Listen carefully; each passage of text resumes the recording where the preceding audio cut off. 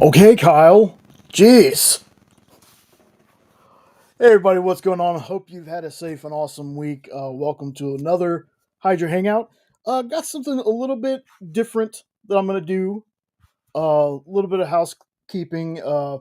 We have a show that I'm not sure that too many people are aware of on the EXP because it's kind of in a weird time slot for when we usually do stuff. Um, it's the FOC show. Order Up, the FOC show, and it's about final order cutoff, and that is at 1 Eastern, 12 Central on Fridays.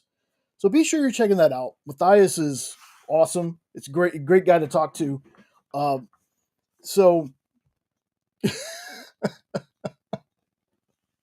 oh, poor Sean. He's gonna.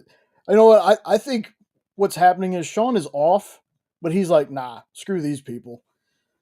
No, he really has to work most of the time that I do these, but I want to keep Saturdays like a straight thing that I do, unless something super pressing comes up, like my sister in law's baby shower or my anniversary.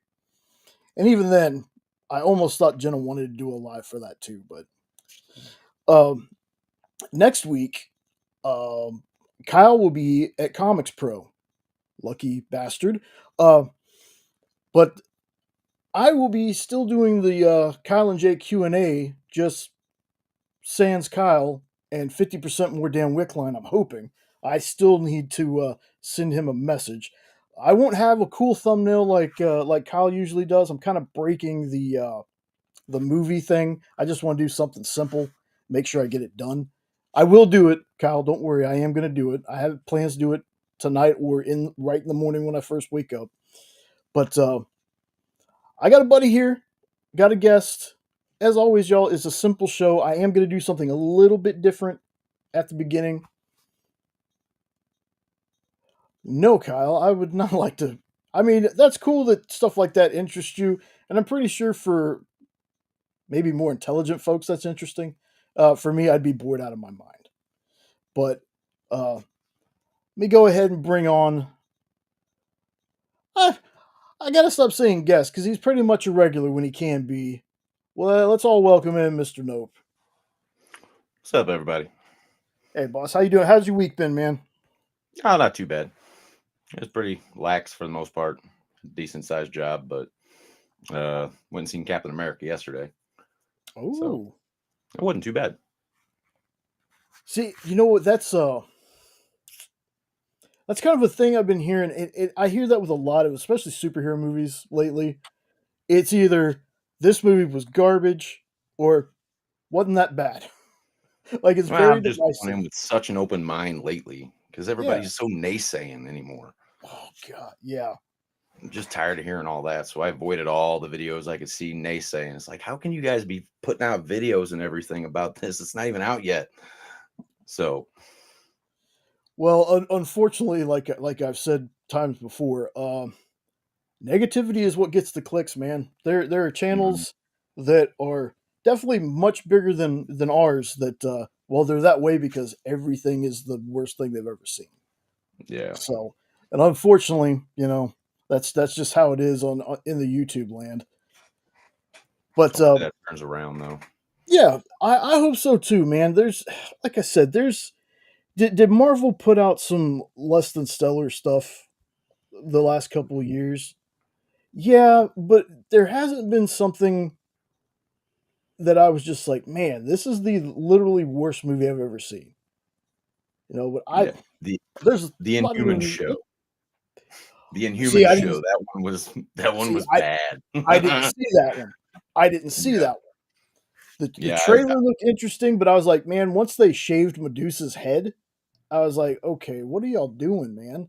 Is it like a CGI thing? Is it like you didn't want to pay for the CG on that? Like, I don't know. I was like, man, in the cast they had for it, I was like, dude, you got, great. I always forget his name, but Ramsey Bolton.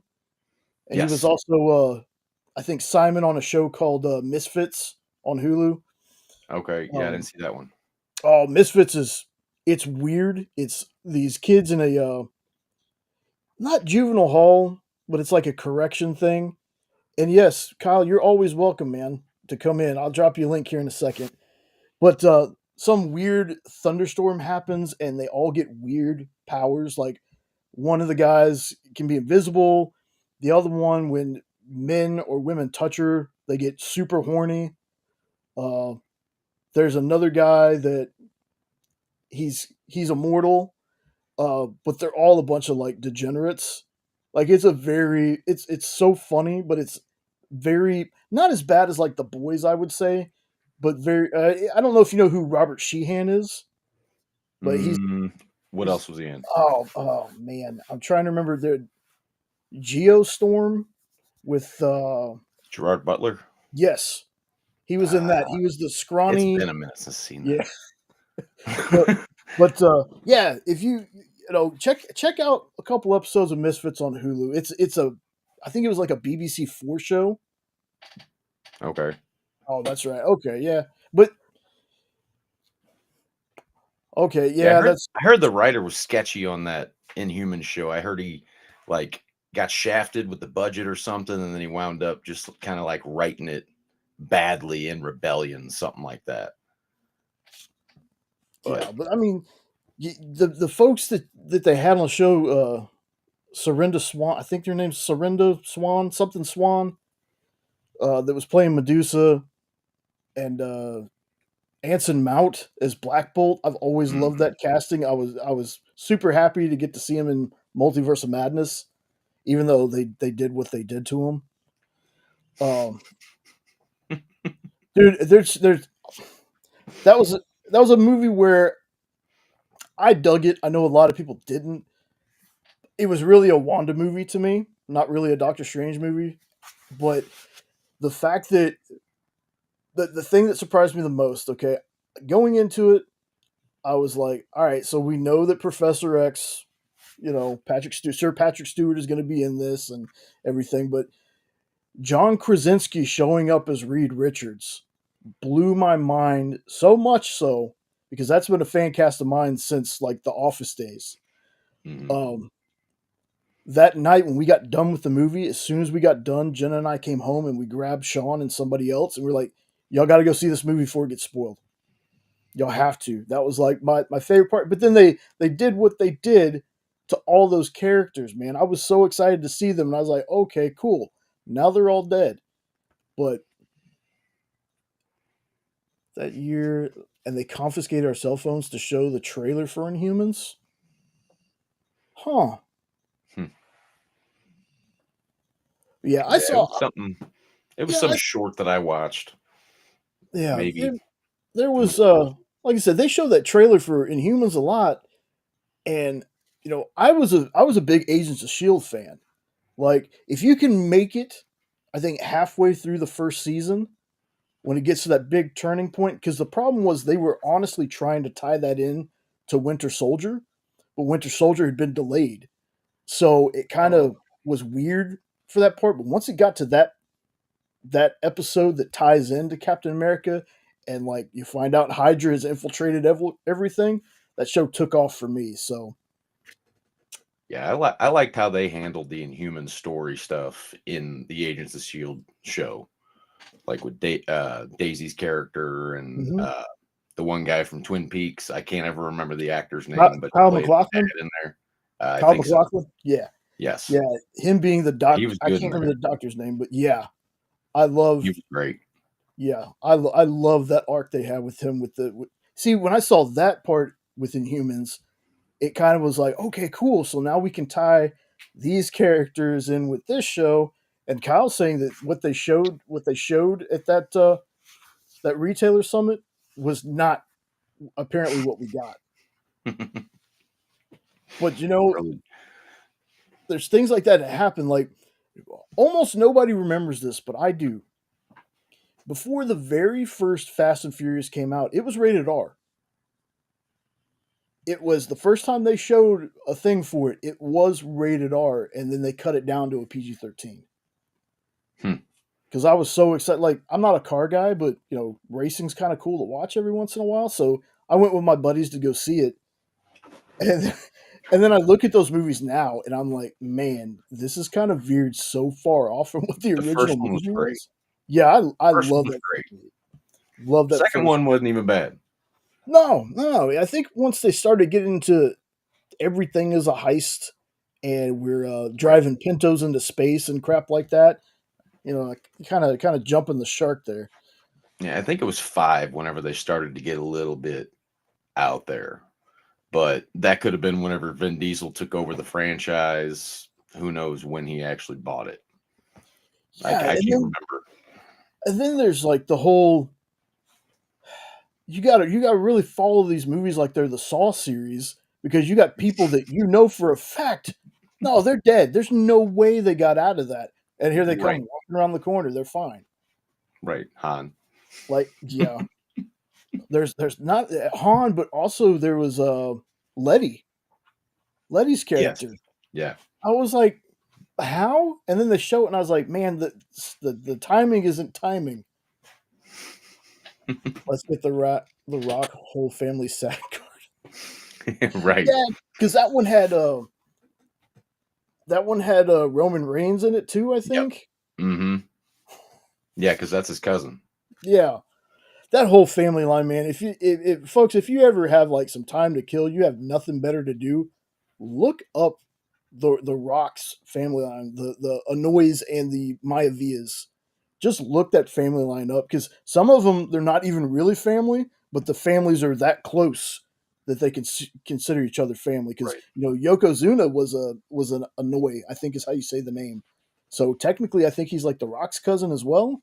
Like, it's a weird rabbit hole to find yourself in if you ever get bored. That But movie wasn't too bad though. you I know, didn't mind that one. yeah. To be What honest, man, Hobbs I, and Shaw, was it? yeah, Hobbs and Shaw was the one with him Yeah, and that Jason wasn't too bad. Statham. I think I've seen up to the third Fast and Furious. That's the last one I've ever watched. I might have seen, like, Sean one night might have been watching like Fate of the Five or Fate of the Furious or something like that. Okay. Oh, and there you go. Thank you. I knew Kyle would know. Well, even isn't Fate of the Furious, isn't it just a play on words, the F8? Fate Yeah, of the Furious, I think. yeah. And then there's like there. I don't know how many movies are they up to now, like 10 or 11. I think they put out 11 so far, I think. Or maybe just 10. Might just been Fast X was the last one, Wow. but I could be wrong.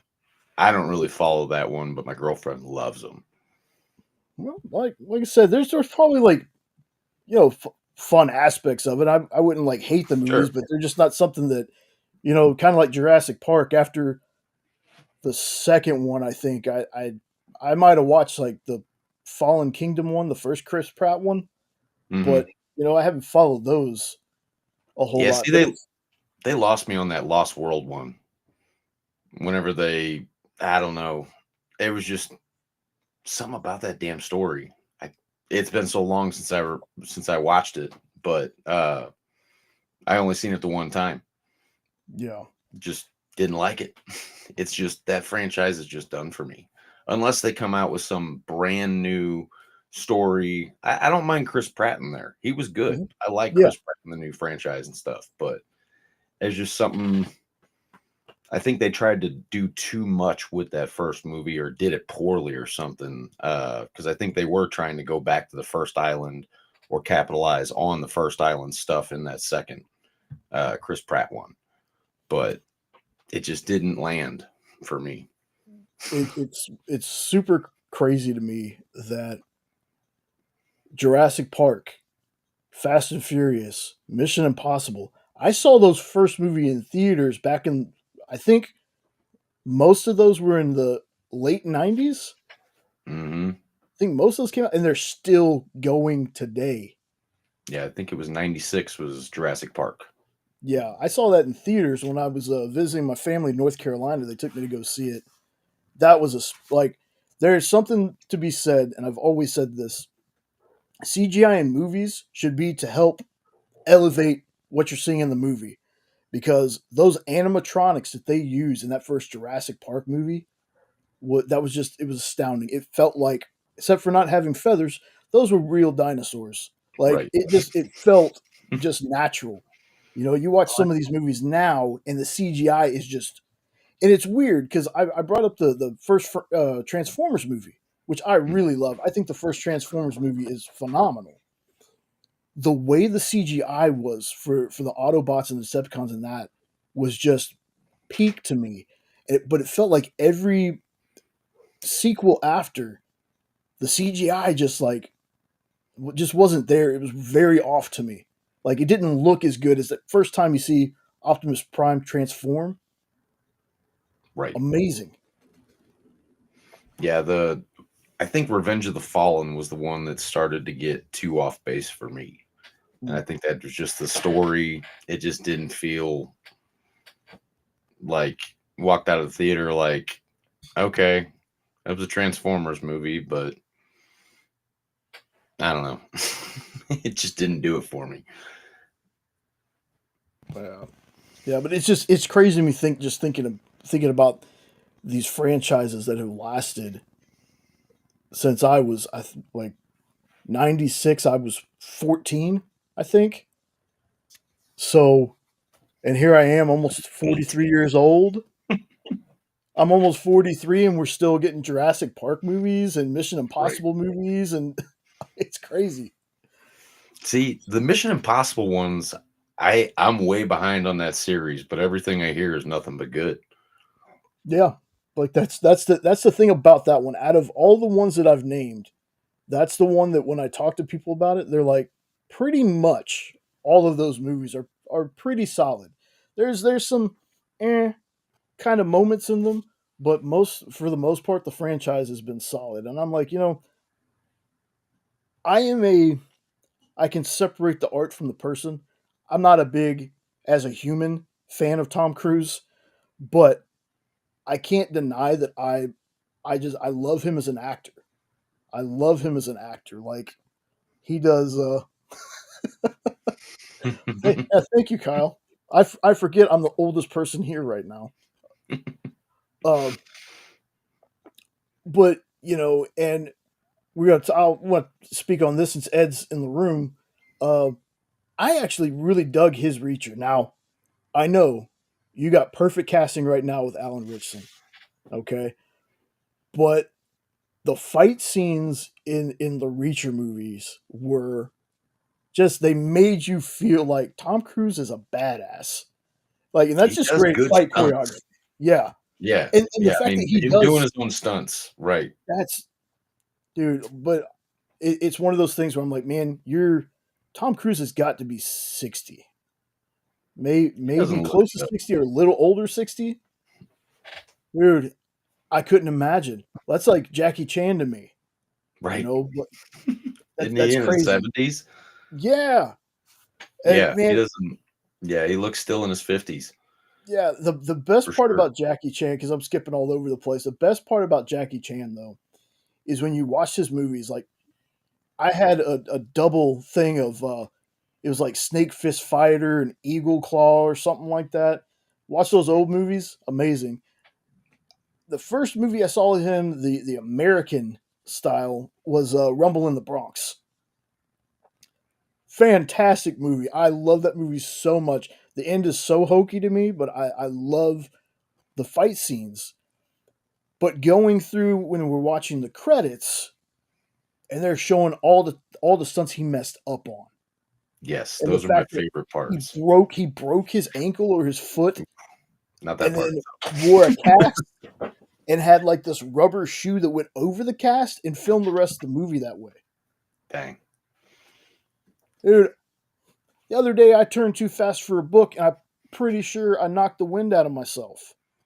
Okay, I couldn't imagine doing stuff like that. And it looks like we got somebody else here. That's who I thought it was. Welcome in, Reacher Von B. I could not let you blaspheme against Reacher. Hey, I said Alan Richson was perfect casting. You got to remember, we didn't have Alan Richson in the role yet. I'm just messing with you. Hi, Oh, I guys. know, buddy. I want to know how you What's going feeling, on, man. Eddie? My voice is starting to come back, as you can tell. Yeah. Yeah. I'm still just so dang tired. That's the Oh, worst part about it is how tired you are for weeks after. Yes. But and I don't know why my picture's not working again. I don't understand it. Didn't Thought it mean to was interrupt your conversation, but when I heard the topic and then you mentioned Tom Cruise, I'm like, wait a minute, I got to tag in on this one. Oh, no, not at all, man. You're always welcome to jump in. Tom, take care, man. Try not to work too hard. I know they got you running around like crazy. The way I was going to start the show a little bit different tonight, other than what then I got into the movie talk, was an idea I actually got from you, Ed. So I'm glad you popped in. Cool. This was an idea I got from you. Oh, this can't be good then. No, I think this was a fantastic idea. So what I did was before the show today, I was doing a little cleanup, getting all my slides ready. I went to look on League of Comic Geeks, and I was looking through the releases for next week, and I said, you know what? I'm going to jump to March. I'm going to jump ahead to March, and I didn't do the whole month of March, and I didn't grab anything but I think number ones. I think all I grabbed were number ones, but I wanted to show off some books that looked cool to me, and I didn't grab every single number one either. So it's not the whole month of March. It's not every single number one that they had. It's a couple weeks in March, but Ed kind of gave me the idea, and I was like, you know what, I'm gonna try this. I'm gonna see how this goes. So I wanted to talk about or show folks, So if you see something that I'm going to show you, here's what I'm going to harp on. Is most of you know, most of you that are here know, I work for The Experience. The Experience is a collection of comic book stores, sellers. We have an art dealer and a publisher with Nick, talk shows, review shows, stuff like that. The one thing that I always hear is when it comes to the comic book store, folks are missing out on comics. They will wait till the day before a comic comes out and then try to add that book to their pull list. And they want a certain cover, they want all this stuff. The reason for the FOC show that we have on Fridays in the afternoon is to kind of show you what's happening the next week. So if you find something before your final order cutoff at your store, you can talk to your store folks and get that in so you're guaranteed a copy. You don't have to worry about, walking into the store and they've already run out, because we never know what books are just going to be fire and take off. And thank you, Kyle. I actually like that. Collective of comic professionals minus J. So And me. well, and no. Well, you're a professional buyer, my friend. Oh yeah. Yeah, we'll say that, I guess. Professional buyer. I have no problem with that. So I got about I think 10 or 11 books I want to show off. So again, I would encourage everyone though to go to League of Comic Geeks or Previews World or anything like that. And, just look around, because you never know. There's some stuff in here I didn't know was coming out. Again, these are not until March, but if you see something, you might want to start talking to your store now. So the first one I want to talk about is oh, this looks so good. Valiant Beyond Bloodshot #1. Alien Books, March 5th. I have been very positive about this relaunch. I am a huge Valiant fan. Stevie, what's up, brother? I am a huge Valiant fan. I have very many, very many trades. I got introduced to them when I was younger. I think they had the Acclaim ones, which the Acclaim part of Valiant was kind of weird. Like when they rebooted Ninjak was a kid who had like beat the high score on a Ninjak video game. Like weird stuff, Exo was more like a Tony Stark. I kind of fell out with that, and then going through that, I was like, well, there's earlier stuff, so I checked out the earlier stuff, and then I checked out the later stuff, and then I hopped back with the 2012 stuff. Now this was only 5 or 6 years ago when that happened, I think, but to me, this is the best connected universe that doesn't feel like we throw people in just to have them in there. The characters they add to the books like feel like they have a purpose. And Bloodshot is like in my top 5. And it's funny looking at this cover if you can see it. There looks to be a lot of not only ninja weapons but almost all the turtles weapons sticking out of this guy on the cover. Excuse me. Have either of y'all ever yeah, my tea. I didn't get to my mute button fast enough. So have any of you like ever read any Valiant books? I bought that Quantum and Woody. I got a hardcover and I think a soft cover. Uh, got quite a few of them, but I haven't started to read them yet. Still in my stack What of you had? to be read. Yeah, I know how that stack is, but I will tell you this: Quantum and Woody, one of the funniest duos. TBS and the Russos were supposed to. Oh, Ed dropped out.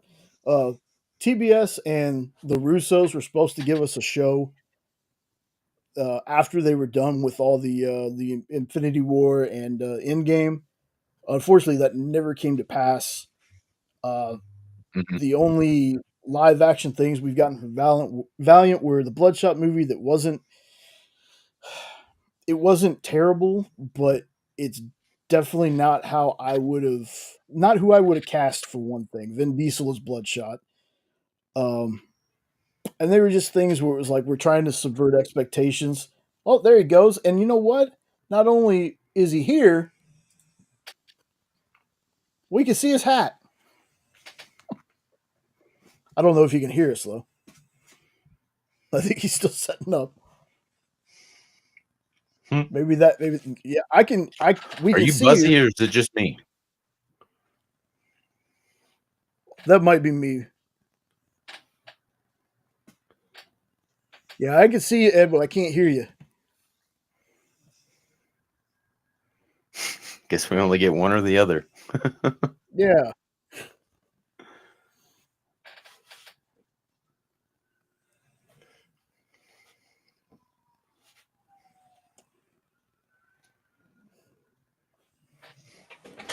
Right. Dead air. Pop up, yeah, pop up here real quick. We're gonna watch. Oh, there he goes. Sorry, he'll be back. He'll be back in just a second. But yeah, Quantum and Woody is one of the funniest teams. Oh, wait a minute. Oh, shoot. Yeah, right. Here we go. What? Kyle, look. Kyle's like, I thought for a minute when you said he was here, you got a Russo bro. Yeah, okay. Yeah. Oh, well, actually, speaking of, here we go. Joe Russo and James Gunn. No, come on. Right. Go ahead and work that out a little bit. So yeah, this one's coming out March 5th. This is it says right there on the cover, new origin, new universe, new starting point. So Valiant is really Okay. good with, you can you can pretty much just jump in on a lot of their stuff and you won't be completely lost. Okay. So each number one is pretty much independent. Yeah, like Bloodshot in particular, I think has the most number ones of things that they have. No, Kyle, you should definitely look. But yeah, this is one of my favorite characters, and I'm hoping they're going the way that I want to say it was Dennis Camp that did Bloodshot Reloaded. That was like very hard R, very very gory, but it was a fantastic story and a great book. So I'm kind of hoping this feels like a character that needs that R rating. And I know not every character needs it, but I really think that Bloodshot does. Bloodshot's also a character that, yeah, he has the nanites, but he has to have protein as well. So there's one story where he's shot up, obliterated, almost like he is on this cover, and he like eats a cow for the protein for the nanites to work to fix him back up. So Bloodshot is a character I think I'm trying to think of a character that he's like. because I don't want to say I don't want to Looks like say a Terminator. yeah, I would say something like if you took Terminator, It looks like Robert Patrick Terminator. yeah, yeah, yeah, it does. And we had there was a web series, Ninjak versus the Valiant Universe, that had the late Jason David Frank Oh played shit, Green Bloodshot. Ranger. Yep, and he was at Ed. We There got he you, is. boss. Arr. If you're talking, I still can't hear you, man.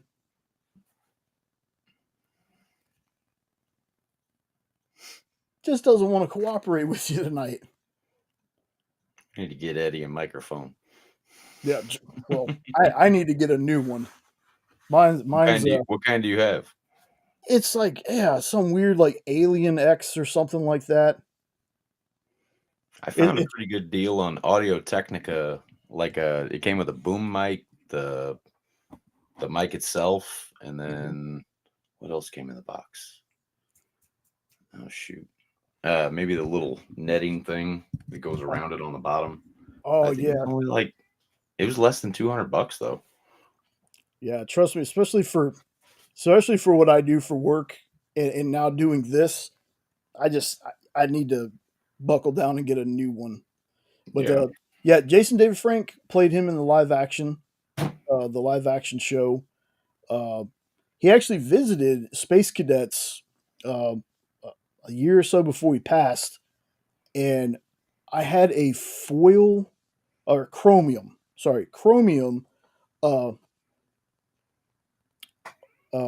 Bloodshot number 0, I think, and Jenna took it to work and got him to sign it. So she was like, he was kind of like taken aback because people were bringing him obviously Green and White Ranger, Power Ranger stuff to sign, and then we brought the Bloodshot for him to sign. So she said he really dug that. So that was super cool. Yeah, that'd have been cool to meet that guy. Anyone on the show who wants a list of stuff I use for shows, I will send them to you. Yeah, because Kyle's got like 30 microphones, man. It's insane. I want to know what kind of mixer or whatever he uses for his music. Ooh. They got one that I think came with this little set deal that all the microphone goes into, but I have not figured out how to use it. Testes, 1, 2, 3. Testes, 1, 2, 3. We either get one or the other with you, man. I tried a different computer that the webcam works on, and the mic won't work. So I give up. Oh, that's great. Hey, man. You don't need to see my ugly butt anyway. Oh, whatever. But it is good to hear your voice, man. And I will. Glad you can talk kinda. My kind of voice. Yeah. And Jay, just so you know, you are not the oldest person in the room. Well, now. I was on here when you said it, and I'm like, no, you're not. Well, I wanted to come on and be on with you guys and joke around and make faces, but I can't get the damn camera to work. So. Well, that's cool, dude. You can hang out, man. I will be an icon, and that icon will stand for hope because I bring hope to all morons everywhere. That's right. And you are an icon, man. You are an icon. Everybody knows Ed Weird. So what are we talking about? So just got done with Bloodshot. Okay. The next one I got. You mentioned something. Oh, love this book.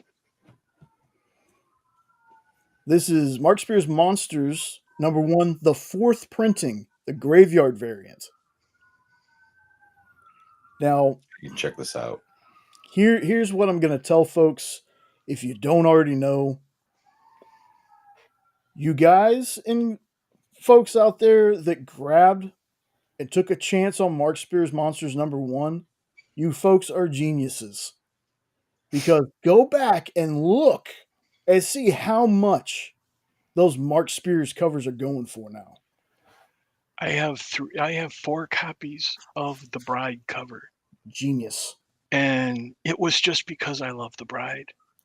but I had a feeling that they were going to go fast. And now when I'm looking at them, I'm so happy that I bought 4 of them. I'm happy I bought one because I only paid $4 for it. Yeah. That's It's like and I'm absolute Batman. exactly, and I'm so glad. I got that too. Yeah, I'm so glad. Sean did us the Triple Let me B. know What's if the going on, sirens brother? are too loud. Hmm? Let me know if the sirens are too loud. I'll turn down the mic. I can't hear you with all the sirens and going on. I'm just kidding. Now, this is gonna sound like a weird question, but Ed, did you read it? I haven't read I've read book 1 and 2, yeah. Okay, well, that's what I mean. Have you read the Mark Spears Monsters? Yes. Is it actually a good book as well as the cover being? It's a good book, but the covers are the best part of it. Hmm. But it is a good book. It's just a weird story. And I haven't been able to read the 3rd one yet to see where it picks up from. But yeah, I'm at that turning point. I hear you say all the time on your Tuesday show that you're at a point where you just hope that the next book can bring you back because you want to love it so much. And I'm kind of there. I haven't given up on the story, but it's not what I was hoping it was going to be. So I'm trying to adapt because from the covers, I thought it was going to be one thing, Universal Monsters. And it kind of, sort of is, but not really. It's about detectives that are like investigating a bunch of brutal murders. And there's like this group of kids that witness something that they don't. I don't know how to say it without ruining it. But it's not what I thought it was going to be. But it's very good. It's just it hasn't grabbed me yet, and I think it's because my expectations were so high. Trust From that me. cover. Yeah, trust me. I have. Well, I'll talk about this real quick, and then. Well, first, Nope. Have you read any of the Mark Spears Monsters yet? No, I haven't. I was actually getting ready to ask, does he doing the writing and the art inside, or? That's a good question. I never bothered to look. Hold on. I never bothered to look. Pull up my League of Comic Geeks. I believe he is. I think he's doing all of it because it's being called Mark Spears. Right. That's why I was kind of assuming maybe. But I actually didn't hear anything about this until you guys were talking about how the first one was crazy, gone up in price since its release and all that. And I went, which one is this? Because that's whenever Dynamite started doing their Mark Spears covers for Thundercats. Yeah. And or maybe it was Thundercats Apex. But I was like, I don't know anything about this. I missed this train. Hang on just a second, because I have it over here. I was just reading it. Yeah, he's right. He's the writer and the cover artist. Yep. Okay. Yeah, he is. But not the interior artist, I guess. Well, on here it's just creators. It's Mark Spears. So, do you remember Fright Night? The movie Fright Night? Vaguely. Where who was the guy that was in Planet of the Apes? Get a lot of robo talk. I can't think of it. You can't hear me? Hello? I can hear you. Oh, he said robo talk. I thought maybe I was breaking up. You guys. Yeah. Oh, I don't hear any buzzing. I can't remember the guy's name, but he played like the main ape in Planet of the Apes, and he was like a comedian in the 70s. I can't think of his name. I'm drawing a total blank right now. But anyway, there was a monster hunter on TV, and a vampire moved next door to a kid, and a kid saw him turn into a vampire. Oh yeah. Remember that now? Yeah. Now I got it's kind of loosely based on that. Well, it's other than it's Universal Monsters related. So there's like a retired monster slayer, and his friends have disappeared, and it's weird. And I don't want to spoil it for anybody. Let me ask you something real quick, Ed. Can you hear me? I hear you fine, and I hear Nope just fine, but apparently he don't hear us. Huh. Nope. Everything's back now. Oh, okay. Okay. Yeah. This is what I wanted to make We're sure. good now. Roddy And each time that McDowell. you guys start buzzing, yeah. I keep Roddy looking down at McDowell. the little, and that thing's uninterrupted. Hmm. So it's kind of like whenever on Friday nights and stuff. Yeah. Whenever you got stuff going on across the bottom, that stays consistent. Maybe I need to go plug in my Ethernet cable. Maybe because like from my side, you're not like super glitchy, but you're a little glitchy. Let me go. Okay. You want to borrow my webcam? And Robbie, what's up, brother? Can you hear me now, Jay? Yeah, I hear you fine. Roddy McDowell is who I couldn't think of. Oh, He's the guy that played the vampire hunter on the TV. He hosted a TV show like Svengoolie. right. And But the kid thought it was real. Chris Sarandon was the vampire, right? Yes. Okay. Yeah. Jack from Nightmare Before Christmas. Yes. Yep.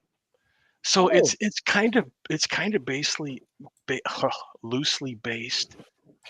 It has the same kind of concepts as that.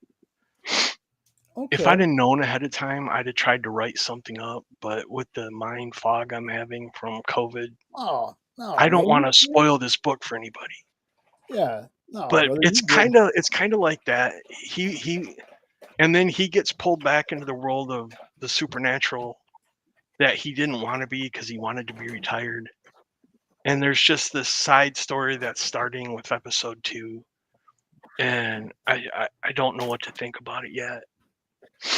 So it's one of those deals. But I highly recommend, if you're a Universal Monsters fan, just get them for the covers. And don't get your hopes up too high that it's going to be a story that's entirely Universal Monsters driven. But it's not a bad story, but the covers are gorgeous. The art is amazing. So there's got to be something about it. This one's a 4th printing. I mean, oh yeah, well, a bunch of Universal Monster geeks like me geeked out over his covers and bought the first ones up. Luckily, I pre-ordered mine like last August, and it didn't come out until like September or October, and that's the only way I got them because they sold out fast. And that's exactly why you should pre-order and do stuff like that, man. That was smart. Yep. Well, that's why I was thinking that a show like that would be cool for EXP, and I kind of like what you're doing, where you're going out and looking at March and talking tonight. That's cool. Like I said, I got the idea from you, man. Well, you had said something about it. I'll take it. You know, my little dot in the universe meant something for a second. I'll take it. Oh yeah, man. You got great ideas. This was a fantastic idea. I was just like, you know what? Let me go ahead and try this tonight. All right, let's see. Better all right. Yeah, can you hear us? Everything good? Sound good now? We're good now. Okay. Hi, Nope. We're ready. Would you like to borrow my webcam? No, it's like you jump on and everything went. Hey, now, I take that personally. Uh-oh. That'll teach you. Let's see. I blame Triple B's ghost. Speaking of Triple B, Triple B also does. And it kind of was whenever he popped in.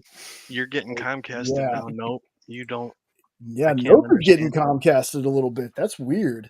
Yeah. No, it's good now. Huh. No, your voice is Comcasted. Uh-oh. It's better now. But a second ago, you were R2-D2's cousin.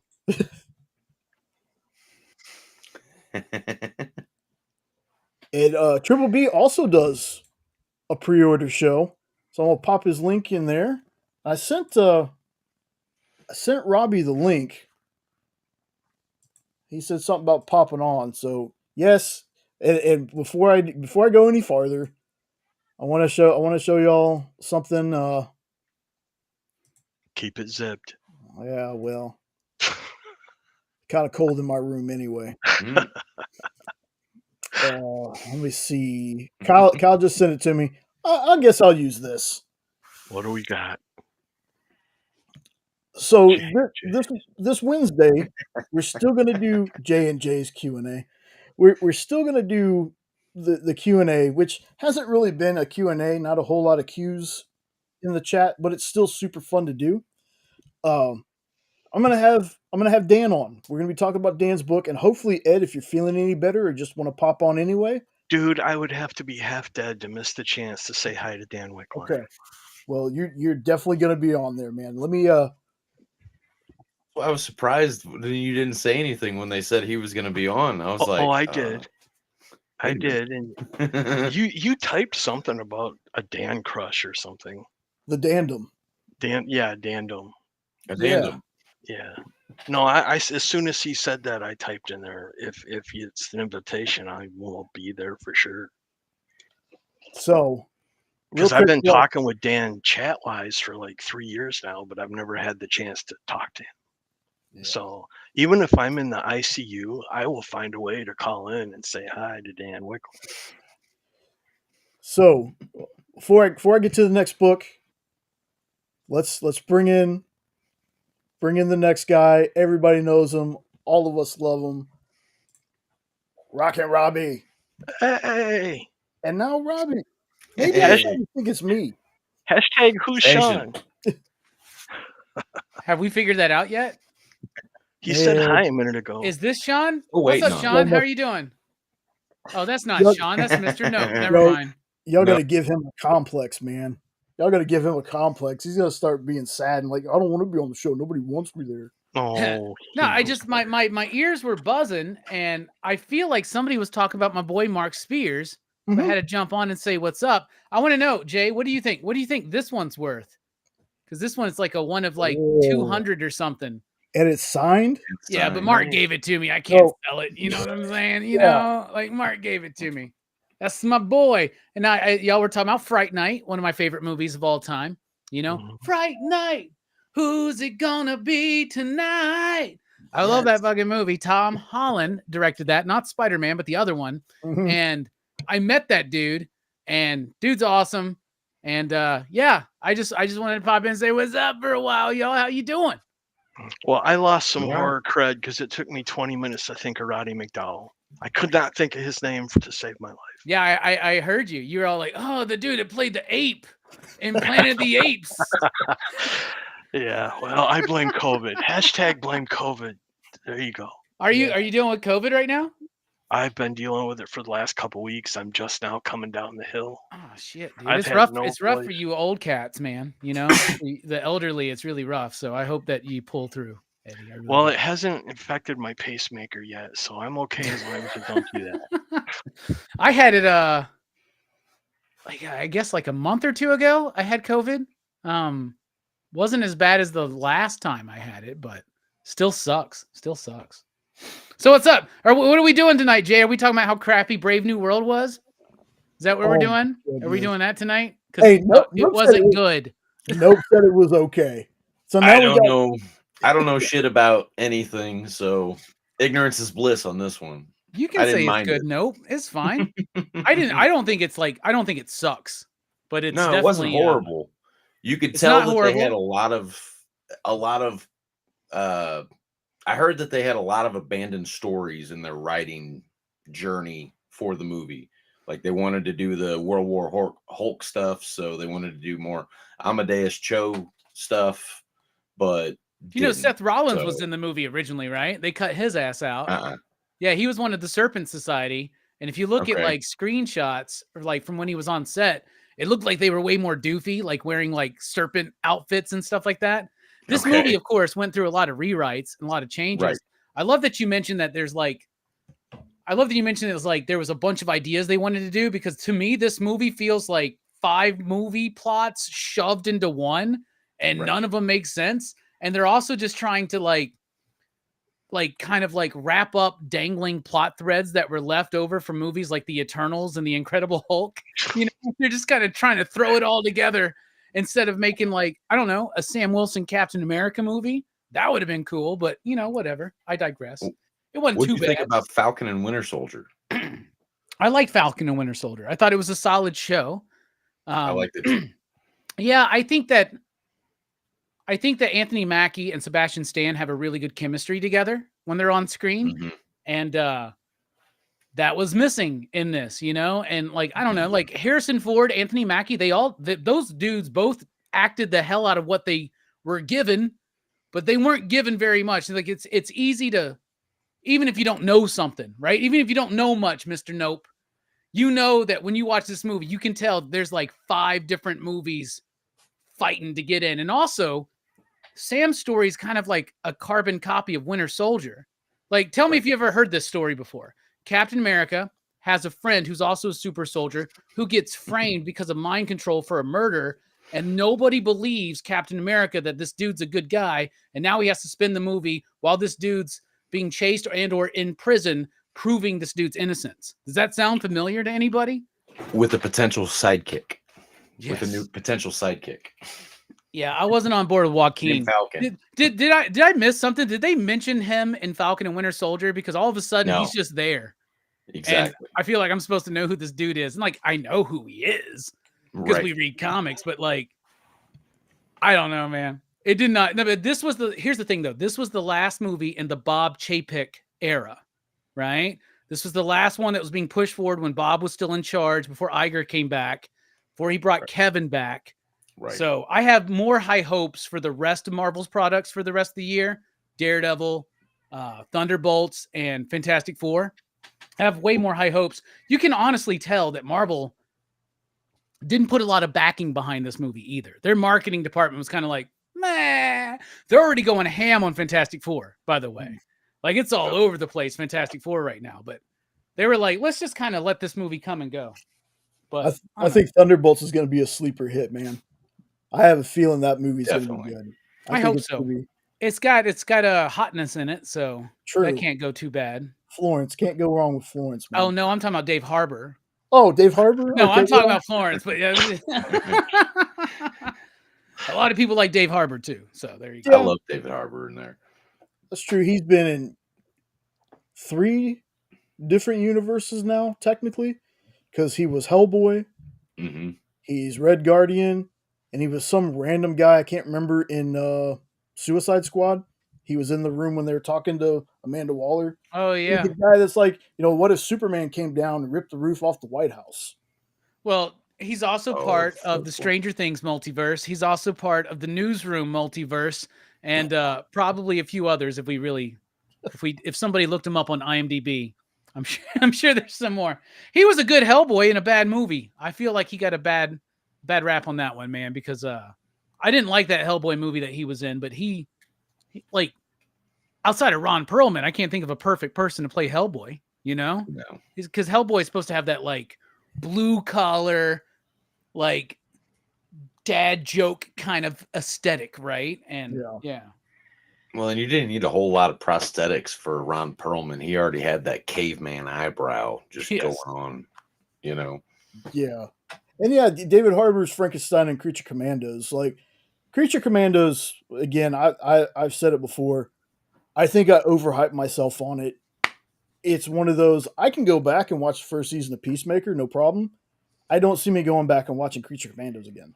Like, I don't know. It just wasn't one of those things that was for me. Well, and that's awesome. Like, I'm glad. Like, that's. But the Frankenstein was my least favorite part of the whole show. In all honesty, just because too much. Well, one cool thing that we heard, I haven't seen Creature Commandos yet. I just haven't watched it yet. Sorry. But but people like one thing we do know is that the voice actors in any animated show in the James Gunn DCU are going to play them if they show up in live action. Wouldn't you like to see David Harbour play the Frankenstein monster in live action? Yeah, that would be great, man. For sure.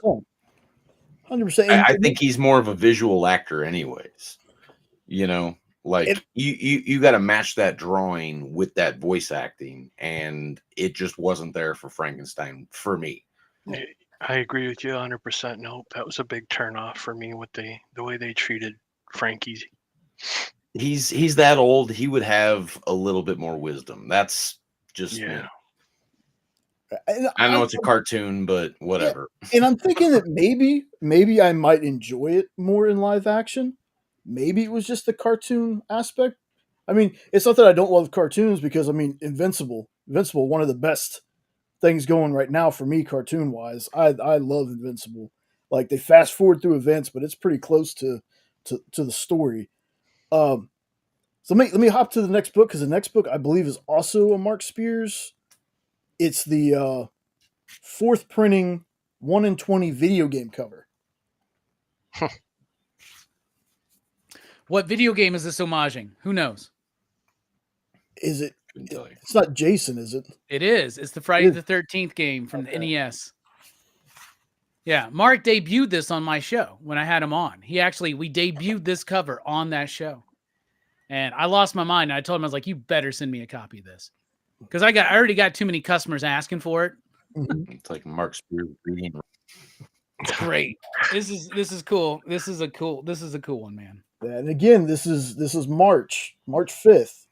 So I don't know from the seller aspect. Well, Robbie's here, so I can ask him. How early is too early for somebody to ask you about books? There is no time too early. Like asking to pre-order a book or something? Is that what you're asking about? Yeah. Never too early. Because there are people right now going, hey, man, I want that Mark Spears 1 in 20. I'm like, too bad. You already got 10 people ahead of you. Like, as soon as you hear about it, let us know. Let your shop know as soon as you hear about it.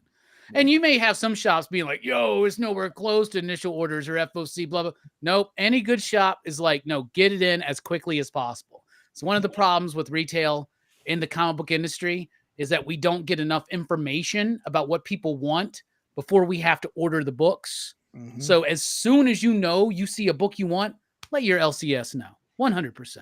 That's what helps the LCS know how many to buy, right? Exactly. Yep. Like, and we order plenty of Mark Spears monsters at my shop. So, and like I was saying earlier, it's have that communication, because you're guaranteed a copy, unless it's something strange out of the shop's hands, like damages, or they just hadn't gotten the order yet, because things like that happen too. So that's out of their control. But, pre-orders and stuff like that, if you want to be guaranteed a copy, and like some of these FOCs, yeah, I know this says releases March 5th, but I think the FOC was like February something, the final order cutoff. Yeah, that's usually like what, 4 to 5 weeks out? Yeah. Something like that. Yeah. So if you see something you dig, let them know as soon as you see it. Yeah, if you're trying to order this book right now, it's already been ordered. You're out of luck. It's already gone through initial orders. It's already gone through FOC, and this is an incentive.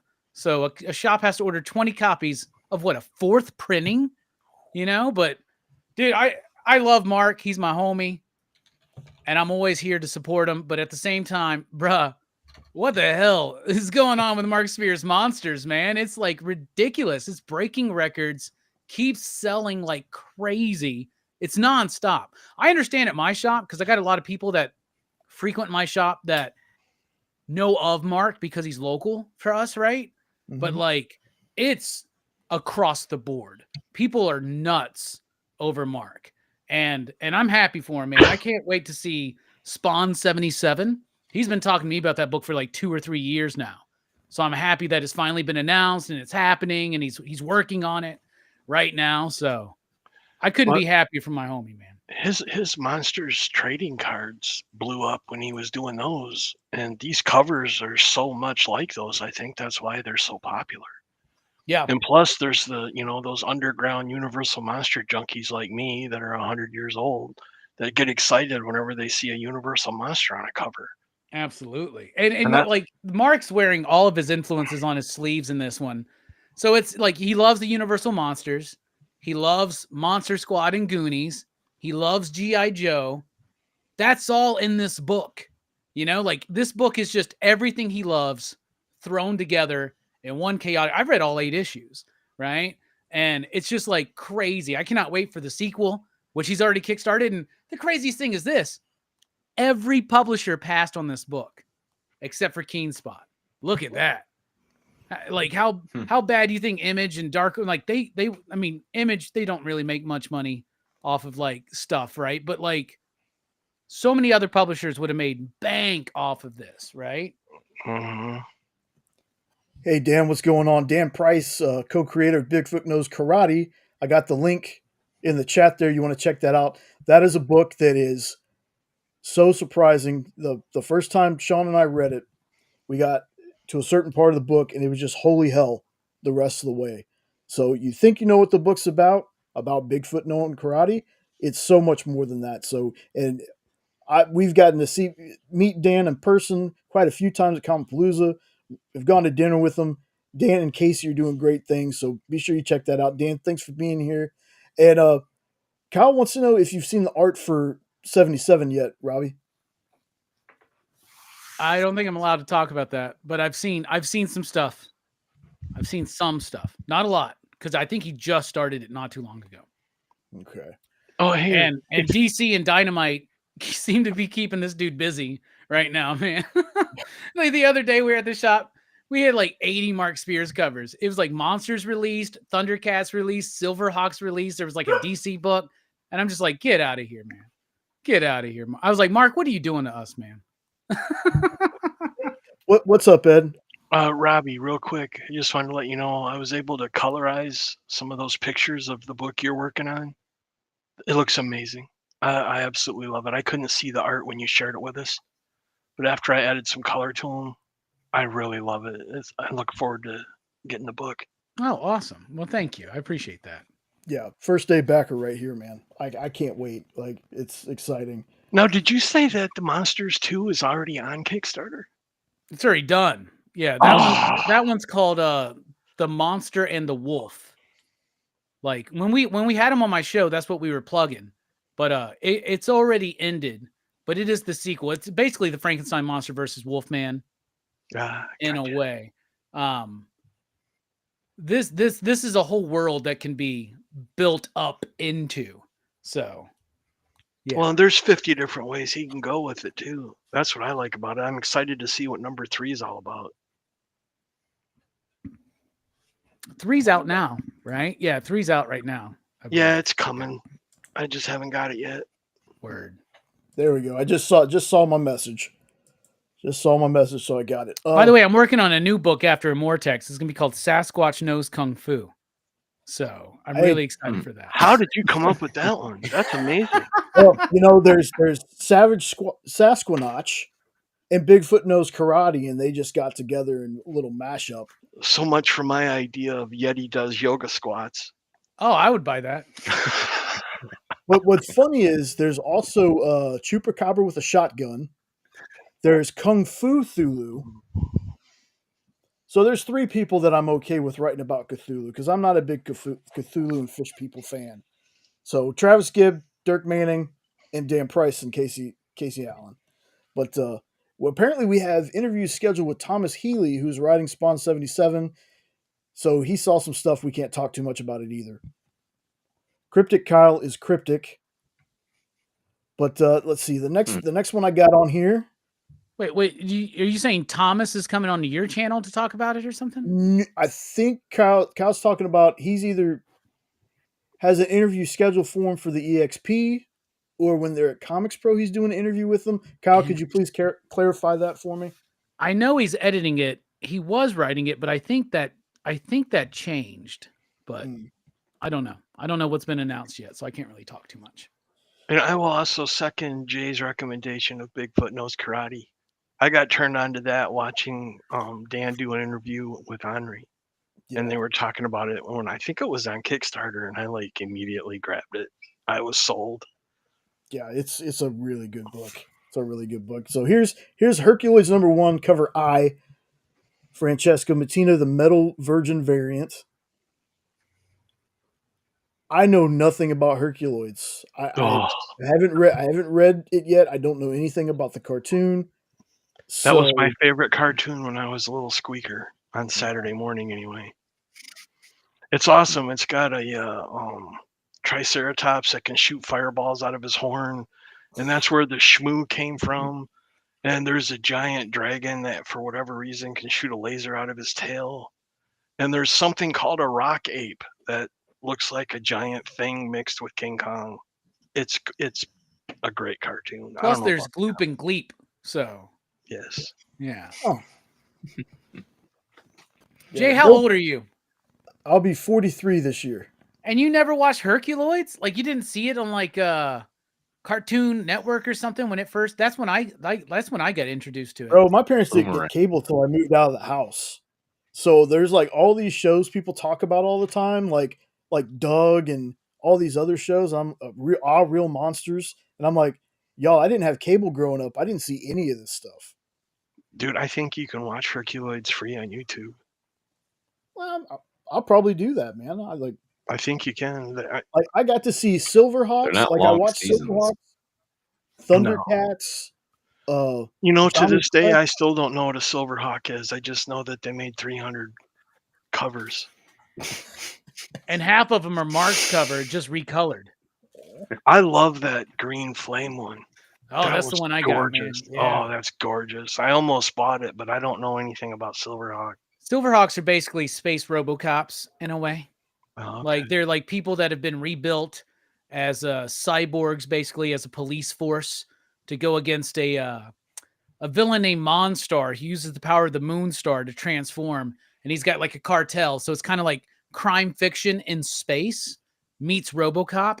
So really, really cool show, and it's got the best theme song of a cartoon ever. I would say the best theme song ever, but Charles in Charge exists. So that's true.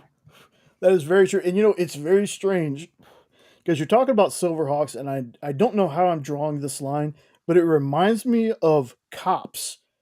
Did you ever watch the cartoon Cops? Yeah, I know what you're talking about. Yeah. Love that cartoon. And Silverhawks also exists in the Thundercats universe. It does. 100%. Yeah. So, yeah, I said, there's a few cartoons I missed as a kid, like Space Ghost. I missed that. Most of the Hanna-Barbera stuff, though, I know of. So it's strange that there's like little missing pieces. Please tell me that the cartoon Cops doesn't start with "Bad Boys, What You Gonna Do"? No, that's the only Cops I know. No, it's a narration. I can't remember exactly. I can't exactly because Cops stands for something. I can't. Yeah, remember. It's an anagram or whatever, right? Yeah. It was a pretty cool cartoon. There's one guy that had like a robotic dog. There's another one called like not Long Shot. It was something, but he had handcuffs that would shoot, so he could grab people. Like had a really good toy line that went along with it and all that stuff, right? Yeah. Yeah, cool toys. I remember the toys. Yeah, Cops. Just from knowing what you like, Jay, you're gonna want to jump on Herculoids. I definitely will then. It's also written by Tom Nagoski, who is a huge uber nerd for Herculoids. Mm-hmm. So this dude, and I've seen the interior work. If anybody's picked up the ash can or taken a look at any of the previews that we've gotten, it looks pretty solid.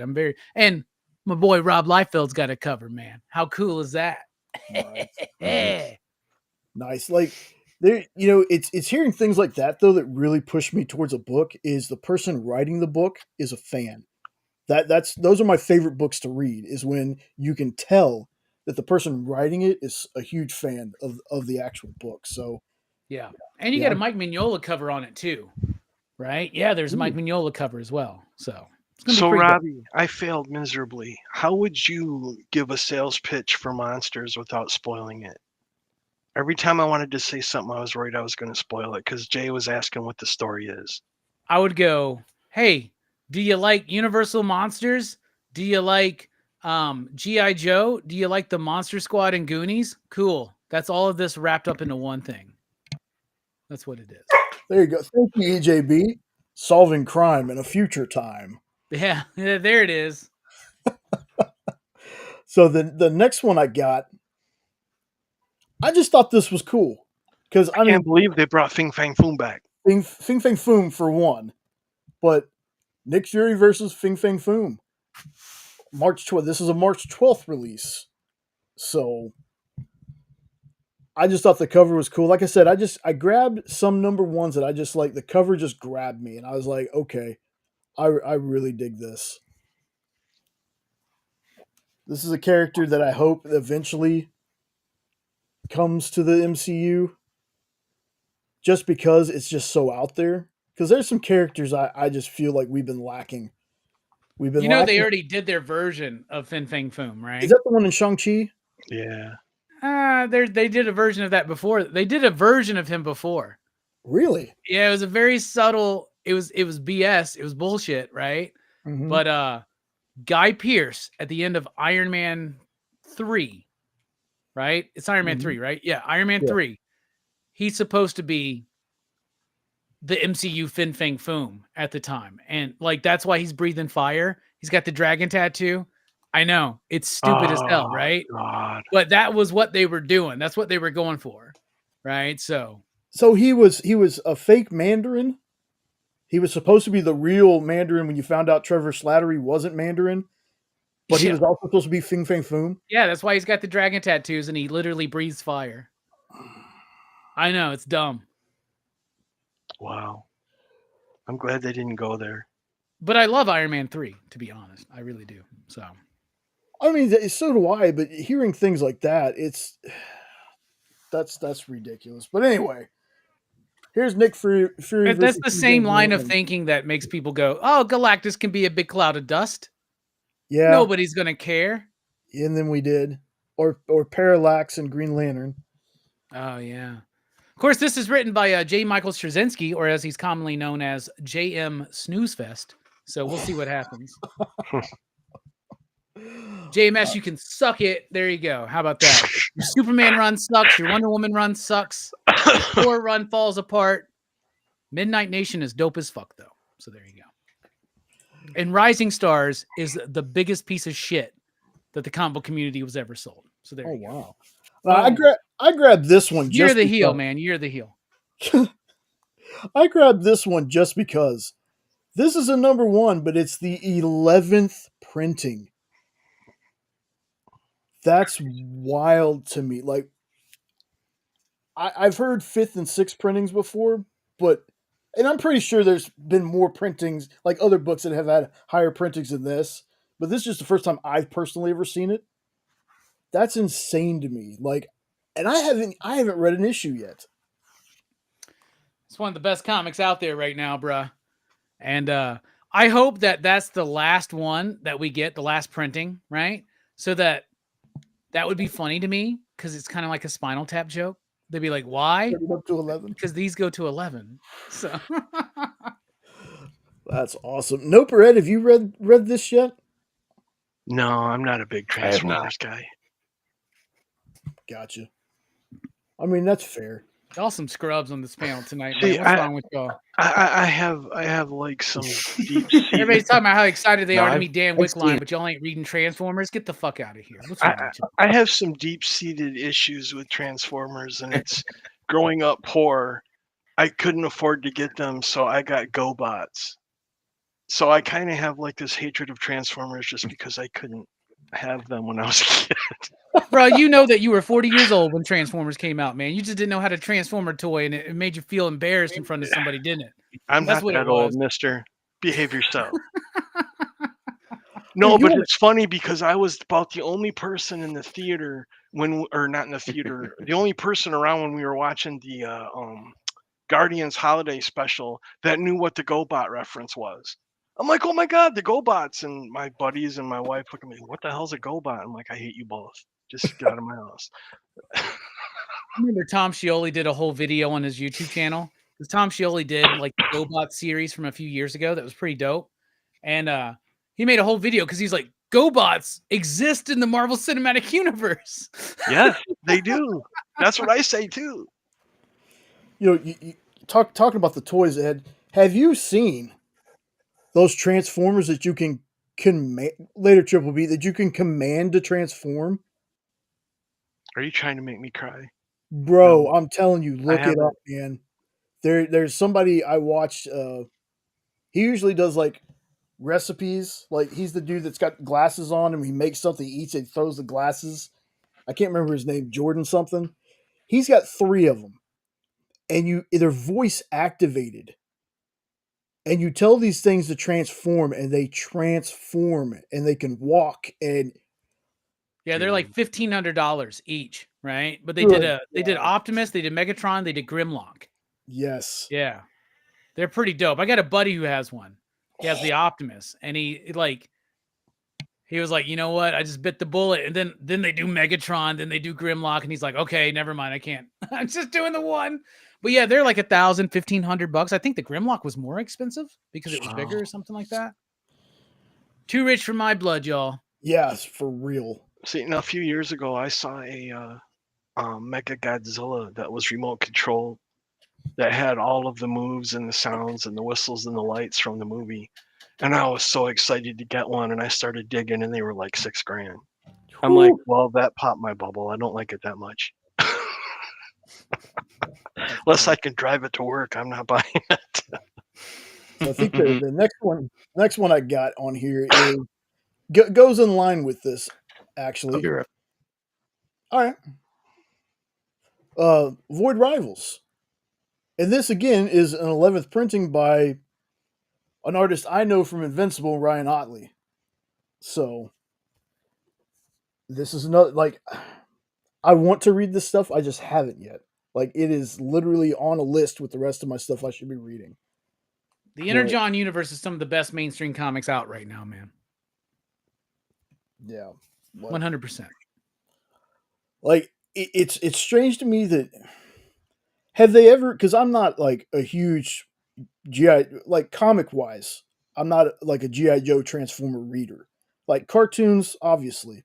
But was there ever a time that these properties crossed over before? Like in Marvel, or when one of those people owned them? Yeah, G.I. Joe and Transformers for sure. Yeah, there was a G.I. Joe Transformers comic back in the 80s for Marvel. Okay. But again, like I said, there's got to be. But it's never been built up this way. Right? Yeah. With the idea that they exist in the same universe baked in from the beginning. Mm-hmm. And that whether it's G.I. Joe or whether it's Transformers, they're very true to the lore and the vibe of the original stuff, but at the same time, it's almost like an ultimate version of the Hasbro universe, the Transformers G.I. Joe stuff. And when I mean ultimates, I mean like the original Ultimate books, not the new ones, but like the original idea, which is like, let's take these ideas, knowing where we're going, and kind of recontextualize it and start it fresh today. And Transformers alone is it's one of my favorite comics, man. It won the Eisners for a good reason. You know, the Eisners missed the mark a lot, but they made it. They got it when they gave it to Daniel. So D-dubs. Nope. Have you read any of this stuff yet? No, I actually didn't know anything that like I didn't know Transformers was going on until I seen this Void Rivals, that they were tied together and stuff, and then I was like, oh shit, I guess I probably ought to have been paying more attention to this, and then was just way behind and couldn't find any of the earlier volumes, so just kind of missed the boat. Yeah, and again, but there's, like I said, there's got to be something to it if it's on an 11th printing. Like, yeah, I've been wanting to get the trades though. Yeah. So this Energon universe, in particular, the Transformers book by Daniel Warren Johnson, I feel like it's today's X-Men #1 by Jim Lee. Right? Like it's that, like it brought a lot of people back into comics. A lot of people heard it. It's one of the best-selling comics in my shop. I tell you what, let's say, I'm not going to give you my actual numbers, but let's say we sold 20 copies of Transformers before Daniel Warren Johnson comes on, right? Now I'm selling like 250 copies of Transformers. And that's been consistent since DWJ started. That's incredible, right? And the same thing with G.I. Joe. Like, you know, G.I. Joe comic numbers, Transformer comic numbers, Energon universe, like it just, and it keeps growing. It's absolutely insane. Between the Energon universe, the Absolute books, and the Ultimate universe, some shops are finally making some money, and that's a good thing. Robbie said something just a minute ago, and we on the Q&A show we talked about this a little bit with Travis Gibb and Triple B. When it comes to the Eisners, now as myself as somebody who's just a fan, I've never worked at a comic book shop. I'm my only tie to comics really, other than being a fan, is the experience. Are you more prone to try to read something if it's an Eisner Award winner, or does that title mean anything really to you? Who are you asking? Anybody? Me? Yeah, Anybody? I'll ask you I'll go with you first, Robbie. No, because personally, I think the Eisners are bullshit, man. So it's kind of like the Oscars, it's kind of like the Grammys. It's like, are those the best comics? Like, I always have major beef with the Eisners every year because they always snub. They've been snubbing Aditya Bidikar. They've been snubbing Hassan Otsman El Hal. I think he finally got nominated this last year. They've been snubbing Tamara Bonvillain for best colorist forever, So it's got some issues. Sometimes they get things right. Sometimes it's too much. But no, what I do is I mean, obviously I keep up with comics. I read them every single week. I read a giant stack of comics. I try to stay as caught up as I can. Feel like I'm somebody that has my finger on the pulse of the industry. So when Eisner time comes around, I use it as a time to root. This should be nominated. This should be nominated. This should be nominated. And then they don't get nominated. And it's a bunch of bullshit. And I'm just, whatever. I'm out. Screw it. But no, it doesn't affect me, but it's nice. I think it's nice to be Eisner award winning, that makes you feel good. Especially for instance, a book, Little Bird, right? When I was all about Little Bird before anybody really knew who Darcy or Ian were and all that kind of stuff. Right. And then to have that book be Eisner nominated and win, that's cool, but it took them years to jump on the Rom V train. Like I said, they keep snubbing Tamara Bonvillain and Aditya Bidikar. They keep giving best lettering to Stan Sakai. Yeah, we get it. But there's other people out there, and there are other colorists than Dave Stewart. And I think Dave Stewart is one of the greatest colorists of all time in comic books. But Tamara Bonvillain, you tell me she didn't get nominated for Once and Future? Get out of here. The coloring in that book is phenomenal.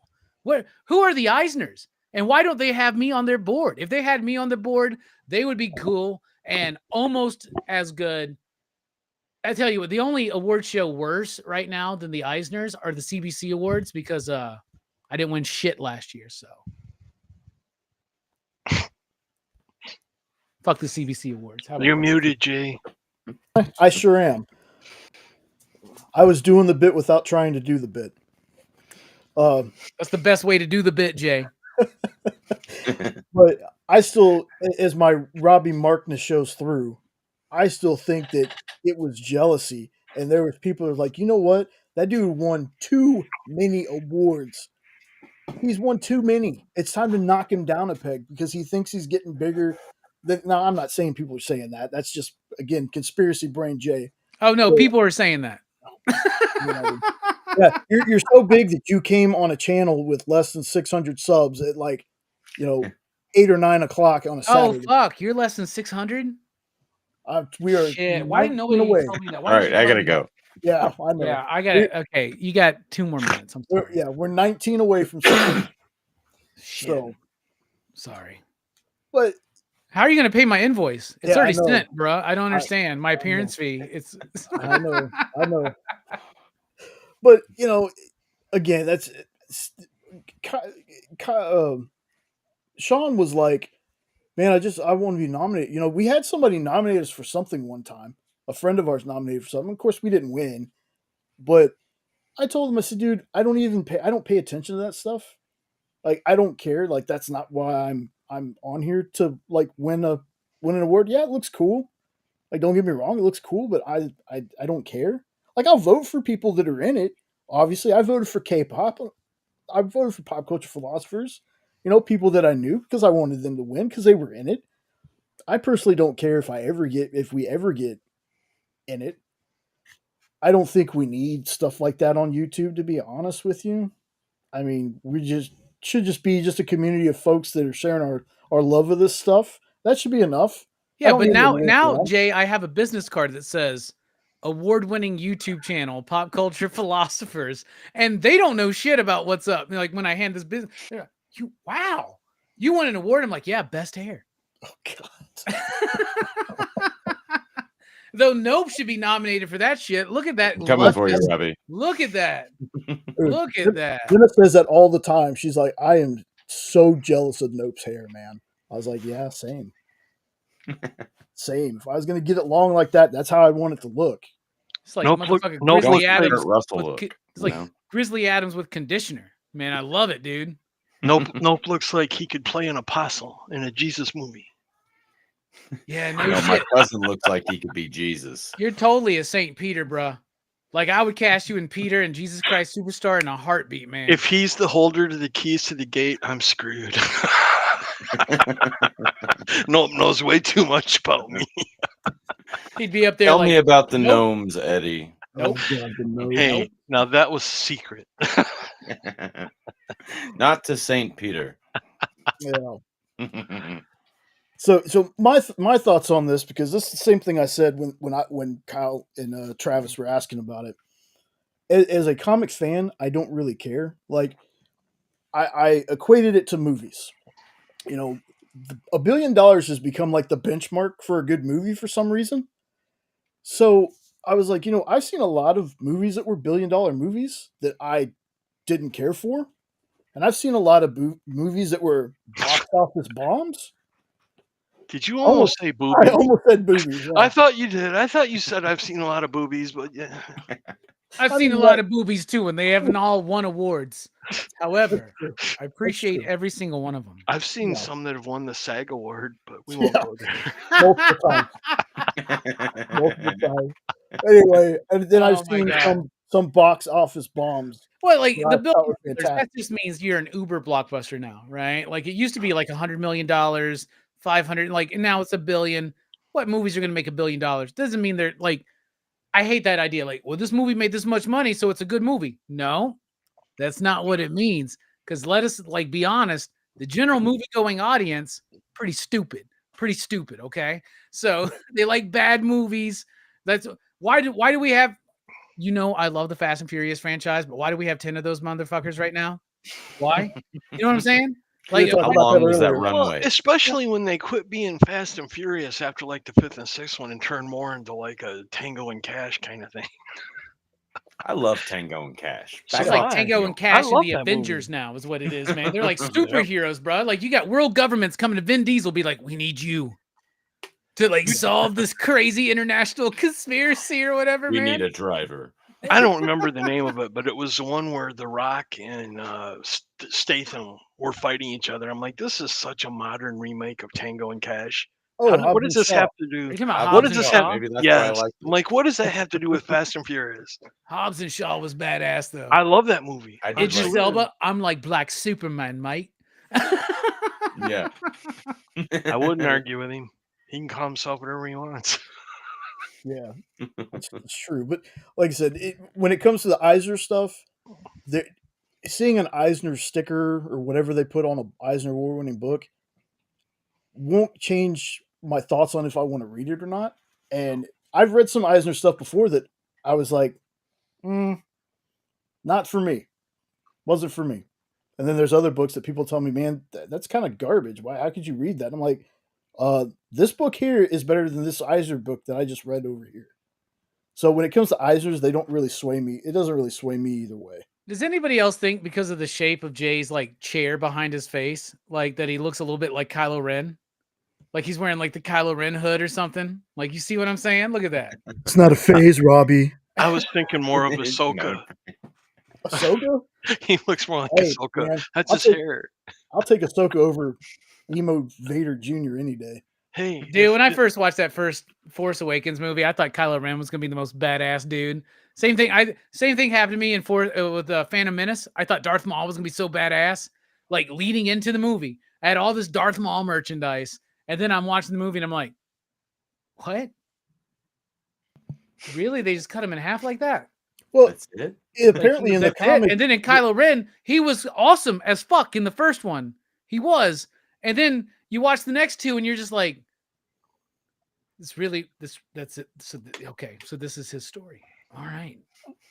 Well, Yes, I was mistaken again. So since Disney owns Avengers and Star Wars, if Ahsoka joined the Avengers, would that make her a Super Ahsoka? God, Sorry, I had to do it. my God, Ed. My God. For Ed, do y'all have any thoughts on Eisner Award-winning books? Like, is that going to sway you to read it, or? I'll be really. 100% honest with you. I never even heard of the Eisner until Jen was nominated for one. I'd never even heard that term before. So no, it doesn't sway me at all. I might have a different opinion if I got nominated for an Eisner. I'll tell you that. I'll nominate you for one. I mean, I could be nominated. Like, I think they should count YouTube as comic book journalism, and I think they need to stop giving it to these bullshit websites and start looking at comic books on YouTube, which is the new Wizard, pretty much. You know, if we read Wizard magazine back in the day, how do you get that same vibe today? Well, you go check out Rock and Robbie, you go check out Bueller, you go check out a bunch of different people, and together we're Wizard magazine, if that makes sense. So, dude, your art was printed in a Spawn book. You should have already won one by now. I know. I'm really wishing that, like, I think, you know what? I just came up with this idea now. I need to start do you remember how Wizard would do this where you would send a letter to them, but you would draw on the envelope, right? And they would like show the best drawn envelope. I think we need to start that back at PCP, man. How about that? Let's do it. Hell yeah. Yes, and then we get to hear on Rex for Monday about the sketch covers, damn it. Oh, then I'll just tape him onto a sketch cover and send it to his fucking raggedy ass, man. That's what I'll do. Dude, we got to Photoshop a tanned Rex onto a squirrel's body and tape that to a cover. If you're not following CJ yes, on Instagram, you need to follow CJ on Instagram. I don't have Instagram. Oh, I gotta see. I gotta ask CJ if I can send it to you or have CJ send it to you. But well, just send me a link and I'll join it if I have to. Yeah, he's always putting his art up there, and Copper Tone Rex is being done. So sweet. Yeah, you like IG. IG is a cool format. Y'all should join IG. It's pretty fun. Well, it's just photos. It's not like I never see political shit on IG. You know what I'm saying? I don't at least. I get on Facebook. Oh my God. If I get on Twitter, my bad. X, I guess. If I get, I can't even handle it anymore. I'm so over it, man. I have to be careful because being a teacher and being on social media is setting yourself up for trouble sometimes. So when I do have accounts, I never use real names. That's why I have 50 Facebook accounts, depending on what show I'm watching or what I'm doing. That makes sense. You definitely shouldn't be here right now. Oh, this is the only place I do belong. Yeah, just don't be liking no big titty like pictures and you'll be fine. You know. No. And I don't even know. Instagram used to be able, you could like go and see. There used to be this thing on Instagram where you could go and like look at activity and see what people were actively liking. That was an eye opener, but I think they got rid of that. So the only thing that they suggest in my profession that you have is the thing that I don't ever use, but I do have an account, and that's LinkedIn. That to me is such a freaking boring, worthless thing. But as a professional, you should have a LinkedIn. Like, okay. So I made one and I've never done anything with it. I put my resume out there, my title, and that's about it. And I have like 27,000 people following me. And most of them are textbook publishers who like to annoy the hell out of me. Will you preview a textbook? Oh, yeah, please send me 5,000 more. I need them. Let's see. Hold on. Let me see. Lost my place here. We talked about that one. Yep. I got a couple more on here. Second printing of #1 for the TMNT. I don't know how to say this word. Naruto. I always heard it Naruto. Like, okay. Yeah. Now there's also a really badass black and white, but knowing Ed was going to be in the chat, I didn't grab it just because. Oh, that's nice, bud. So if you want to see it, go check it out. It's this, but black and white, but it looks really cool. Nope. Is this something that you've been on since I know you're a huge Turtles fan? I have them, but I have not read them yet. You know, And why not? well, hold on. Nope says that like it's a bad answer or anything, man. Do you know that's like the number one answer most comic fans give you? I actually don't know a thing about Naruto. Same, dude. Same. I just know that if you mix Turtles with anything, it just works. Right. Best Turtles thing ever was it's their not like video I'm game. not ever going to read it. I actually just scored that cover the other night. And Jay was there on working that night. Oh, yeah. Wonderland. Yeah, I got it on Tuesday. Wonderland comics. Yeah. The video game variant. Like, is that really only $35? Yeah, for the folks that don't know about this just yet, because we don't have a spot for it on the EXP yet, Rich Davis, who wrote Cult of Dracula, Prometheus and Chains, stuff like that, he's got a comic store called Wonderland Comics in Cookeville, Tennessee, and they do a live show on Tuesday in the old spot Mint Hunter was in. And I think this is what he does. They show new books, but I think if you buy them from the EXP, they're like 20. He usually does 25% off. I think that's what he was doing. But it's a fun show. Like, Rich is just a natural host. He's fun to watch. He's got great stories, and they had some really killer books. Like, so that's another show. If you're, hey Lorena, if you're into our buying shows more than you are most other things, check out Wonderland Comics on Tuesday at 8 Eastern, 7 Central. Like, they've got some good books, and it's usually new books too. Like, they show the new stuff first, and then they do back issues and stuff like that. So I just thought this was a really cool cover. Again, this is a March 12th release. The next one I got. This one is one I've been hearing from people that this is going to be a hot book. And it's Bug Wars. Rich said it. I think Miss Jen said something about it, and some other folks I've watched around that review books. They think this is going to be a hot book. So again, this is a second printing of number one. Again, Robbie, being the store owner, has this been on your radar at all? Yeah, the first print sold out, which is rare for an image number one for us. So a lot of people into it. It's kind of like I think like Honey, I Shrunk the Kids meets Warlord of Mars. It's kind of like that kind of a vibe. It's also like heard Game of Thrones. Yeah, or Game of Thrones, right? It's like so it's like Honey, I Shrunk the Kids. Out there in the backyard, this kid gets shrunk down, and there's all kinds of ants and beetles and shit. But like they have these like worlds. It's like Game of Thrones or something, right? Where they're like these factions that are like vying for the throne and shit like that. So the first issue was all right. I didn't mind it, but it's definitely, this will get optioned, right? And then everybody's going to be specking on it. So it's definitely a book to grab a hold of the first issue right now while you can, especially the second print. There's a lot of shops, especially on image books, under order second prints. So is again, not knowing anything about the business at all. Is there a reason for that? Is it just like, what is there a reasoning behind it? Is basically what I'm asking for second prints. Usually the second print is done because there's enough demand from shops where they have more customers that want them, so they'll do a second print. But a lot of the times you'll see a second print or a third print announced on a Marvel book, and most comic shops are like, I still got plenty, So sometimes I think they do it just to like give themselves like a boost or whatever and pump those numbers up. But like with Bug Wars, this is legitimate. Like, it's sold out. People try to reorder it. They see those numbers from Lunar.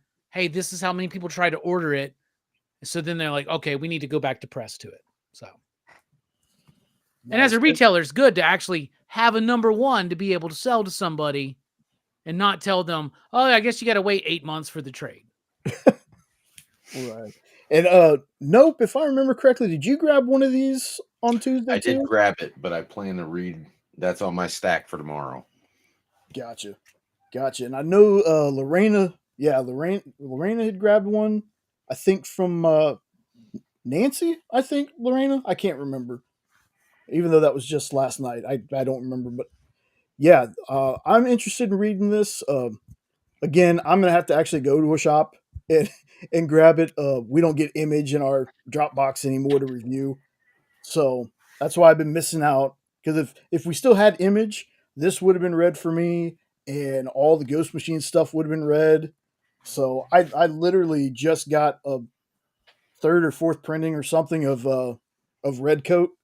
We were at the comic shop last Sunday. Jen and I went on a date night, went and had wings, and then she was like, "Let's go." Not it wasn't Space Cadets because Miss Jen's closed on Sundays, so we went to another one down the road from us, and we were looking around, and I was like, you know what? I know I've already read this, but having a number one, I'm always down for. Like I did the same thing with hair. Man, I hate saying this word, Harrower. And Harrower. yeah, there you go. And Where Monsters Lie. You know, even though I read those and I plan on picking up the trades and stuff, I always at least like having an issue one of those books just to have in my collection. Like I'm a trade person. Like I'll get an issue or two or something. If I dig it, then I'll go wait for the trade. Um, but Are yeah. you digging Cul-de-sac, Jay? Oh yeah. Oh, isn't Dude. that good? They almost upped their game. Oh, I said I think this is going to be even bigger than the first one. I love the first one. I love the first series. Me too. And they're even. It even seems like there's going to be a third. Oh, there's going to be. There, I have no doubt in my mind that everybody that I talk to who's a horror junkie loves that comic. Yeah. I'm hoping there's another Harrower, but I don't know if they didn't really leave it set up for one, but they could do one. It kind of felt like they left something there, but it wasn't like a in your face. This is definitely going to get a second series. But I also heard somewhere, and I don't remember, but you know, hearing doesn't mean anything. That they were going to do another one. That one's by Justin Jordan, who's writing. Mine is a Lonesome Grave, I think it's called. Kyle reviewed that on Tuesday. He really dug it. But Kyle Starks is definitely somebody that if I see his name, and Kyle Starks is the writer of. Wait, was Kyle Starks Where Monsters Lie? Am I getting mixed up somewhere? Yes. Oh, he was. Yeah. Okay. He was. Yeah, he Where was. Monsters Lie, and also Those Not Afraid. Those Not Afraid. That's another one, y'all. If you haven't had that on your radar, grab it. Can I drop another horror book out there for people? You absolutely can. Godfather in Hell. Dude, it's great. It's like a John Wick enforcer type mafia dude. Wakes up and finds out he wakes up and finds out he's in hell. And he doesn't want to be in hell because he doesn't want to be tortured, so he's trying to get like mafia going in hell. Oh, it's fun. It's a lot of fun. I think issue 2 just came out. But give that one a look if you have a chance, because I haven't heard anybody talk about it. And I found it on League and had it pre-ordered.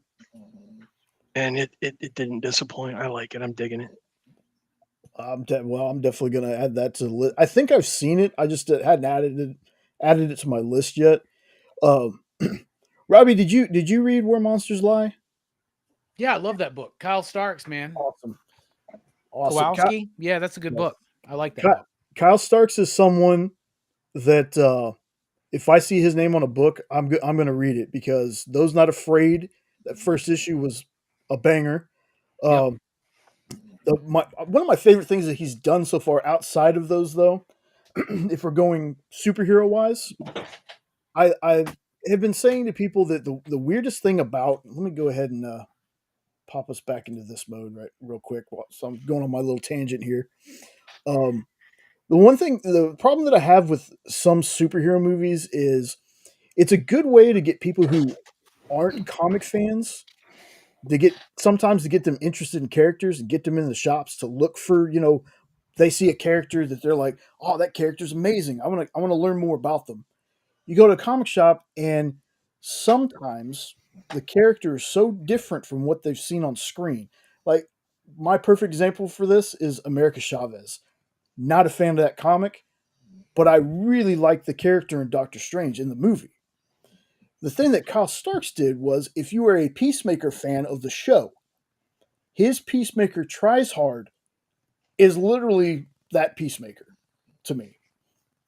So I love the fact that he did that. That he wrote a book to me that feels like if you're a fan of the show, you can go to a comic book store and pick that up, and you're reading the same character that you fell in love with on the show. So that's one of my favorite things that he's done was Peacemaker Tries Hard, just because of that. Yeah, that's a really great book. It really, really is. It has that whole James Gunn Peacemaker vibe to it. One of my favorite, and I think the very first thing I ever read from Kyle was a book he did with his homie Chris Schweizer, and it was at Dynamite, actually, when Dynamite had the license for Mars Attacks. They did a Mars Attacks book written by Kyle Starks with Chris Schweizer on the artwork. Freaking amazing. And another great Kyle Starks book is what is it? The 6 Sidekicks of Trigger Keaton? Yes. Yeah, that's a great one too. He's a funny dude. Have you ever met him? You ever gotten a chance to chat with him? No. He is hilarious. He is super fun. He's like, you can imagine, he talks like an SNL writer. He's just so like snappy and quick and just on fire. It's great. I've talked to him multiple times about coming onto the show, and we've just never finalized it. But heck yeah. Speaking of, I'm gonna have to dip out soon, but I sent you a thumbnail. Yes. On your FB, because I want to make this announcement, because I know there's some people here that would be excited about this. But on Wednesday at 5 p.m. Central Time, I got Brian Pulido on PCP. Dude, that's nice. Right. Brian and his people reached out. They wanted to be on PCP, so we're going to allow them to be. And I cannot wait to talk to Brian Pulido, because I cannot. First of all, we all know Evil Ernie and Lady Death. Right, this is the co-creator of those characters. And he's still making Lady Death books. This dude's always done it his own way, right? He uses whatever resources he has available, and he's had success just doing his own thing for so long. So I cannot wait to talk to him about the importance of self-publishing, the importance of independent comics, the importance of alternative underground comics, and even chat with him about what do we do as an industry right now with the collapse of Diamond? So it's going to be a great conversation. That's going to be Wednesday at 5 Central, 6 Eastern. So I just wanted to, let everybody know that he's down. Let everybody get ready. I know y'all are ready to have Brian Pulido on the show. I've met him in person before. Super cool dude. So I'm very, very excited. If he's advertising that on Sworn Nation, you are going to blow up. Well, he better. If not, he may not come back. Yes. Brian Pulido's the man. I've had a chance to talk to him a couple times too. And one thing you have to ask him about, just asking if he's tried a corn dog yet. Okay, I'll try to remember that. I don't have a pen next to me, but he has like this overall fear and hatred of corn dogs. All right, send me a message. That'll be the first thing I ask him. I'll just like bring him in. I'll be like, "What's up, Brian? Welcome to the show. What do you think about corn dogs, bro?" At the beginning of every one of the Sworn Kickstarters he did, we would always hound him. If we get to 666,000 subscribers, you got to eat a corn dog online. He's like, "It's never going to happen, so sure." So we've been razzing him about corn dogs for years. That's awesome. Heck yeah. But yeah, very excited for that, man. Very super excited. Same. And if you're watching here on the Rewind and you're not subbed to PCP, what the hell are you doing? What are you doing with your life, man? Is that interview with Brian going to be live? Yeah, it'll be live. Oh, sweet. I do all my interviews live, man. And that's Friday, you said? Wednesday. At what time? 5 Central. So 6 Eastern. Okay. 6 Eastern. Sounds good. I'll be there. So Four it's Mountain, it's the 3 hour Pacific. before Comic Collectibles. I love Brian Polito. He started his own crowdfunding. Now he's not going to use Kickstarter anymore. Oh, really? Yeah, he started his own. I can't remember the name of it. I know one thing too that Coffin Comics is doing right now is that in the wake of this Diamond stuff, they're starting to go direct to retailers and direct to consumers with some stuff. So I cannot wait to also have a like off the air conversation with him as a retailer to be like, yo, I got a lot of Lady Death fans. Here's the other thing. I've been buying Lady Death comics for the last 5 years, right?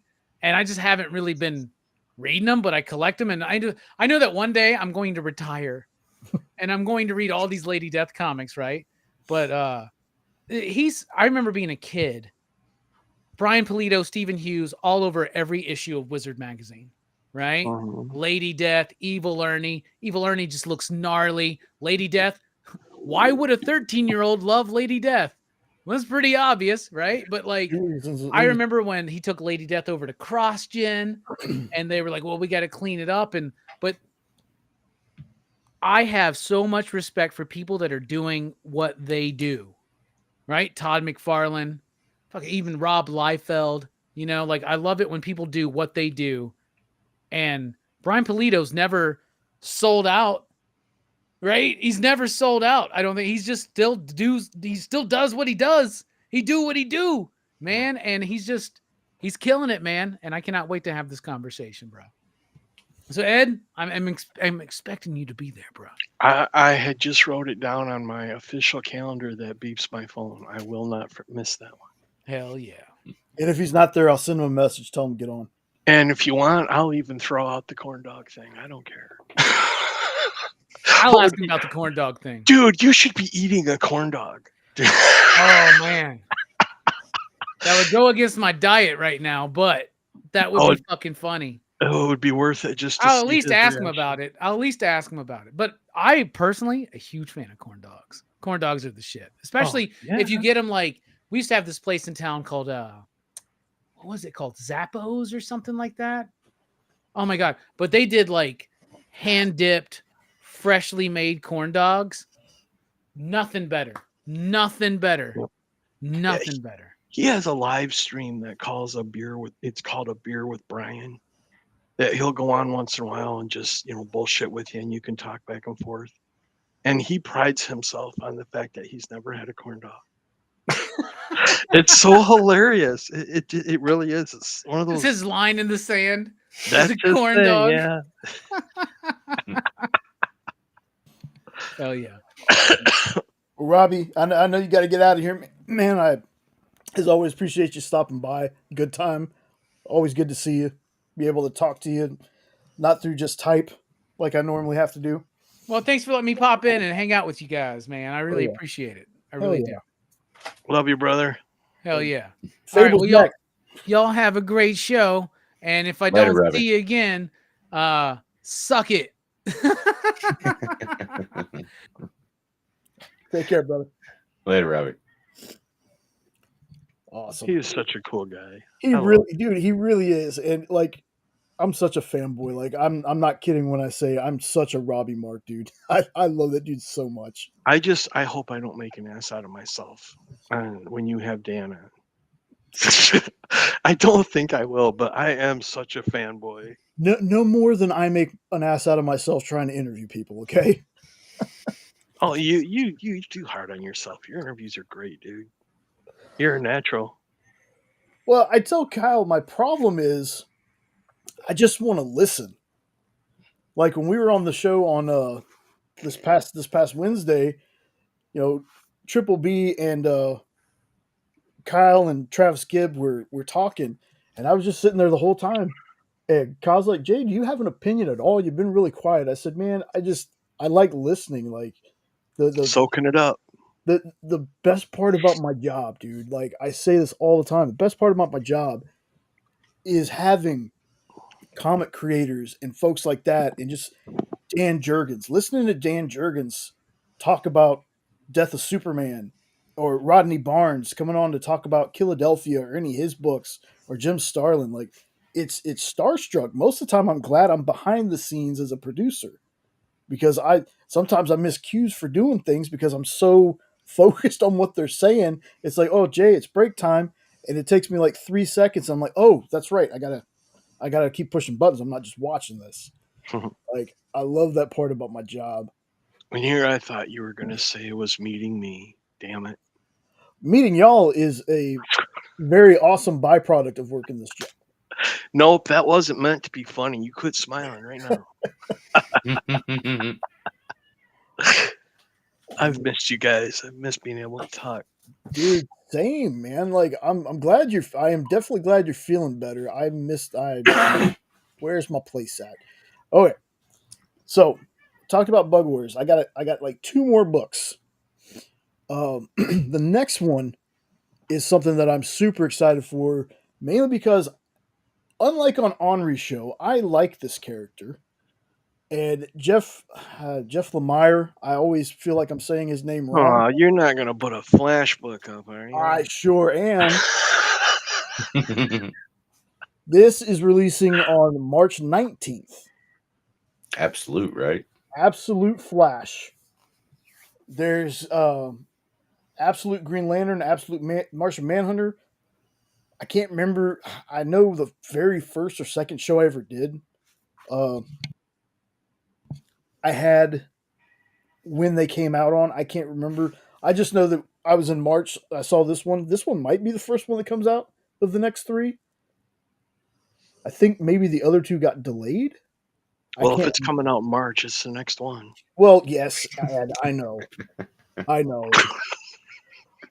But you know I love you, Jimmy. I love you too, buddy. It's just I think somebody told me that the other 2 were either delayed. So I thought Martian Manhunter was going to be coming out before that. I thought this was the last one that they were doing for that. I guess they're releasing these in 3s because we got the Absolute Batman, Absolute Wonder Woman, Absolute Superman. Then we have Absolute Martian Manhunter, Absolute Green Lanterns, Absolute Flash. I'm excited for this. Like, I know it's so strange because on Henri's show, you can't get anybody to buy Flash books. Nobody likes the character. But on Nancy's show, He's got a lot of Flash books. I wouldn't say a lot, but if I talked to him and said, "Hey, I have a friend that's a fan of Flash," I bet he would bring out. He has tons of Flash books because no one buys them. $1 and $2 books, man, and they're for $1. Which series? Which volume? All of them. They're kind of random because what he does. Oh, that's fine. I collect them all anyways, so it really doesn't matter. But he goes to the local shops around him and like raids their dollar bins, and then he brings them on the show. Flash is scarce here. He even has some Flash trades that he does for $5 trade day. Yeah, he does that on his own channel. I lurk a lot on Henri's show, but a lot of times it's kind of like I don't need to spend more at another one.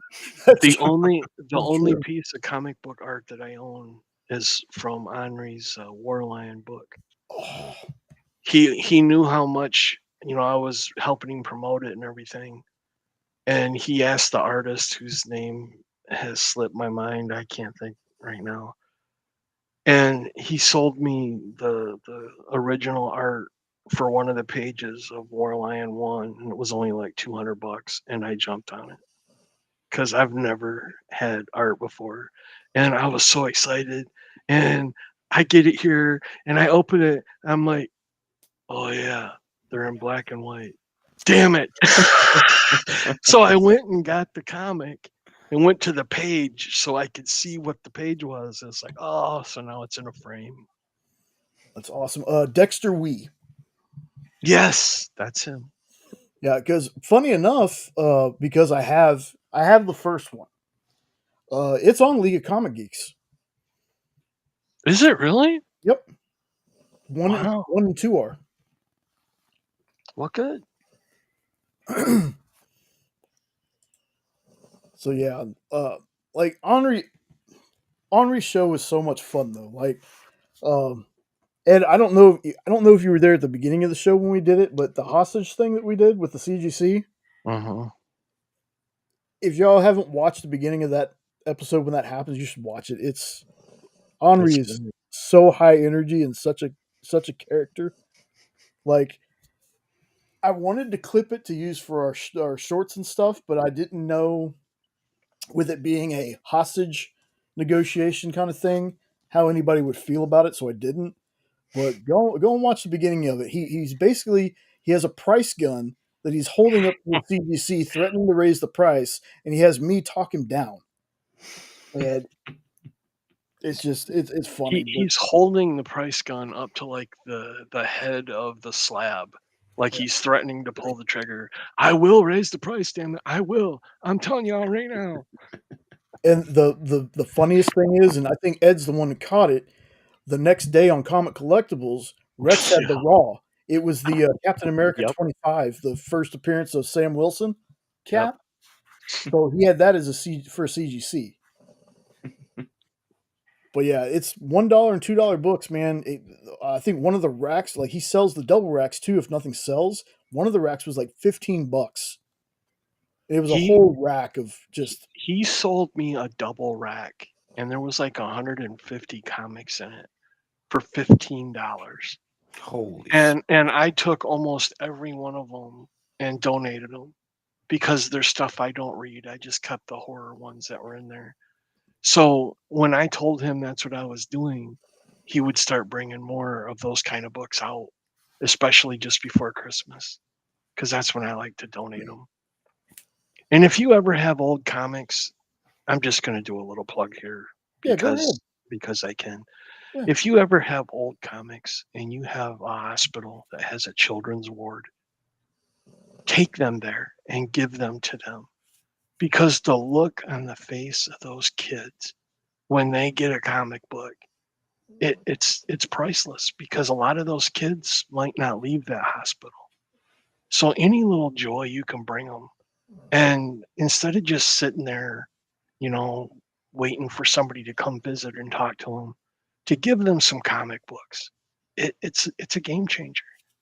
So whenever I see dollar comics, or if somebody's giving comics away or whatever, I grab them and I hoard them up, and then I go donate them. And I can't even stress enough what it means to those little guys and gals.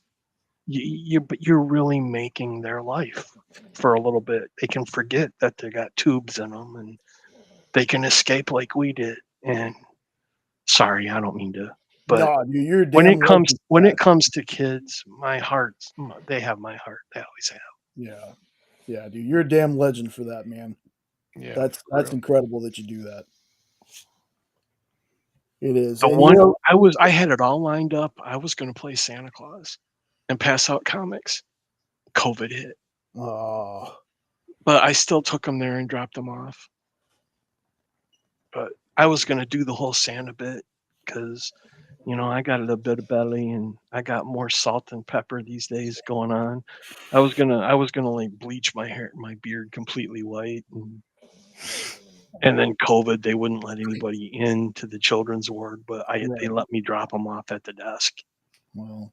And it was funny because it was like a younger guy that took the box. And I looked him right in the eyes and I said, and these comics better make it to the kids. And he looked at me, oh, sir, I would never. And I'm like, you better not. But I was like, those kids, give them those books. Yeah, and the other thing about going back to Henri for just a second, because that's an awesome story, by the way, Ed. Henri is, you spend $25 with him, you get a spin on his wheel of skid bark. Henri has videos for like everything. On his own show, he has a lawyer video for me. He hasn't put it in for us yet, but he's got a lawyer video for me. He's got the wheel of skid bark, which is basically his dog. Very cute dog, Bentley. But you get a spin on the wheel, and there's different things on it. Or Frenchie. Either French Bulldog, I think. Yeah. Right. There's not much difference between the two, but yeah. I thought they were the same thing. I used to have a pug. I love the hell out of those little dogs. Yeah, and then if you spend $50 with them, it's free shipping as long as you're in the U.S. And you buy a couple of double racks, you're getting like you said, what was it, 150 comics, It, Ed? it was 154 comics. I figured it out. They came out to 19 cents a piece. Yeah. Damn. So you're getting shipped free shipping for spending $50. That's a ton of comics, and he's got some good ones. He's got FOMO books, the fear of missing out. He's got a whole new video for that. That's hilarious. But I Yeah, gotta be straight up seen him with have. you though. I gotta Go be ahead. straight up with you though. No, a lot of the books are reader copies, Yeah, and Yeah, no, I don't. he doesn't send them in boards and bags. So when you get them, a Oh, lot of okay. times there can be folds and stuff in it. But the Yes, ones I get only if from you. him, I usually give away anyway. So if you're getting one that you want and have it as a collect, you gotta ask him to bag and board it. Gotcha. Because he just packs them in a box and sends them, and then the post office has the giant gorilla jumping on top of the boxes and smashing them around. And does Well, anybody else remember those Chicago wouldn't be commercials? too far. Oh yeah, you could probably pick it up. Yeah, well, no, it's not that close, but might only be like 2 days for shipping. But yeah. Where are you at again? No, St. Louis. Oh, okay. For some reason, I thought you were in Illinois. No, not far. Just You're right not across the far. river. Yeah. But yeah, Pretty anybody out much there will steer the listening? city. So Anybody out there listening? If you haven't checked out Henri on Tuesday nights, he's the last show on Tuesday, 10 Eastern, 9 Central. It's a hell of a time. I can tell you that much. It's a hell of a time. He also has shows on his own channel. Yes, that I just don't remember. It's I think it's Compan Comics or something like that. It's his last name. I can never remember how to spell his last name. Compan, Kompan. Something like that. Hold on. You know what? While I'm thinking about it, I've got it bookmarked somewhere because I go to his show all the time. I will go ahead. I'll just drop Henri's link There you to go. his YouTube. I think it's like OK Comics for Henri Compan. Here it is. And here's this other one because he does them on here too. Do you mind if I post one, Jay? Or I'll let you post it. Yeah, put it in the private chat so it can be clickable. Yeah. And I'll put that out there. And he also does. I think he still does CBSN shows, but I'm not 100% sure. I haven't seen him on there forever. But I don't watch CBSN a whole lot, so I get the notifications. The only thing I watch it for is Michael Curl and Isaac on Fridays, because Isaac is a really cool guy, and that's another show you should check out. Nope, is Isaac, because he has $2 books, but he does bag and board his, and he has some great stuff on there. I was just notified that I've got it's on the Comic Book Shopping Network, CBSN. That's where a lot of the EXP people came from. And it's Friday night at 6. It's called Vantage Comics. It's a Facebook only thing. Yeah, it's Facebook only. It's but it's called 6 o'clock. It's called Vantage Comics. And then at 10 o'clock, Michael Curl, he's the guy that's been my LCS for the last 3-4 years, because he was the only guy that was willing to let me buy now, pay later, because during the summer when I'm not teaching, I don't get paid. Right. So he's like, dude, you can order all summer long and just pay me whenever. And I only knew him like 2 months when he made me that offer, and I've been his loyal customer since. I'll buy a few books here and there, but he's my LCS. And he's on at 10 o'clock Eastern, and it's called Flames of the Phoenix. And he has a lot of great deals too, and you can negotiate. I hope it's okay that I'm plugging these shows, Jay. I'm sorry, I should have asked first. No, go ahead. Go ahead.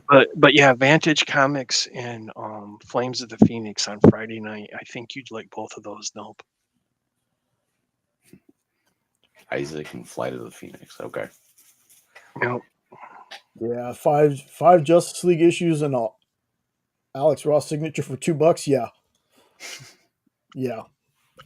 So the last book that I grabbed, like I said, this one a little bit, and it's totally fine. This was supposed to be like a shorter section, but we got talking. I love that. Don't worry, I'm not like saying anything about that. The last one I want to talk about here, I just grabbed this just because. That looks like fun just from the cover. DC and Sonic the Hedgehog. Like, let's go, man. I'm all for it. Let me just say this about Sonic. Sonic is definitely all ages. You know, anybody can read it. But if you're looking for something that just, I read a lot of dark stuff because dark stuff is what I'm into when I'm not reading superheroes. You know, I like horror, I like all that stuff. I like mystery and things like that. This is the book that I read to kind of just cleanse the palette a little bit. It's bright. The colors are beautiful in them. They're just fun books, nothing too heavy. But now, this crossing over with DC, I cannot wait. I am going to go wherever I need to go, and this will probably be a pre-order for me. What's it called? What's the title? It was just DC X Sonic the Hedgehog. Oh, really? Interesting. Yeah, all of these titles that I grabbed, I just copy and pasted them. And you know what's going to be hilarious is when Sonic beats Flash in a race. Yes. Yes, 100%.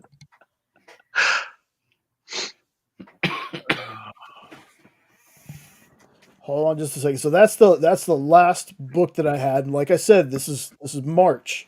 It's next month. Now, according to Robbie, some of the ones I showed at the beginning is probably too late to get, but just in case if you saw anything, just make sure if there's anything you saw, go to your previews, go to your League Comic Geeks, wherever you look, talk to whoever you get your comics from, and make sure that if you saw something and you want it, you say something to them. That way they can get it ordered for you and you're guaranteed a copy so you don't miss out on that.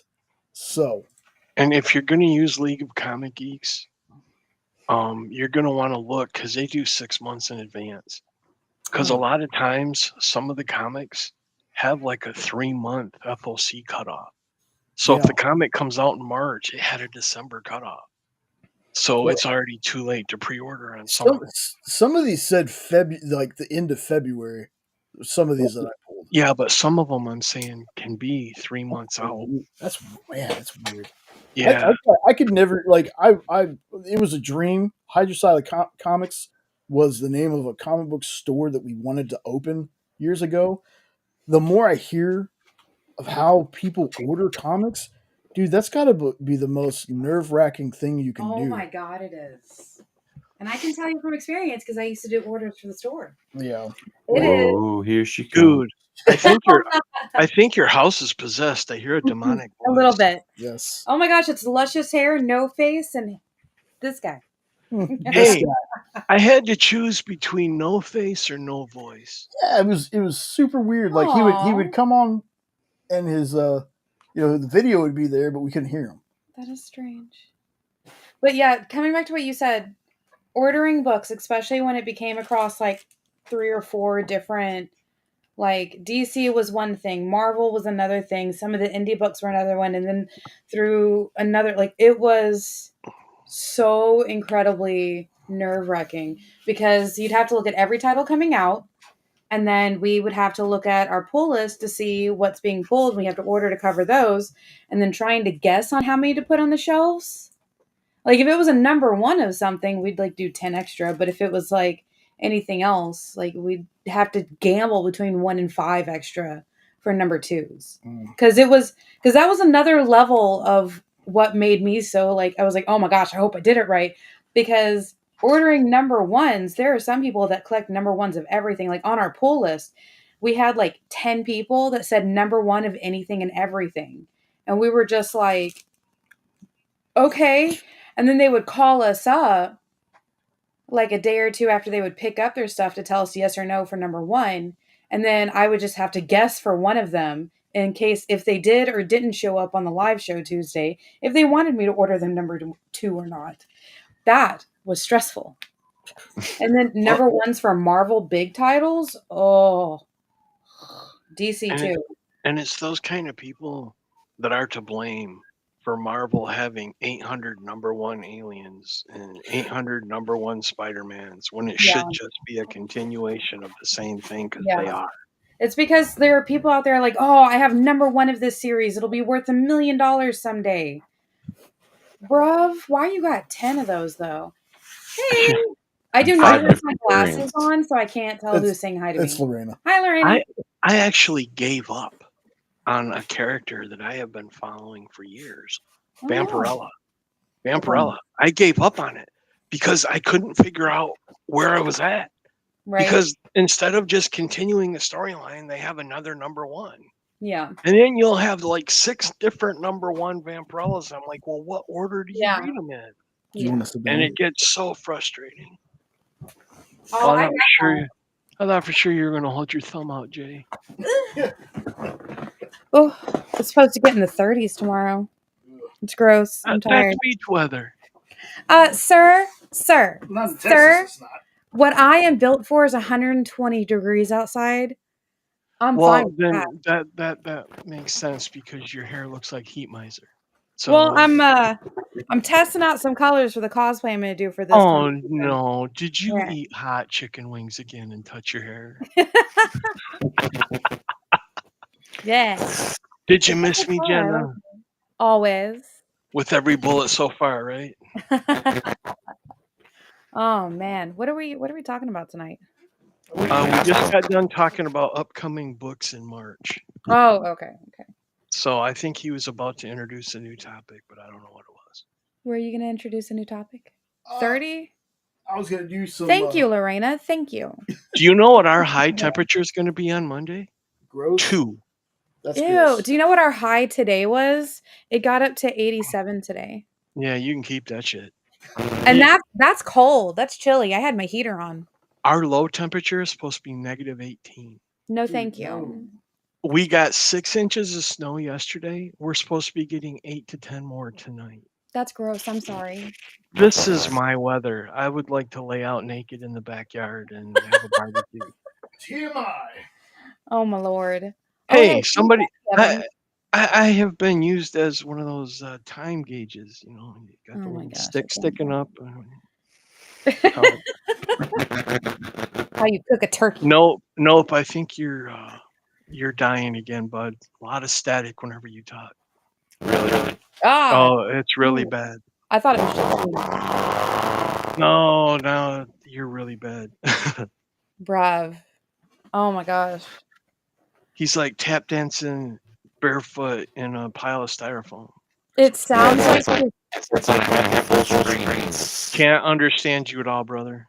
It literally sounds like you have the microphone like in your throat or something. Okay. Whoa, I saw a movie that never mind. Can't understand your brother. Not even nothing. I'm so sorry. Nope, I got nothing. Do you watch Charlie Brown? Just nod your head. Yeah, up or down. You're worse than that. Oh wow, he's possessed by a demon. The power of Christ. It's also echoing at the same time with all the static. Oh, goodbye. Maybe he's restarting. Well, hi, Jenna. Hi. We're all alone without witnesses. Please don't hurt me. All by yourself. I want to be all by myself. Because his mic, how do we explain it? A demon possessed his mic with an echolocation attached to it. It literally sounded like he had gravel in his mouth. Yeah. It sounded like a demon was deep throating his mic. We had something like that happen. Yeah. On a show. What was I supposed to be doing with the oven? Is it done? It just beeped. Can you do the chicken? Because I got salad stuff for us. Now, when I you got you a ask him treat. to do the chicken, Lord. I'm not. if all of a sudden I hear coming out of it, no. Oh my God, my cousin can actually sound like an actual chicken. It's crazy. Hey, what's the difference between a rooster and a prostitute? I don't know. Tell me. A rooster goes cock-a-doodle-doo. Oh my God. Prostitute says any cockle-doo. You're welcome. I don't. Okay, so Jay behind the camera did it at the exact same time. Like, I guess he knew it. Oh my God. Oh, I don't know. Like I'm not. How you been, sister? I'm tired. Not like sleepy tired, but like. Yeah. Your eyes look tired. Yeah, that's why I wear my glasses. My glasses can usually hide all of this, but I don't know where I put them. I came home and I took them off because I had a headache. I don't Just know where hold I put your them. finger and thumb up to your eyes and it'll be good enough. It's fine. I don't need to see anything. I don't need to see anything. Oh, now you look like that dude that has the eyeball on his palm. What is that from? The Pale Man from Pan's Labyrinth. Yeah, Pan's Labyrinth. I can never remember the name of that. Yes, I love that film. You're gonna sing me to sleep. You keep doing that. Oh my gosh, sorry. I love that film. There is something about it. Just the film as a whole, the overall like look to it was great, and the story was done like you really had hope. And spoilers, but this movie came out like Yeah, I think forever there's like ago. a 10-year moratorium on spoilers. Yeah. So I think you're good. It came out. What year did it? Hold on, I'm gonna look this up real quick. Wait, it It's like feels like 2008 or something, wasn't it? it was a long time ago. The fact 2006. Oh my God, I was in high school. I was close. Oh, shut up. I was in high school. I think I was a junior. 2005, I earned my first master's degree. No, 2006. Yeah, so No. okay. I'm just saying. It was a Guillermo del Toro film. By the way, hi Lorena. I didn't get a chance to type it. Yes, Lorena, that's right. It is amazing. There was something about this, like it was. So okay, so it's definitely been long enough that it's not a spoiler. Wow, you said long enough it started choking. Oh my like, God. That it's not a spoiler. You but the way know, that this film, isn't the first time that I've had a woman do this with me, so it's okay. Oh. Try looking up while you. Never mind. Good Lord.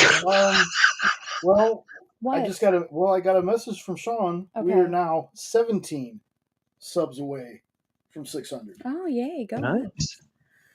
But okay, so I want to talk about Pan's Labyrinth. Like the way that it was, the whole film gave us hope that this little girl was going to have just the best future ever. And then Not so much. no, like she did. Okay, everybody dead. They all dead. Everybody's dead. Wow. Just like Flynn. Flynn's dead. Flynn lives. Flynn does not live. Flynn is the dead. And then the fauna in the film, like as the film is progressing, is getting younger. And it really did kind of just make you feel like eventually it was going to be happily ever after. And of course, Doug Jones is in it. I freaking love Doug Jones. All right, Jenna, our friendship's on the line. Why? Life bad, dead good. What's that from? Life bad, dead good. Oh, I feel like it was a fever dream at this point. you're breaking my heart. I know. I'm sorry. I don't know. Tell me. Quit playing games with my heart. Bride of Frankenstein. The monster said it to the old man because he didn't want to be alive anymore. Oh, geez. Okay. Dead good, alive bad. Just after he said fire bad, and they had a cigar together. This can be parked, but Doug Jones, Martian Manhunter, thoughts? Huh? Can be parked. See, what are we talking about? I don't know what he's talking about. No. That's actually a tremendous segue because the title of this was fan casting DCU characters. Oh, okay, that's where we are. Doug Jones is Ah, Martian Manhunter. who's Doug Jones? I'm sorry, now you're breaking my heart. Wow. I can't fight a computer screen. Please don't. I need that for work. I know you do. Doug Jones. Did you see? Was it called Legion? No. Okay. Pan's Labyrinth. He was the fauna, and he was the pale guy, the pale hands. Oh, okay. Now Um, I know who he's he is. also Abe Sapien in Hellboy, and help me, I'm half asleep in the brain. It's just he plays so many like makeup characters. I Yeah. know him from Star Trek. You know, I know what you're talking about now. Okay. What We Do in the Shadows. He was in 15 episodes. He was Baron. I can't read that. Afanis, just the Baron. He was the Baron. Discovery. He was Saru in Star Trek Discovery. He was in Nosferatu. Yeah, Abe he in Hellboy. was. Yeah.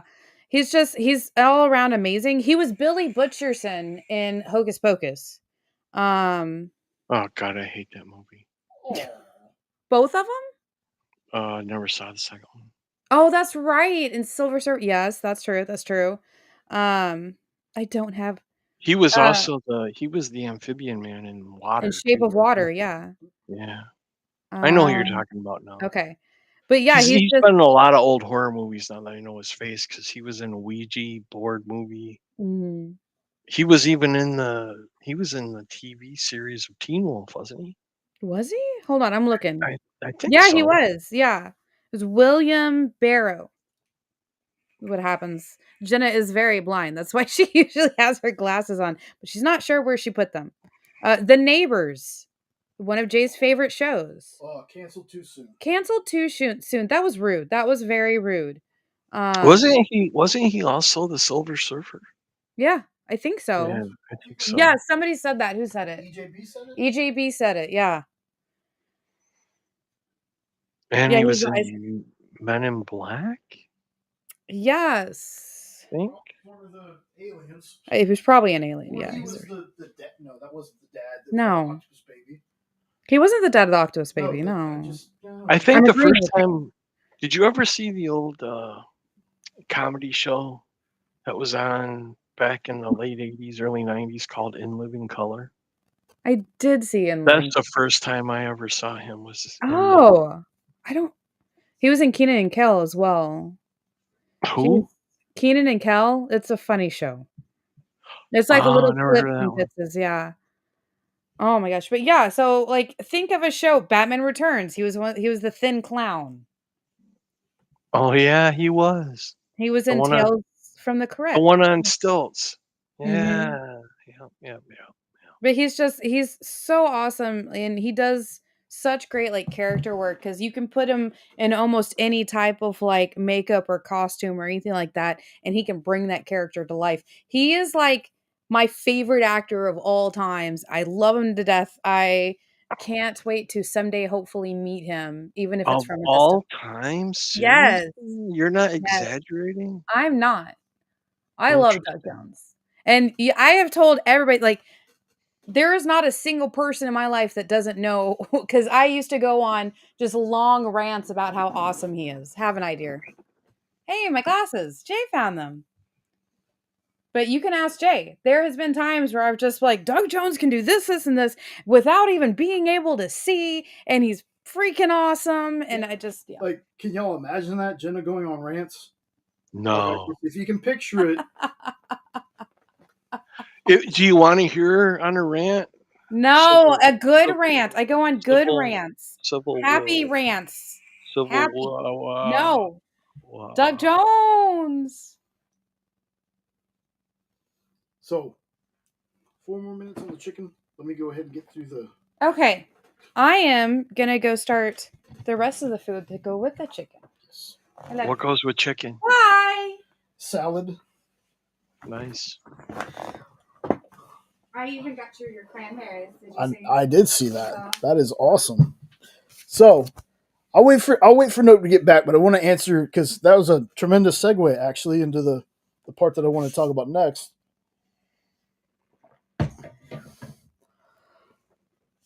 Now, Doug Jones is an interesting choice, and it depends on how they're gonna go with Martian Manhunter. Because you remember, Before you start, yeah, can I tell you off? yeah, sure. Damn you, Jay, and damn you to hell. Mm-hmm. You have gotten my man card revoked. Why is that? You have me watching Supergirl, and I'm not happy about it. Oh my gosh. I was binging it the other day because I wanted to see Tyler. Mm-hmm. And I was just going to watch the Tyler ones. I ended up getting hooked. I'm like, damn that, Jay. I can't tell people I'm watching Supergirl. Look, like I'll be super honest with you, huh? Super. I've only seen up to the part where Tyler came in. I haven't watched the rest of it. Oh, so you're saying you're too manly for Supergirl. Now I feel real good. Yeah, thanks. Appreciate it. No, I'm just giving you shit, brother. You know I know.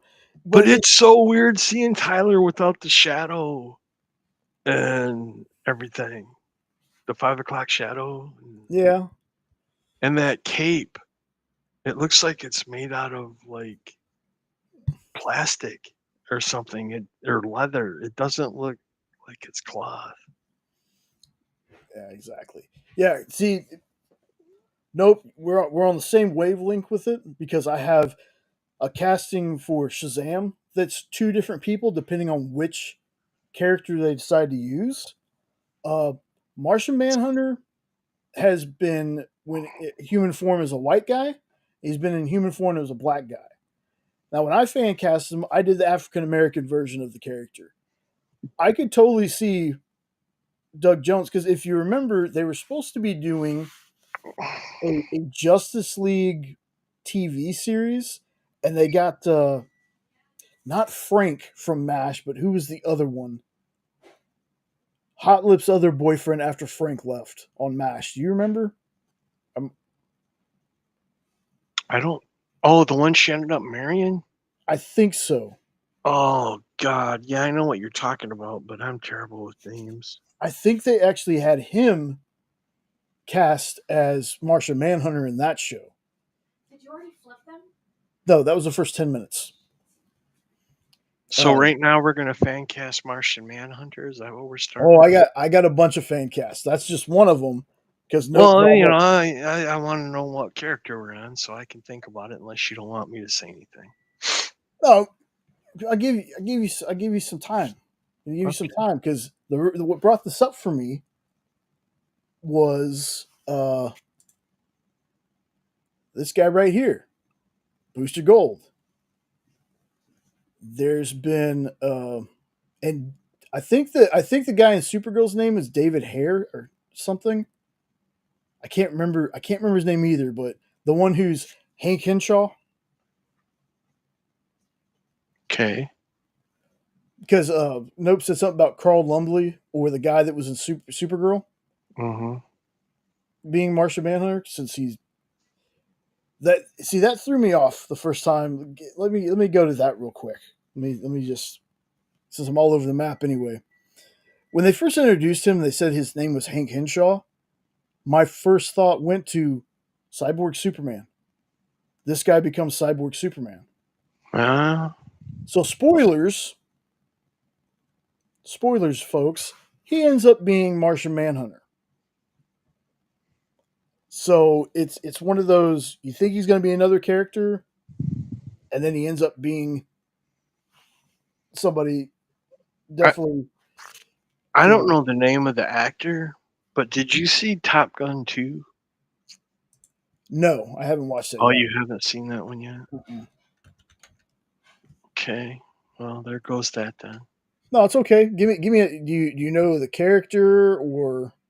He was one of the generals that was on Maverick's side when the other generals wanted him fired and thrown out of the Air Force.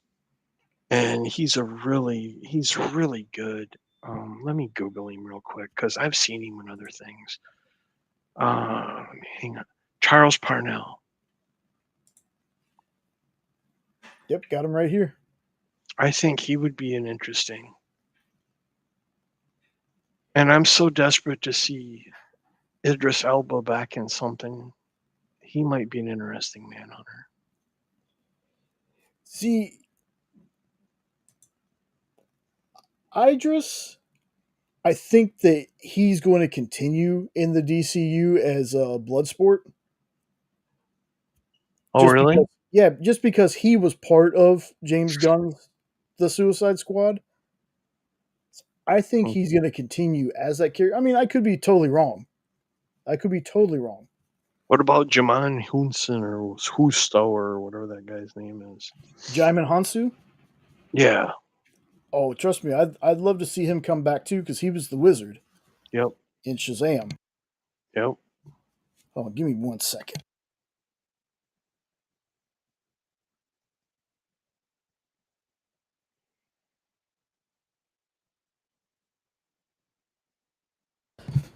All right, so Nope's going to be in the chat for a little bit, so I'm going to go ahead and. So, I saw this, and then there's been a rumor, and I am not one to say no thanks to a lot of actors taking on a role, but the rumored casting is Kumail Nanjiani. I have no issue really, other than I thought that James Gunn said they wanted to stick closer to the characters. But again, this is going to be for a TV show first, and then they'll eventually introduce him in the movies. So this tiny little thing. If any of you know somebody who's in a Girl Scouts or whatever, I am willing to buy from them to be shipped to me.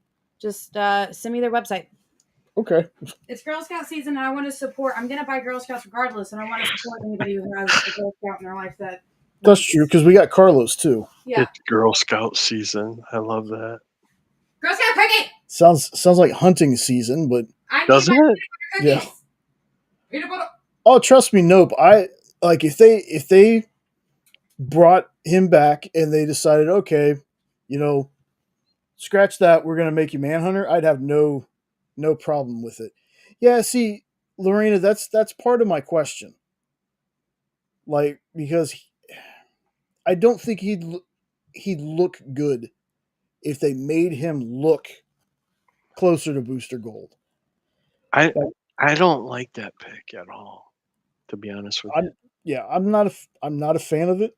Like I usually say, I give everyone a chance. If this is who they go with, though, I mean that's who they go with. There's nothing that can be done about it. But the reason I brought this up to begin with is because the other day I saw something very interesting, and I at first thought we were going with younger actors for this universe. Yeah, that's what I thought too. But seeing as how we're going to have Guy Gardner's age, how Jordan's going to be 50, 60, I think some of these other characters outside of Superman are going to be on the older side. So then I saw that Sean William Scott has kind of thrown his hat in the ring. Now that might be interesting. So, I'd get excited about that. So is he able to be in a movie though where he can't F-bomb and C-bomb every other word? Oh yeah. I was joking. I know you were. I thought this was interesting too, because a lot of people's fan cast right now for this role is Glenn Powell, or somebody even said Chris Pratt. And again, Glenn Powell would be a perfect Bruce Wayne. See, I like him too, but my first introduction to Glenn Powell was a show that Jenna was watching called Scream Queens. And in that, he's hilarious.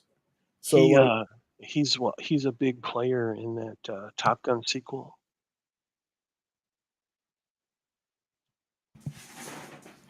He's excellent in that Top Gun sequel.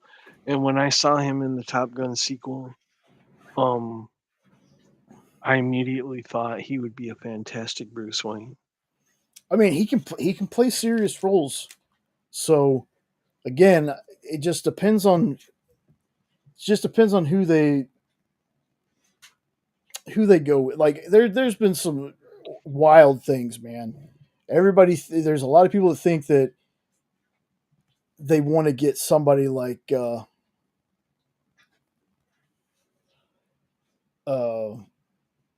hell, I've even seen Chris Pratt thrown in for Batman, and as much as I like Chris Pratt, again, could prove me wrong. Everyone can prove me wrong. Like I got it. It's a weird thing. And see, Glenn Powell, I think would make a great booster. What's up, Bearded? By the way, I had a guy named Alex Puccinelli, who not a very big name at all, because I was kind of going with some unknowns for things. But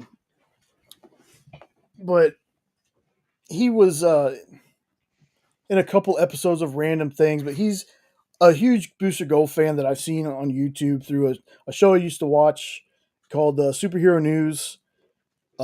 They now do Heroes Reforged, that group of people, but they're the ones that introduced me, so that's who I picked. But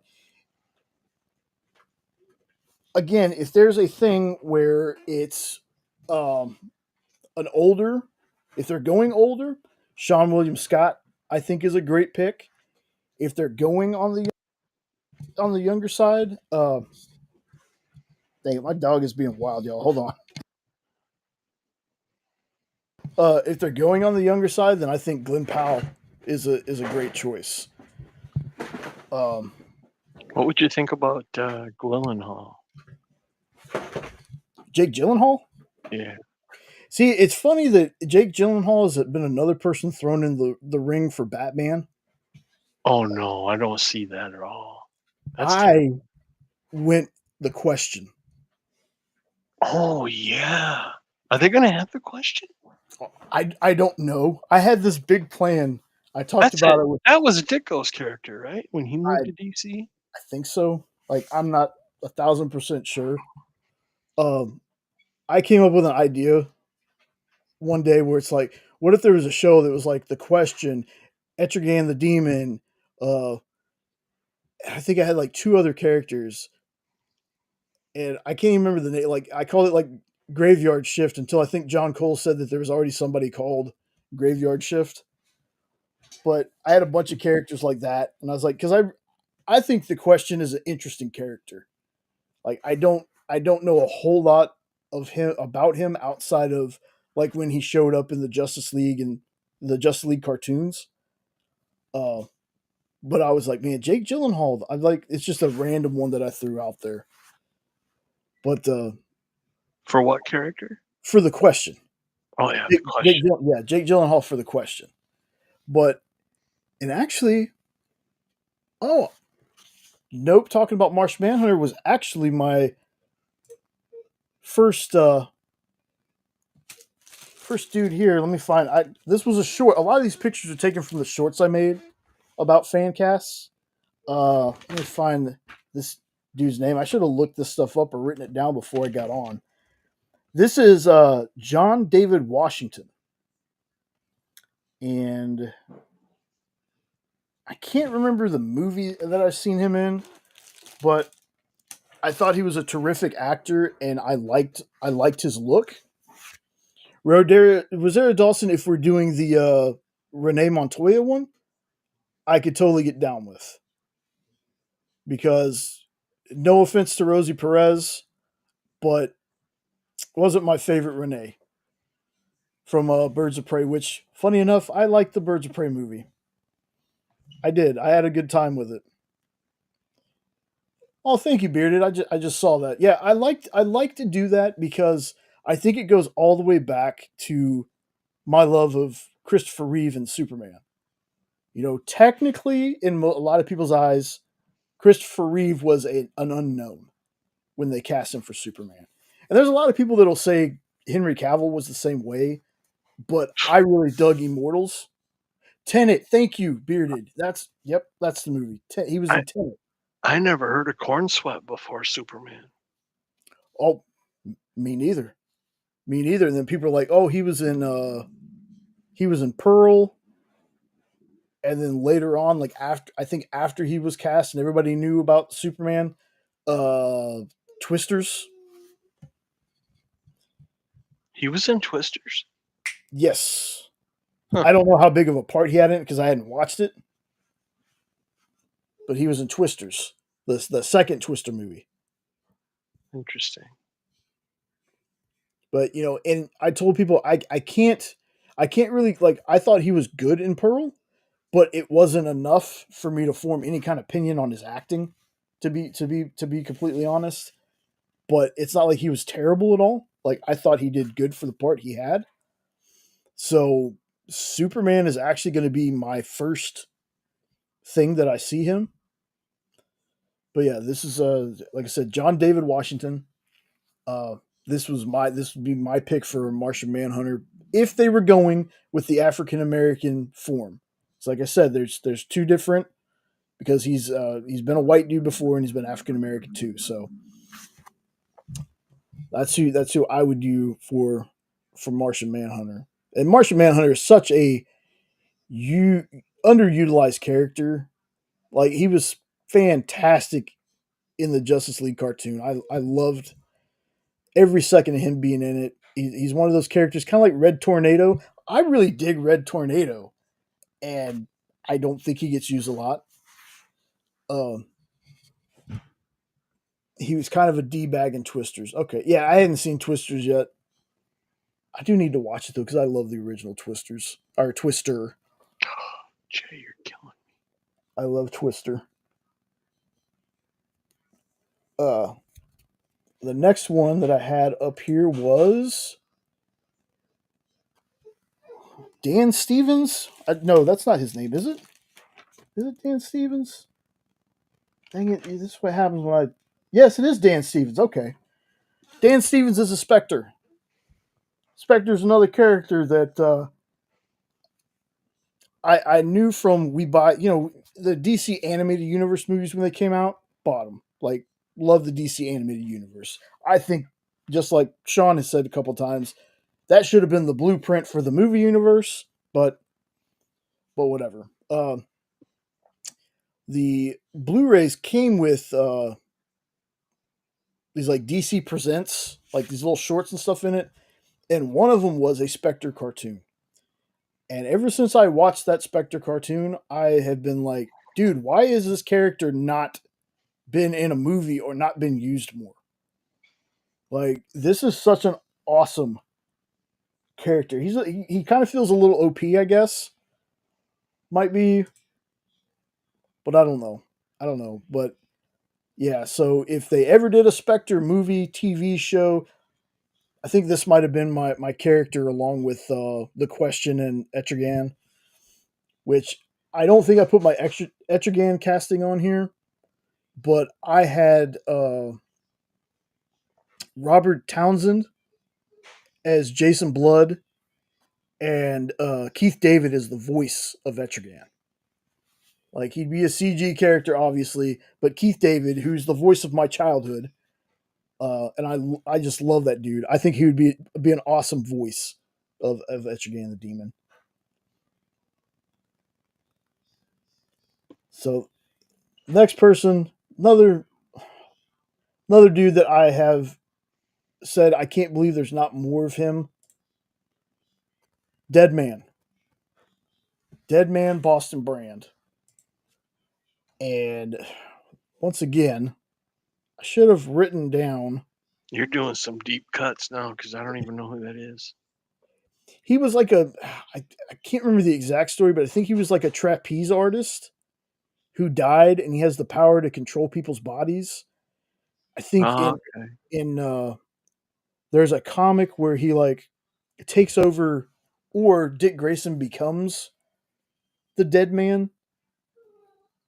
I can't remember what the comic is though, but it was really cool. Like the character's always been interesting, super underutilized. I think he's been in one of the animated movies, and it wasn't for very long.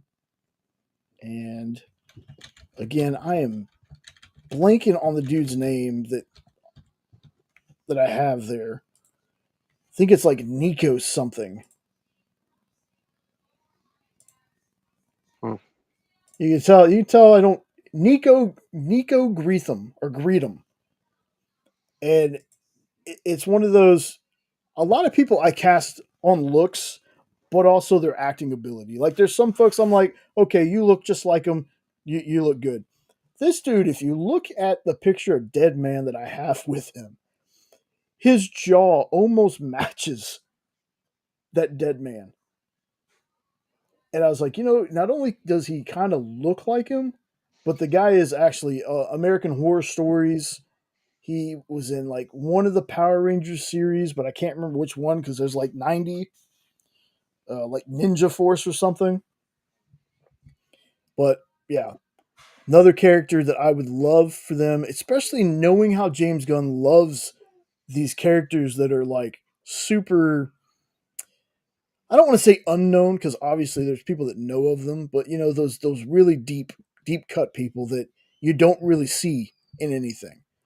Like, yes, love Superman, love Batman, Aquaman, all them, but I am of the camp of I want to see some of the less famous characters get a chance to shine because I think that'll also prevent some boredom with seeing the same thing over and over again. As long as they're good characters, yeah. Yeah. Here's one that I talked about I think last week. Lucas Till is Oliver Queen. This guy I followed him since Blue Mountain State. He was in He an looks just like. episode. This is the picture that convinced me. Like I was looking, I was like, you know what? Green Arrow is a character that I cannot believe has not been in a movie yet. I cannot believe. I mean, I got a thing for archers though. I think archers are awesome, even if they're not super heroic. It's just a cool skill to be an archer. Green Arrow has been like a favorite of mine since I was a kid. Loved Arrow, loved the Justin Hartley in Smallville Green Arrow. And back before Superman Returns, this was actually supposed to start out a connected universe. It was Supermax, and it was going to be Oliver had been framed, put in a maximum security prison with like D and Z list villains, and they make a plan to break out. So I was all for that the minute I heard about it. I even had a really cheesy slogan because it was released during the summer, and it was around this time frame. It was like this summer, go green. Really cheesy, but again, this is a character that I cannot believe. Like, and I know there's people out there who are like, but it's Green Arrow. Who cares? Yeah, I get that. For you, you're not your Green Arrow. Is it the AI picture I showed last week, Bearded? I was Or actually Charlie Hunnam? surprised. I was actually surprised that they didn't have Green Arrow in Batman versus Superman as like a background type guy. Because the way Marvel brought in Hawkeye, Yeah. they just had him like appear really briefly in the Thor movie because he said the hawk is up on his perch, and it just showed him up there, just to have him somewhere. Because he's really, I mean, did you know that he's one of the most prized Mego figures people are looking for? Is the Green Arrow. So he's getting some leverage behind him. This is the same guy talking about Green Lantern or Green Arrow. Yeah. So there was there's the guy that I showed last week. I didn't even notice when I grabbed the picture. It looks like he has a half beard, and Kyle and everybody was telling me he looked like AI. I was like, it's a real dude. His name was like Harris Winsome or Wingood or something like that. That was a rumored casting. That's why I grabbed it. But dude, I've always said Charlie Hunnam, and again I forget her name. We just talked about this last week with Bearded. It was for who I wanted to be Black Canary. She was in the show Vikings. I think she'd be a perfect Dinah Lance. I can't remember her name. And I do that a lot. I bet if I just go to the Catherine Winnick. I wanted Charlie Hunnam, and yeah, that was the other thing. Charlie wasn't like, I don't know. I think he might have changed his tune. I think I read something about him thinking about it now. But if you don't know Charlie Hunnam, folks, Sons of Anarchy, he was Jax. I think he was in one of the what's that Jaeger movie? Pacific Rim. I think he was in Pacific Rim. The Gentleman from Guy Ritchie. If you've never seen The Gentleman, that's an awesome show or a movie. Speaking of shows, I just want to segue. Not even segue. I don't know why I said segue. Tangent. Go off. Whatever. We've been hooked on a show recently on Paramount Plus called Ghosts. If you have Paramount Plus, this is the American version. There's also a UK version. We're going to watch that after this one. But it's a super fun show. All the characters are likable. Like if you're into like The Office, it's not The Office with ghosts because it's not really awkward, but it's like really short. Feels like 22-minute episodes. But it's a fun show. Jen and I started it just because and fell in love with it. So just putting it out there. If you're looking for something to watch, you got Paramount Plus. Check out Ghosts. So just wanted to throw that out there. But yeah, Catherine Winnick and Charlie Hunnam were kind of my fan casts until I saw this picture. Like Lucas Till to me, I think this picture at least. Need some water. Woo, my voice cracking. I'm not familiar with the actor. Is he a good actor? I think he is. He was in the MacGyver reboot. Never saw it. And I loved MacGyver with Richard Dean Anderson. Well, every guy did. Yeah, I wanted to learn how to make a knife out of a bar of soap and a twig and 2 paper clips, and also be able to unlock phones. Like some of the stuff that he did was just like, I want to know how to do that. And then people are like, most of that stuff you can't actually do. Some of it was a little science based. Some of it was just TV magic. But he played MacGyver. He played Mac in the reboot. Okay. But I think he's a good actor. But again, well, he definitely has the look. Yeah, I mean, good Lord. I don't know how they're going with the ages. That's the thing that's getting me about, like, throwing me off about casting. Is we got a 30-something-year-old Superman. Hal and Guy are in their 50s and 60s. But Cornslet's that old? Cornslet's in his 30s? Yeah, I think he's like actually just turned 30. Well, why the heck couldn't they just stick with Cal? Because of the hair. But a lot of people are like, because of the hairline. Yeah, I know. Trust me, I had some issues because I was like, look, in Man of Steel, the first one, when they do the flashback of the dumb scene of Jonathan Kent dying, which is, yes, I have a problem with that one too, folks. Yeah, that's stupid. He's playing his teenage/college self. And I still think Henry is a person that is in his 40s. He's younger than me, I think. But he looks younger. Like, he has that kind of face. So I think it really was that there was going to be too many people. It really can be. Superman's age can be debatable because Kryptonians do age slower. It's just a weird thing. I will forgive them for not casting Cavill as Superman if Cavill ends up being the new James Bond. Because when I read that got me excited because he would be a perfect James Bond. Oh yeah, there's a bunch of stuff where like I was like, if they cast him as a new Wolverine, wouldn't bother me. Oh, I'd love to see a Calverine. That Yeah. was when that's like the best part of that Deadpool Wolverine movie, other than when he pulls the mask down. Yeah. When he pulled that mask down, dude, the hair on my arm stood up.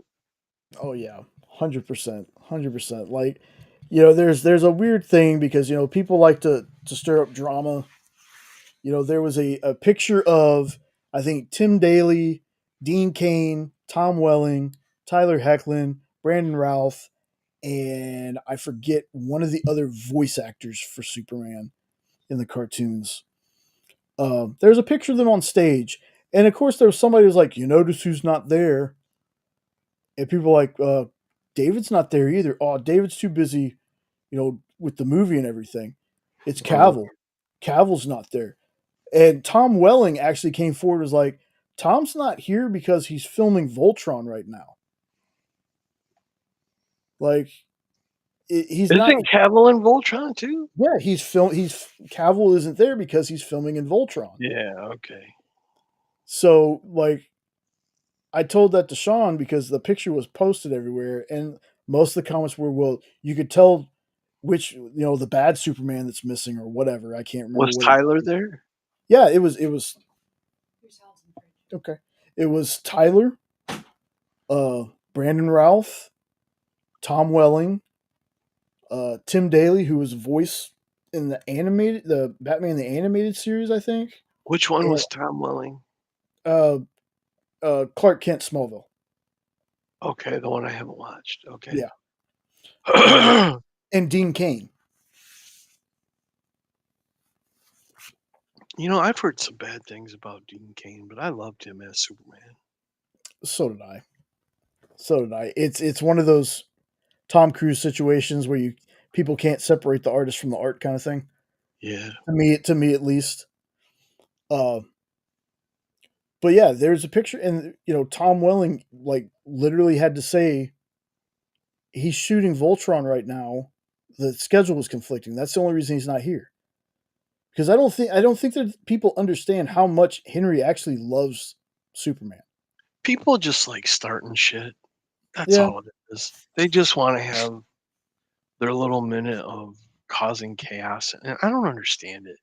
If people would use half the energy they use to be negative and just be positive, oh my God, it would be so much nicer to be online. Yeah, but the negativity just gets so sickening after a while. That was something Nope and I talked about at the top of the show. I said when he was talking about Captain America, I was like, I've heard the opinions I've heard is it's either crap or it was okay.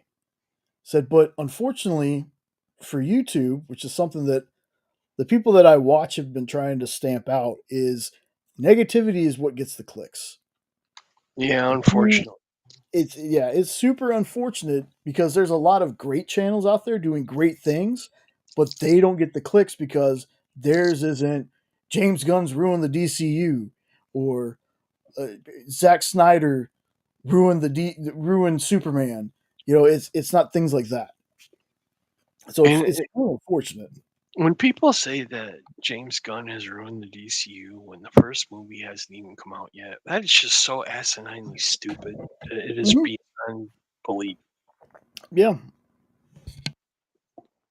Yeah, I'm like, yo, you can not like James Gunn as an actor. That can happen. You can absolutely have that opinion. It's no different to me that when Zack Snyder was announced to be doing Man of Steel, there was the same blowback. James Gunn was an actor? James Gunn's an actor? He's been in some stuff. Oh, I didn't know that. Yeah. He's guest starred on things and yeah. But it's the same thing. It's if you didn't like James Gunn to begin with, if nothing James Gunn has done has made you excited, absolutely, you're probably not going to like this stuff, but I would still say give it a chance. Yeah. I love both these directors. There's movies I can pick out from both of them that I wasn't a fan of. And I gotta say this too. I do watch the negative folks sometimes. I can't watch too much of it. Like, I can watch some stuff because I want those differing opinions. I don't want to feel like I'm in an echo chamber where, it's just everything's great and this is saved and this is gonna be better than everything. I don't want that because I don't believe that. I liked the DCEU, so I don't want to hear people trashing on that either. Can I ask you a question? What is the E? Absolutely. What is the E? Extended. Okay, so there's a different. That's what they're calling the old one. Yeah, the old one. Like, I don't even remember because it wasn't even them that gave it the name. It was like a reporter or something asking questions. He called it the DC Extended Universe because it was supposed to extend to TV and stuff too, and none of that happened because that screwed a lot of their TV shows because they couldn't use things because they were going to be in the movies. Like, Arrow had a bunch of great stuff planned, but they were told, yeah, y'all can't use this character because we might be using them in the movie.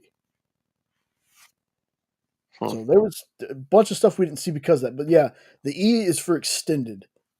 Okay, thanks. And it just stuck for some reason. Kind of like people call it the Snyderverse. Snyder technically only directed like 2 of the movies, I think.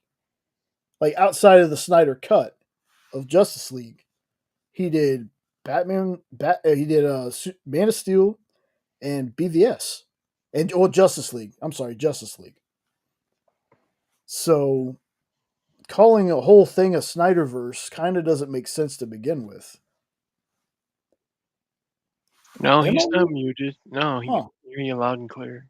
Oh, okay. I was about to say, did I do the bit again? No, you're good.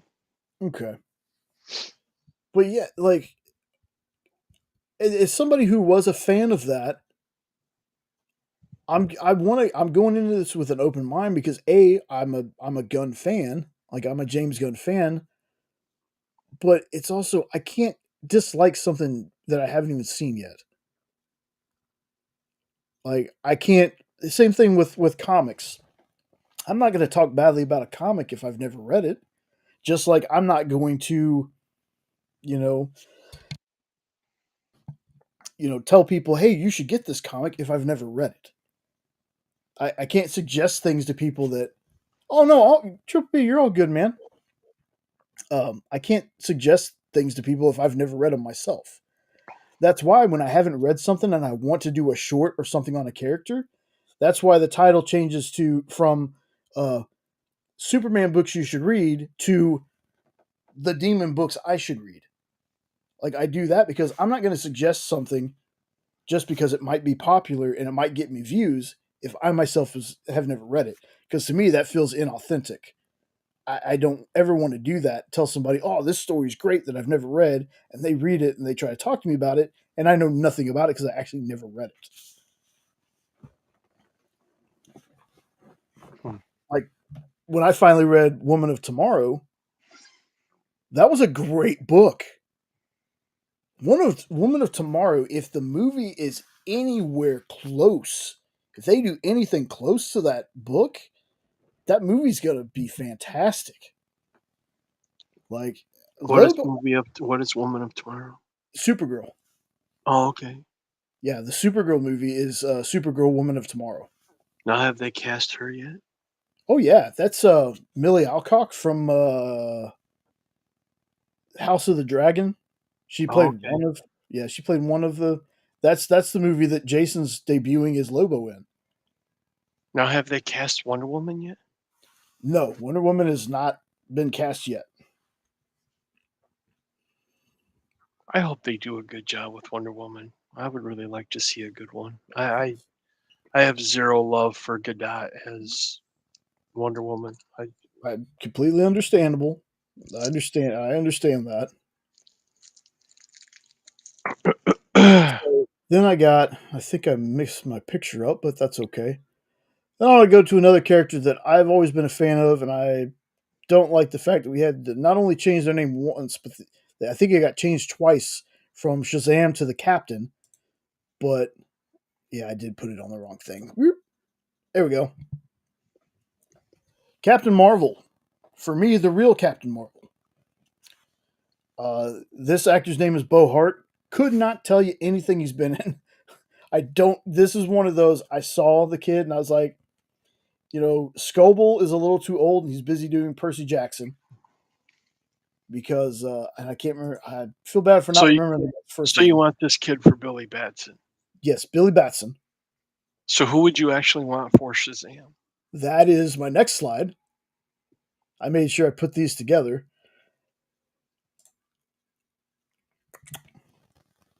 This is Wolfgang Novogrovats.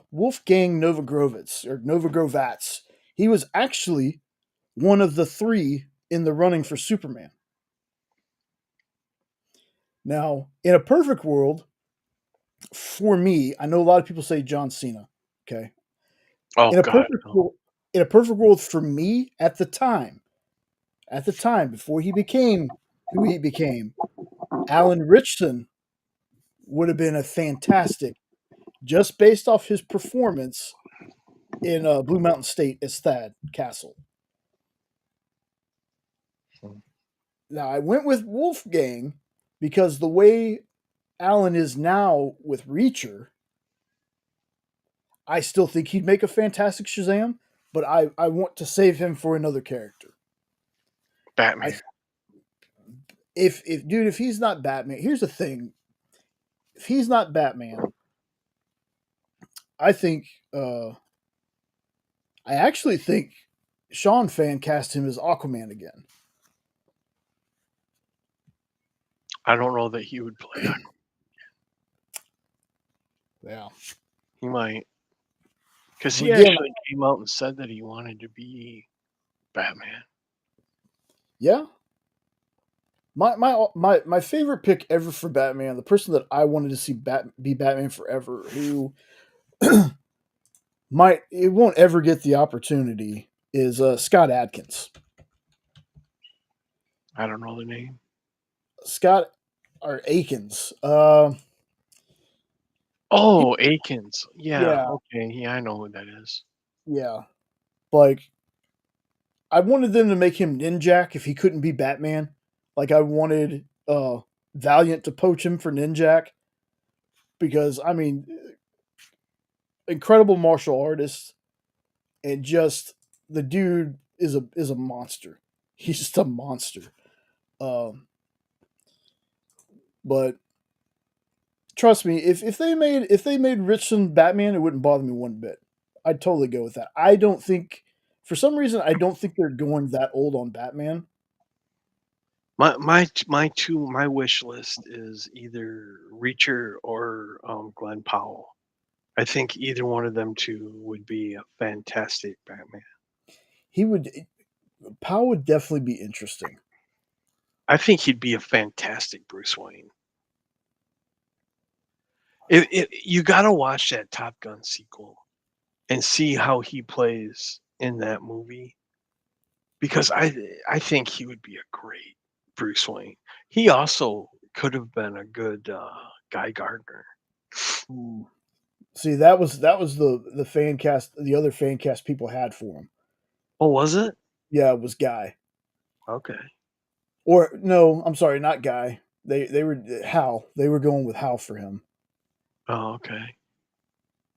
But I don't think he'd make a good Hal. No. So then we have the Wizards, and this is going back to like how the Martian Manhunter was. In my short, I actually chose 2 different actors depending on which version of the Wizard they wanted. And I got Morgan Freeman as the Wizard. I love John Hansu, but you could make Morgan Freeman anyone, and I wouldn't care. He could play Wonder Woman, and I'd be all for it. Yes. I love Morgan Freeman. Yeah, 100%. So I was like, I think Jaimin Hansu did a terrific job with the Wizard he was playing.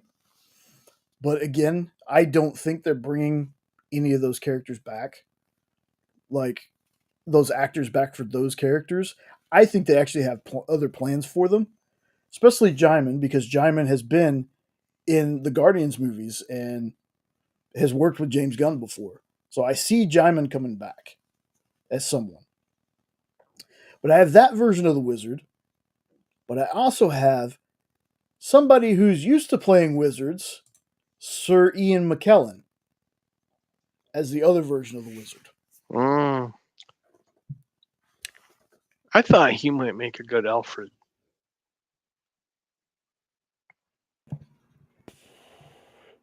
Yeah. Interesting. Okay. So, yeah. So I had Ian McKellen because my first thought was, man, he's been a wizard before. He'd fit right in.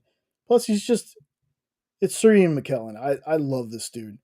Like Magneto, Gandalf, just whatever he's in, I'm so down for. So I thought, wouldn't be a whole lot of action for him, So Jensen Ackles was another person that I thought of for Batman Nope. And that's mainly because the role switch from him playing the DC animated Red Hood to going to the Batman. I believe he was the Batman for the Tomorrowverse stuff, the newer DC stuff, or that might have been somebody else. But I know he's played Batman, voiced Batman before. I like that as a third option. Like if I couldn't have the other two, I think Jensen would do a great job. It'd definitely be a different take. It'd be like a Christian Bale like take, I think. Or something along those lines. Like not a massive Batman, but I don't know. I could, if they gave me Jensen, I wouldn't be mad at it. Let's just say that. All right, and I forgot to grab one of my pictures. I only have one more left, but I forgot to grab the other picture that I had. But I had Neil Patrick Harris as the ventriloquist in Scarface. Just because I'm a Neil Patrick Harris fan, and I think he'd make a pretty good ventriloquist. Are you talking Doogie? Yes. Okay. Now, my very last pick that I have, I can't remember which animated thing it's from, but this is another actor that I have been a fan of in literally everything he's been in. And this character is from one of a Superman story arc that I really like called Cat Grant's Revenge. All right, and it's about Cat Grant losing her son because of this character right here, the Toy Man. And I fan Cat. The what man? The Toy Man. Tor Man. Toy. Oh, Toy Man. Okay. Toy Man. Yeah. So, Toy Man basically kills Adam, who is Cat Grant's son. And there's just a really cool story arc. The character has always been an interesting one to me. My favorite version of him was by an actor that played him. They used the character in Smallville. I can't remember what season, but what Smallville did sometimes was they reuse actors. Like the actor could play a character in season 2 and come back season 7 as a completely different character. And so my favorite version was Chris Gauthier. I'm trying to remember things you might have seen him in. He passed away in 2024, though, unfortunately. Never knew the dude was English. Never knew it because Freddy vs. Jason. I think he's the guy that pours the beer on or throws the beer in Jason's face. If you remember that, if anybody remembers that movie, Of course, I love that movie. yeah, he's the bigger guy that throws the beer in Jason's face and tries to run away. Mhm. He played an excellent Toy Man in Smallville. It was only an episode, of course, but I know that there's other people out there. I don't watch way too much stuff that's not streaming nowadays, so I think he might have been in Lost, but I can't remember.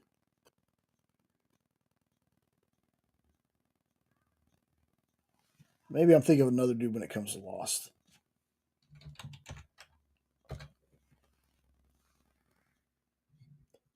No, he wasn't. He was an episode of Eureka called Lost. That's what it was. But yeah, I think Josh Gad seems like he's an actor that most people would be annoyed with. But for whatever reason, I think he's funny. I think he's a lot of stuff. If you've never seen I think the movie's called Little Monsters. Jenna's talked about it before. It's like an Australian movie about zombies, and he plays a character in there that's supposed to be like a kid's show host. And during the apocalypse, you learn the kind of person he really is, and it's not a very good one. But I thought he's fantastic. You know, Olaf, obviously from Frozen. He played. First, I heard about him was Book of Mormon. He was part of the original cast for Book of Mormon. I think he was like Brother Arnold, like one of the main characters. But I think he was Brother Arnold. But I think he's a great actor. I think he would make an awesome Toy Man. That's all the fan cast stuff that I got. So I was just curious if anyone out in the chat, or Ed, of course, is there a character, since this is a brand new universe, we don't have very many of the big characters cast yet. Is there a character that you would like to see and an actor that you would like to portray them, and is different from the Batman, obviously, since you've already kind of answered that? Do you have another character? And if you can't name an actor, that's fine. Is there just a character that you'd like to see brought I into want the universe? I want to see Mr. Mixelplate.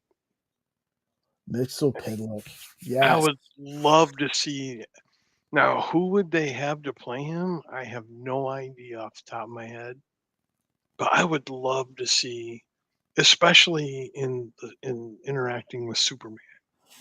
I always loved Mixelplate when he would interact with Superman. Yeah.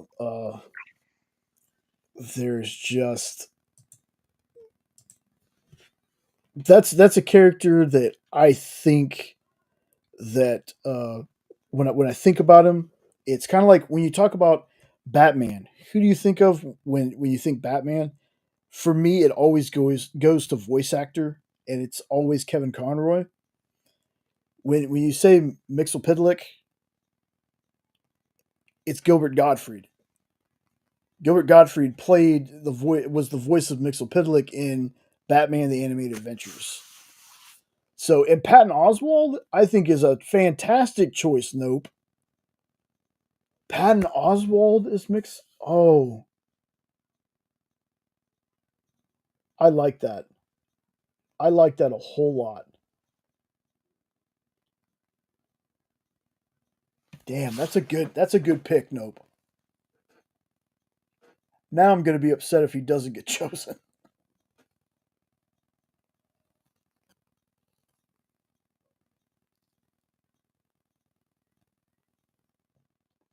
And it's one of those things where I can definitely hear the voice because he played. I don't know if you watched the Eternals, Ed. No. Okay. He plays a character called Pip the Troll. Okay. And then he was the voice of Happy the Unicorn in the show Happy. I don't know if you haven't seen Happy, Ed, I would suggest if you can find it to watch somewhere, watch it. It's Christopher Maloney, and he's a kind of like a disgraced cop, but now he does like work on the side. And there's a girl that's kidnapped, and she sends her imaginary friend to find him, and he almost dies. And when he comes back, he can see it. So I mean, it's Christopher Maloney, who I love. Christopher Maloney, Stabler. Yeah, exactly. No, I've gotten to read at least 3 issues of the comic, but it was really, I got to be honest, it was the show that came on that really got me like, okay, now I want to go read Happy, and it's very violent, very funny. Yeah, okay, there it is. That's what it was. Yeah, she's like kidnapped, and she sends her little imaginary friend that's a flying unicorn named Happy. So pretty good, pretty funny series, and pretty good comic. So anybody in the chat got any character that there's only like 4? Oh, okay, so I was almost done with it. All right. Huh. Well, thank you, Bearded. I thought there was more for some reason. I can't remember who wrote that.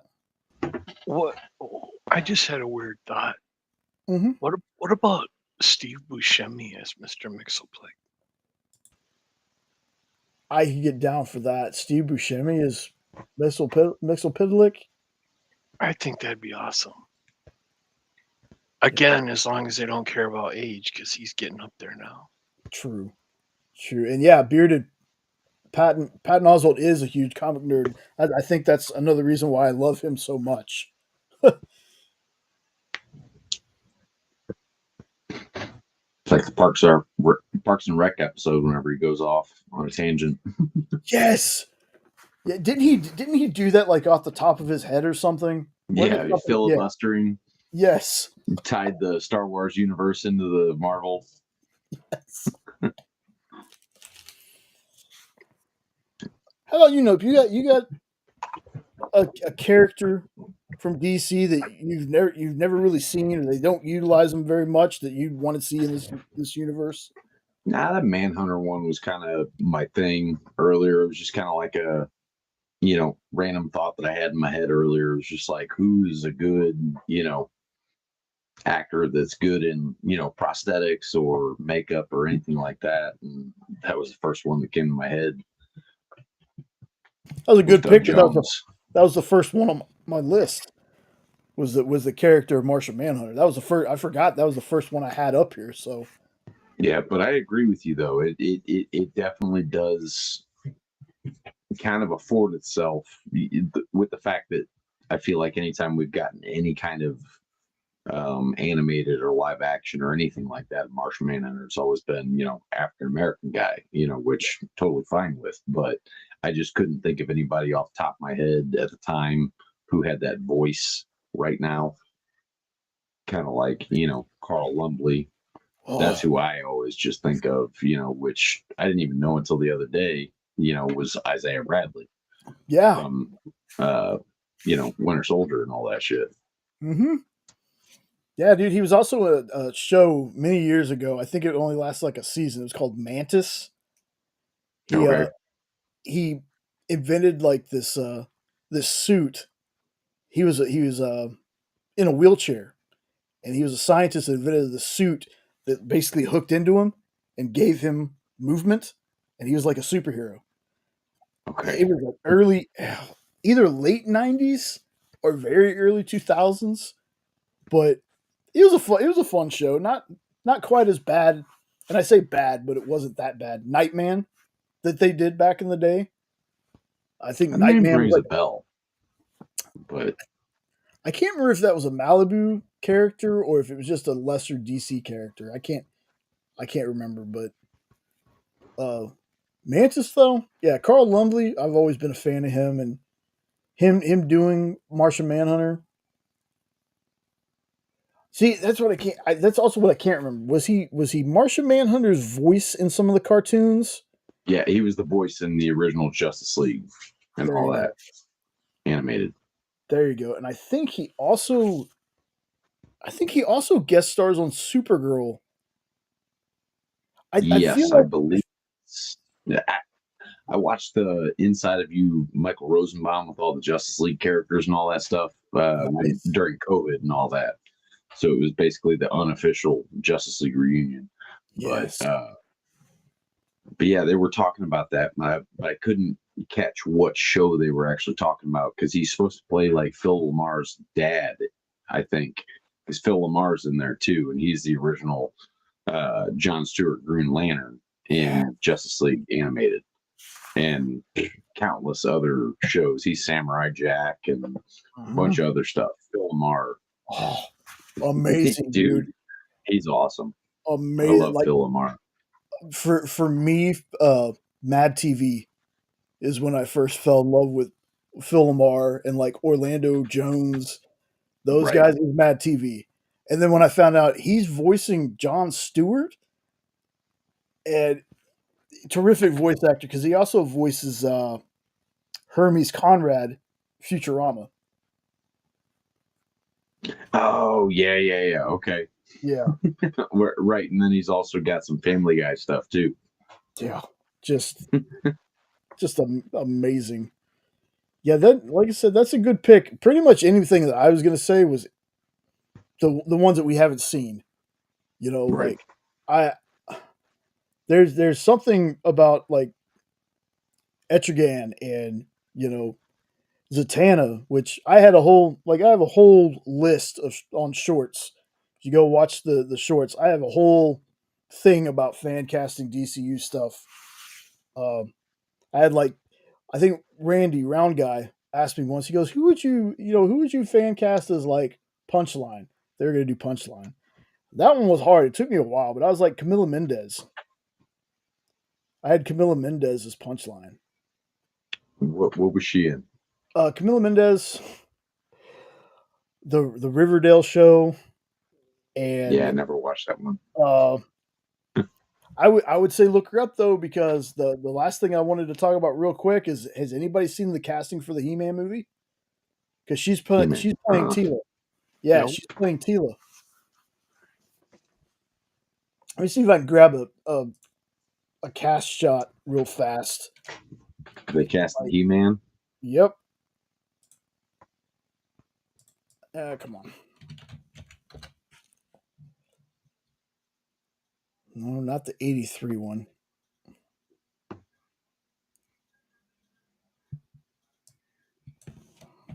Uh, 2026. There we go. Masters of the Universe. That's what they're calling it. Just like the 80 something one, Right. which I'm still a fan of. I don't care. Yeah. No, agreed. Look, still a little butthurt about Orko not being in it, but the other character's name that I'm drawing a blank on, I really dug him. So I was too young to know any different. let's see. They're not just going to have a picture of all of these people together, are they? Well, maybe. Hold on. No, it's going to be easier for me to do this. I'll just read them off. So this guy, I have no idea. Nicholas Galitzine is playing He-Man.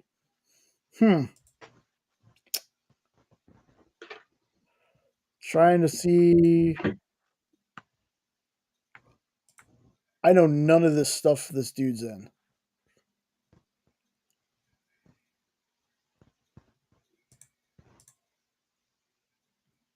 Nope. None of the stuff this dude's in. But Camila Mendez is going to be Teela.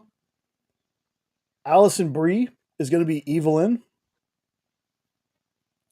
Allison Brie from Community and when they did She's Globe awesome. Netflix show. Yeah. She's funny. Yeah. Idris Elba, Man at Arms. It's interesting. Morena Baccarin is going to be the Sorceress. She's good too. Now, this is actual casting, or this is this is actual casting. interesting. I this never might, heard of the guy that you said's playing He-Man. I haven't either, to be honest. I don't know. I would. Let me see. I'm gonna pull this picture up just because, like, And actually, it's you going know to be what? live action, right? Yeah, yeah. Hold on. You know, what am I doing? Why don't I just share my screen? What am I doing? Hmm. I forget that I can do that sometimes. Where are you at? Screen share.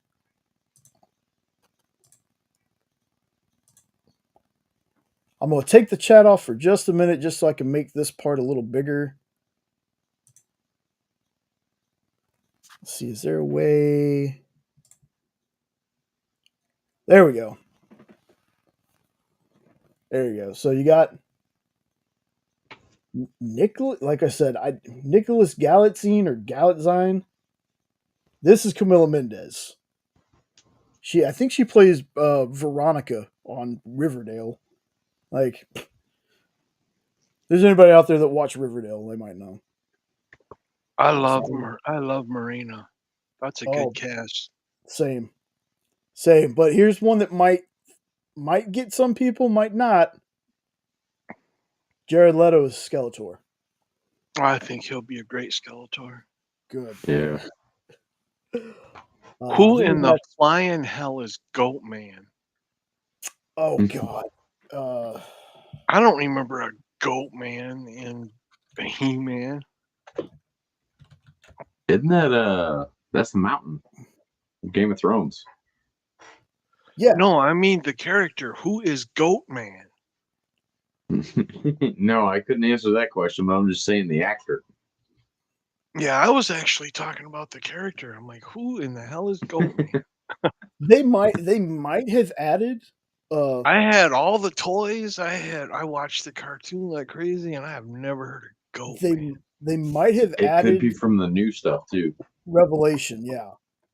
They might have Yeah. added a character or two from Revelation. I have the Revelation comics, the ones that Kevin Smith made. Yeah. Yeah, there's no Goat Man in that. Well, this says he's in the actual, like, the Netflix Revelation. Oh, the cartoon? Yeah. I don't remember a Goat Man in that either because I watched that too. Huh. I'm just telling you, Yeah, that's what the watch. Wikipedia thing said. I don't have any hatred for Jared Leto. I still am one of the Me few either. people that enjoy watching Morbius. That wasn't a bad movie. No, I don't think so either. My wife and I we'll both watch that together, and it's one that we can enjoy together. Yeah, we both Would watched it be and better we with both enjoyed it. Spider-Man? Of course. But Sure. It would But I be better have with no more hatred Matt for- Smith. Sure. yeah. Yeah. My It needed issue more Matt Smith. my issue with it is the editing, or the pacing, I should say. There's a pacing issue that feels like there should have been more movie. It feels like there's chunks, for me. It feels like there's chunks of the movie that were taken out. Like, Yeah. I don't know if it was for time or what, but there are some things that just, they go too fast. Things happen too fast, and other things kind of drug out. Dude, I saw not to change topics Well, on you, go ahead. but I'll forget if I don't bring it up Yeah, now. go ahead. I saw a cut scene from the Andrew Garfield Spider-Man movie Mm-hmm. that was the best scene of any of those movies. Was it And Graveyard why? Scene? Yes, where his dad comes back. Yep. Why in the hell did they cut that out? That's a great scene. And he says the phrase that we all wanted to hear, the great power, great responsibility. Yep. And it's like, dude, why in the hell would you cut that scene? It brought Peter Parker's dad back, which could have opened up a whole new series on how Peter's dad was involved with Shield and all that. And it just, I would like to see another Garfield Spider-Man. I really would. I'd like to see him do another one. Yeah. I mean, he looks the same, so you could do it. Well, I don't understand why he got so much hate. I thought he was fine. No, he just suffered from a bad script. Yeah. The second one, like here's what I'll say, because First one was great. the first one, amazing. I think both Tobey Maguire and Andrew Garfield, I think they had better opening movies than Tom Holland did. Yep. I like Homecoming, but to me, it's the weakest of the three. I don't usually rank things, but those go 3, 2, 1 for me. I think the third one is the best one, and it's not because of Daredevil showing up for half a second. It's not because of the two other Spider-Men. It's because that feels like his origin story. Yep. Feels more like a Spider-Man story. Yeah. And at the end of that, he's broke. Nobody knows him. Instead of Uncle Ben, we lose Aunt May, and he has to make his own suit. And I believe I'm with Ed on this one. I think that suit looks awesome. Hell yeah. Yeah, it's basic. Yeah. But that was my Spider-Man coming to life at the end of that, because that looked exactly like how Gil Kane drew Spider-Man. I loved it. Yeah, so you get the last two characters real quick. Queen Marlena, Charlotte Riley, and though she looks familiar. Oh, London Has Fallen. Okay. London Has Fallen. I've Edge of never Tomorrow. seen those. I still need to watch Peaky Blinders. It's a pretty good show, man. That's Cillian everything that I Murphy. hear too. Cillian Murphy is the best, dude. And James Purfoy as King Randor, and Knight's Tale. Oh yeah, I know that guy. There's a bunch of stuff I've seen him in, but wasn't he also on that TV show where he's supposed to be dead, but there's a whole bunch of followers to him? What was that show? The Following. Was it The Following? Yeah, with Kevin Bacon. Yeah, I think so. Yeah. So there was like a bunch of imposters or something. Mm-hmm. Okay, yeah. It was one of those things where I was like, wow, you got Kevin Bacon to do a TV show? Like, Kevin Bacon's been big for quite some time. But yeah, that's the Masters of the Universe coming out in 2026. I didn't even know they were doing one. Well, the only reason I knew was because damn it, I can't remember the dude's name. There was somebody else that they had in talks to be Prince Adam, and the name totally escapes me. But it's one of those things where they were going to do this movie a year or two before, and it just fell through. Kind of like the Lock and Key that's on Netflix. If anybody's ever watched Lock and Key, that's not the original Lock and Key we were supposed to get. Like, there's a trailer out there for the original Lock and Key that had like Jesse McCartney in it and some other folks. And that show actually fell through. So when they brought it to Netflix, it's a whole new cast and everything. So do you know if Prince Adam is going to be like a skinny kid and then He-Man bulk, or is it going to have just Prince Adam take his shirt off? Because that's pretty much what the cartoon did.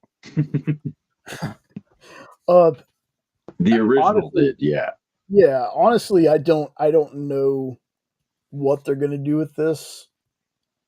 Like, because that kid that you showed playing He-Man, he didn't look like. Of course, all you saw was his head and neck. But if you're gonna play He-Man, you better have a hell of a physique if you're gonna try to pull off He-Man. yeah, there's some pictures I couldn't find them. There is a picture of a couple of them. Like, he has the hairdo. Like, they're going with that hairdo. Oh no, the bowl cut. Yeah, and he's wearing one of those. I don't know if you ever seen like the big weightlifter shirts that have the The sleeves are like freaking huge here, and I can't explain the shirt that I'm trying to. It's like a t-shirt, but it's like a workout t-shirt, but it's like they're massive. They hang weirdly. I'd have to find a picture of it because I'm not describing it in the best way, guys. I'm sorry. You know who would have been a cool He-Man would be Chris Hemsworth. Dude, Chris Hemsworth would have been a cool everything that they're not going to do with Chris Hemsworth. Yeah, that's true. I wanted that Hulk Hogan movie so bad. Oh God, me too. And did you see how crazy beefed up he got for that? Yeah. Oh my God, his arms were amazing. Now, Yeah. I watched a Michael Rosenbaum of what's his name? He shares the same name as the basketball player, but he was just in the Apes movie. He was the Blob in Wolverine. Looks Isn't like it off Elon by a Musk. letter though? It's Kevin Durant. Maybe Kevin Durant, yes. Like it's off a letter, like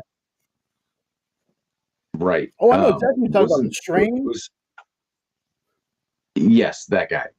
Yes. Yeah. He was talking about a Hulk Hogan movie. Was he supposed to play Hulk Hogan, or was he just in that movie as another wrestler? I think there's been many attempts to do a Hulk Hogan movie. I think one of them Yeah, because he was talking like it didn't get done. Yeah. It's either there was one where he was supposed to be Hulk, or he might have just been another wrestler in it. I don't remember exactly. But I know they've been trying to do like a Hulk Hogan biopic for a long time. But for whatever reason, other than the fact that he keeps burying himself in public, or, you know. Did you see his premiere on Netflix for Monday Night Raw? That was so cringe. It was rough. I've never heard 20,000 people boo Hulk Hogan before. That was crazy. Yeah, I missed that one. Yeah. Well, he came out to promote his beer line. Yeah. Because he's got a Hulk Hogan beer line. And because of all the crap that's been going on with him, he got booed unbelievably. And it was what's all been going on with him? Well, somebody recorded him going off on his daughter, and he made some racial slurs because he was angry. That was the first thing, and then the second thing is he slutted around on his wife, and his wife left him, and then he tried to blame her. And lately, he supposedly found Jesus and has changed his life and everything. But can you believe him, or is he just trying to salvage his character? Because it's just it's rough. I'll admit it. I was a Hulkamaniac when I was a teenager. Loved Hulk Hogan. Too. Absolutely loved Hulk Hogan. I even liked him when he turned NWO. I did too. And Suburban Commando with the Undertaker blew my mind. Because as soon as I saw this, I'm like, that's the Undertaker. Oh my God, he's not a dead man. I'm like, well, no shit, dummy. You should have known that. But with his bright red hair and goofy, it was so weird. But so, can I ask, do you have any thoughts on casting for the main DCU characters we haven't seen yet? Who would you like to see as Wonder Woman? So there's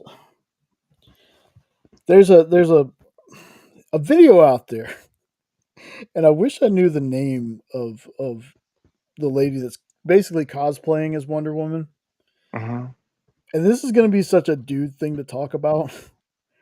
But the video is her taking one of those really long sausages. Hello.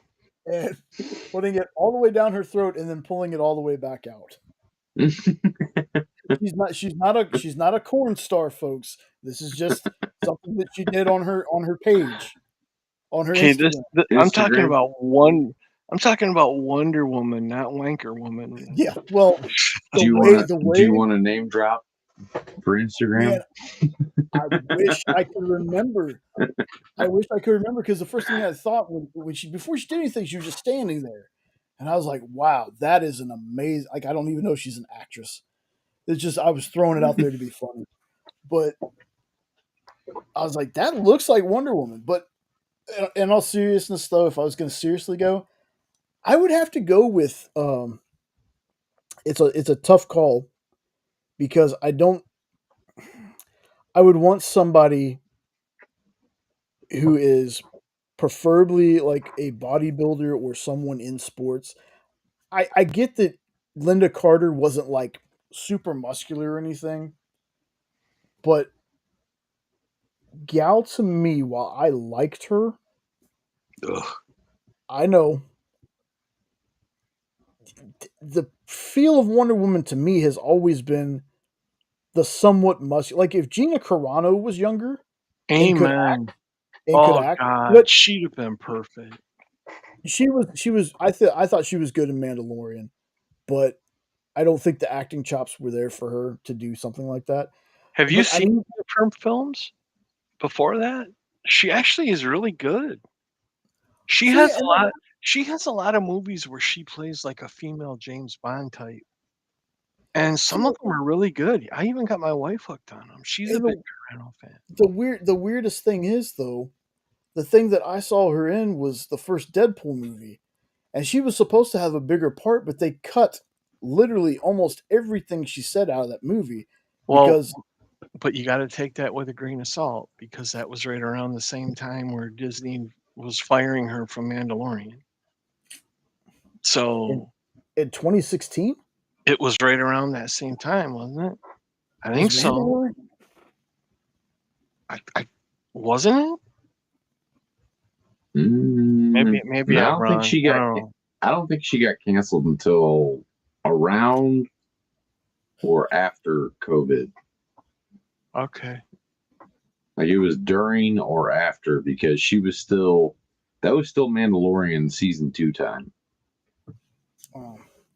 Yeah, because the first I Deadpool believe movie so. came out like 2016. But she had already lost her looks and her physique by the time Mando came around because she had already started getting a little thick. True, But but a younger Gina would have been perfect. Who else were you going to say? there was, and then like again, it toned maybe that's the word. Like someone with muscle would be great, but like there's been thoughts of like Anna de Armas. I can't even remember her name. Ana de Armas. There you go. There you go. But then I was I'm going like, to say that a minute ago. it just Wonder Woman is a very one of the most difficult picks that I have. Like I know I did a short where I did like Wonder Woman, Batwoman, Huntress, and a couple of others, but the names escape me, and Power Girl. What would you think about Grace Curry? I think Grace Curry would be a decent. Curry. Yeah, she was in the Shazam movies. She was the long-haired brunette Shazam that got the powers in that where last she was Shazam movie. The second movie she wound up being the actual aged up version. Yeah. Oh, okay. Yeah. Yeah, actually. Because she's Not number bad. one was gorgeous. Number two, she was tall, and she had a physique. And the other one that I was kind of wondering about is that lady from The Boys, Dominique McElligott, or I don't know how to say her name, but she's in The Boys. She was Maggie Shaw in The Boys. She played Queen Maeve. Oh, Queen Maeve. Okay. Yeah. Oh yeah. Yeah, she might be a good one Wouldn't be too bad. But don't even get me started on Gal Gadot. You know what's funny? What's your issues with her though? I'm curious. She's a terrible actress, I'll whenever give you she's that. So acting, it's not a looks thing. no, I don't care about looks. No, To well, me, when she's I in a just know movie that or that was an something, issue with a lot of people in the beginning. yeah, Whenever she was cast, that she didn't have the I don't. physique to it. Not necessarily that she wasn't good looking, but she didn't have the Right. physique for Wonder Well, Woman. she was also quite short for an Amazon. But no, her acting skills are terrible. To me, it's like she's reading, and then her Yeah, accent it just makes she it can't even shake it. worse. No, and I thought she was terrible. She's like the worst Wonder Woman I've ever seen. And I know I get a lot of flack for saying that, but no, I didn't buy her at all. And it's because of her acting. It had nothing to do with her looks. See, now that we were talking about it, I remembered. So you remember how Swamp Thing was on that DC Universe app, and the Yeah. first show they Mhm. had was Teen Titans. Like they had the Teen Titan or the Titans, they called it. hmm I didn't see that, but anyway. Okay. The Connor Leslie, I think is her name. She actually played Donna Troy. I think that's who I fan cast as. Can you That's pull what. up a picture? Yeah, hold on, just a second. I don't want that one. Damn, I don't want that one either. Okay, I'll just share the screen again. Get your midget porn off there first this time. That stays on there, son. That's in a different tab.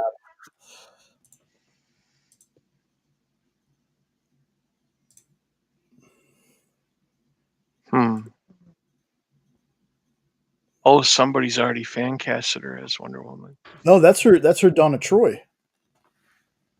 Oh, okay. Okay. Yeah, that's her Donna Troy in Titans.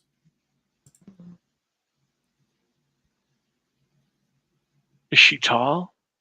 Oh man, hold on, don't get me lying. 5'9". Well, if they put her in some heels, that'd probably work. But she's 33. I thought they wanted to go young. Dude, like I said, I don't know. I don't know If she still looks they're that going. way, if she still looks that way, that's debatable, though. You know?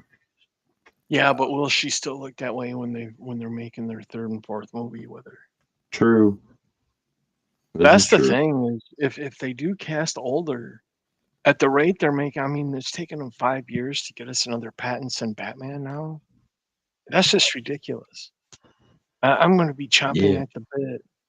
And when you get to be my age, you start to, will I still be around when that comes out? Damn it, because I want to see that sequel. Dude, I don't want to be, in my 50s or 60s before I get a Justice League and Dark Side again. Yeah. This is true. Damn. Be taking our nieces and nephews to the show. Yeah. Like back in my day, this was animated and this was just the top thing. It was different though. Nope. I'm a great, great, great uncle. I How have many a great, grades? great. My niece has a daughter who has a daughter. I'm a great, great, great uncle. You and your niece So when you're saying, saying, so my niece is 4. my niece was, oh wow. Well, see, that's a big difference. So when you're And that's saying pushing taking it your too. nieces, my youngest niece and nephew is 27 and out of the Marines. Yeah, no. Last week, whenever I was saying that I was babysitting, that was the oldest was 8. oh wow, That's cool. That must have been a lot of fun. Youngest was 3. Ooh. So I think I might have mentioned this before, but my niece was born 10 months after me. Yeah, see, that's what I was thinking. wow. I was thinking And y'all were when- about the Yeah, same because age. you got a lot of siblings, don't you? Yeah, I was the youngest of 12. Yeah. But well, I was in grade school with her, And she would come running up to me, Uncle Eddie, and all my friends would be looking at me. Why is she calling you that? And I'm like, because I'm her uncle. Duh. What the hell? You can't be her uncle. You guys are the same age. I'm like, well, I hate to tell you, but she's my niece. Math's a son of a bitch, man. Yeah, isn't it?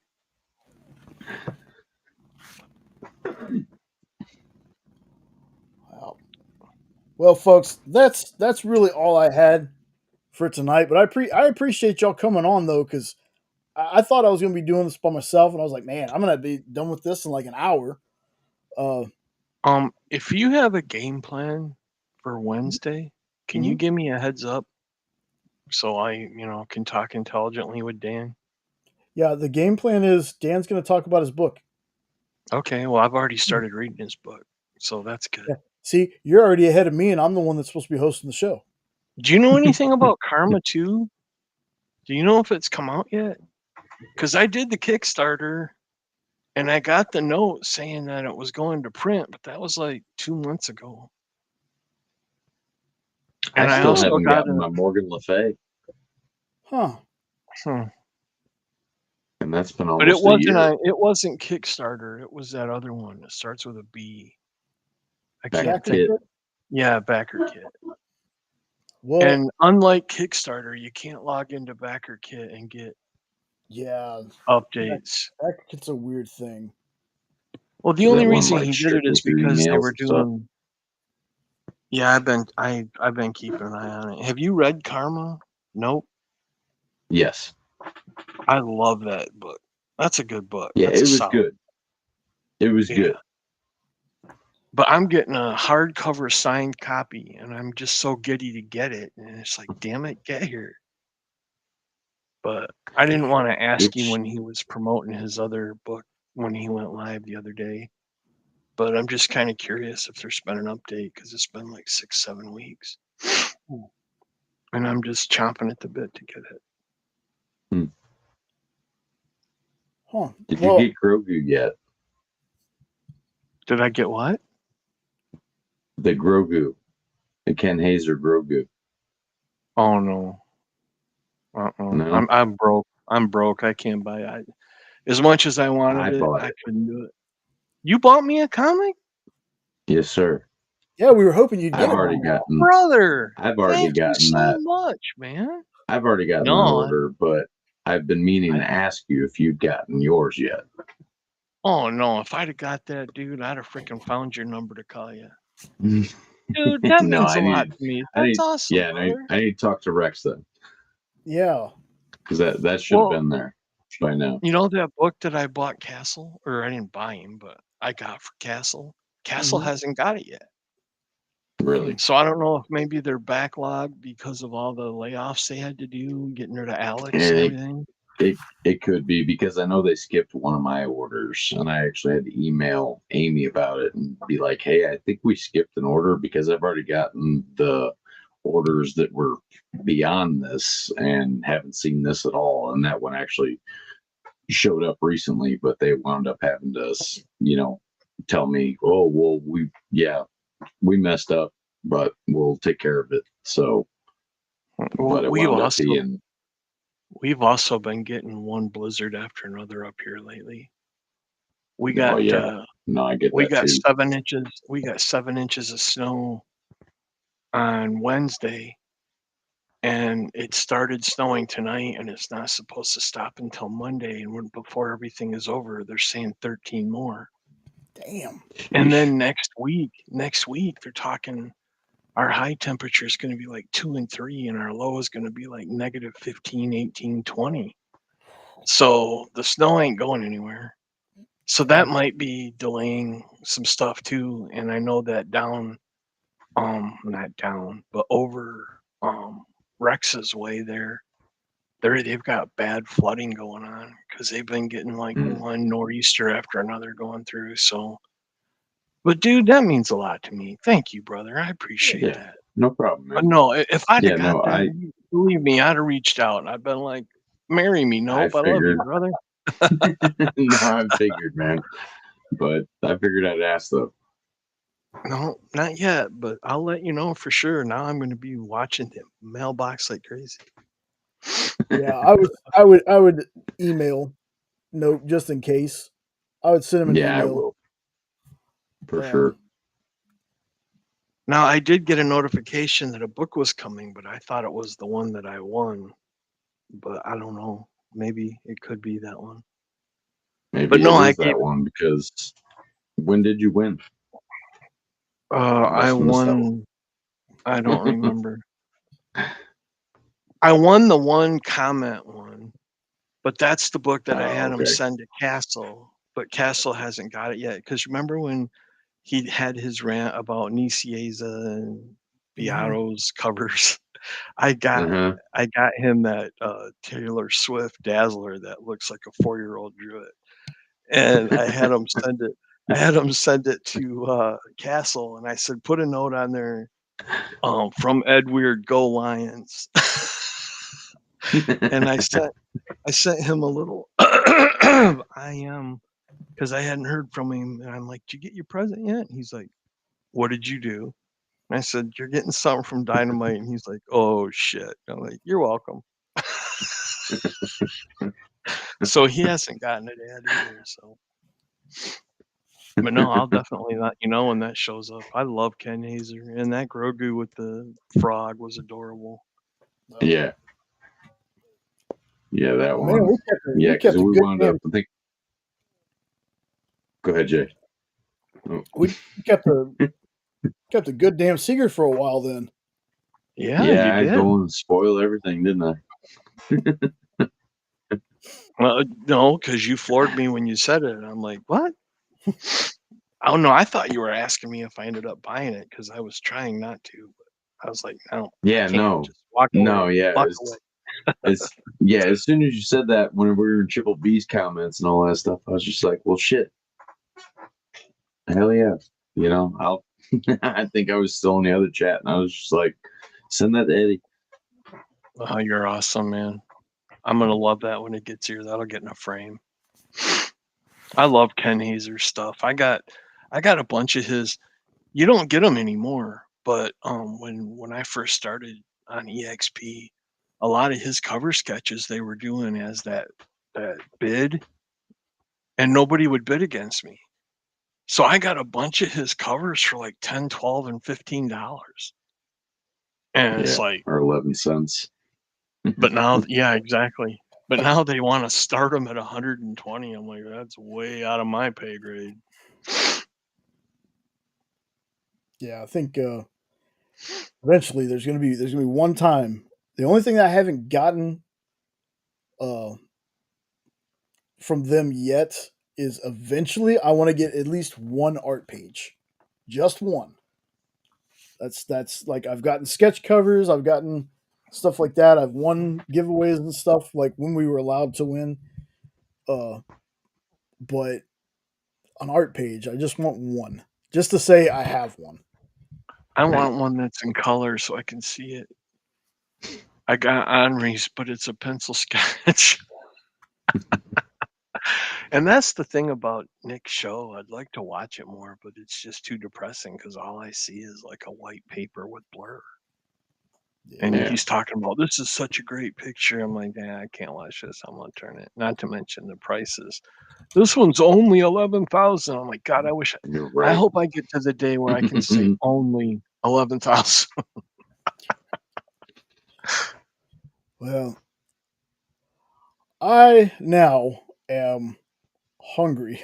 So. Oh, that's all right, brother. I'm sorry, but you know me. I haven't been able to talk in 3 weeks, so now I'm just babbling left and right. I know it's all right, but I just wanted to again thank you. We were talking corn dogs.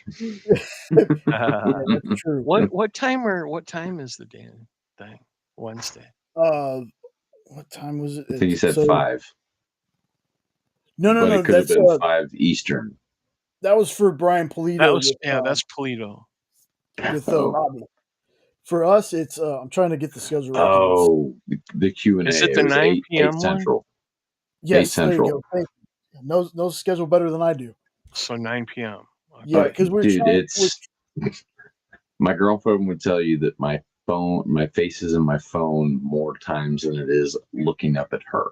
And it's usually watching the EXP. Yeah, awesome. And we try to do it at that spot because eventually we're gonna get to a point where we have shows back on Wednesday. We've lost a lot of shows for Wednesday. We're doing it since we're only doing this extra show just so it's not just the 1 hour comic collectibles. We wanted to have that gap so Triple B could have folks watching his live.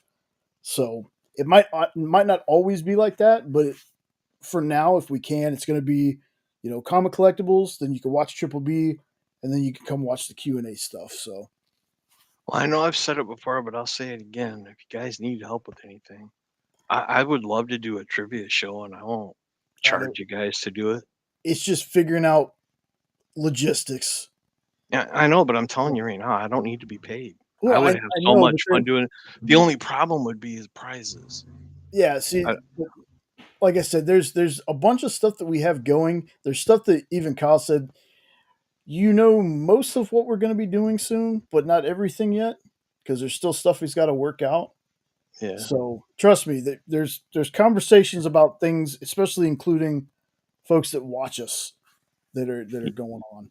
All those times that I won that Triple T trivia, I only ever got one prize. The rest of them never came, and I never once got a digital PDF. You know how they were saying everybody gets one. And I reached out and told Chuck and I forgot his wife's name. Wendy. I told them both, I'm like, I'm not getting any of these things. And after a while, I just gave up. And that's why when they started separating or whatever, I volunteered to come up with the trivia for him. So I don't know if you guys knew this or not, but for the last quite the last few shows he did, I was doing the trivia, which is why I wasn't playing, and which is why I was giving hints, because I'm like, I don't care about the prize. I just like trivia. Yeah. But if other people are getting their prizes, let them have them.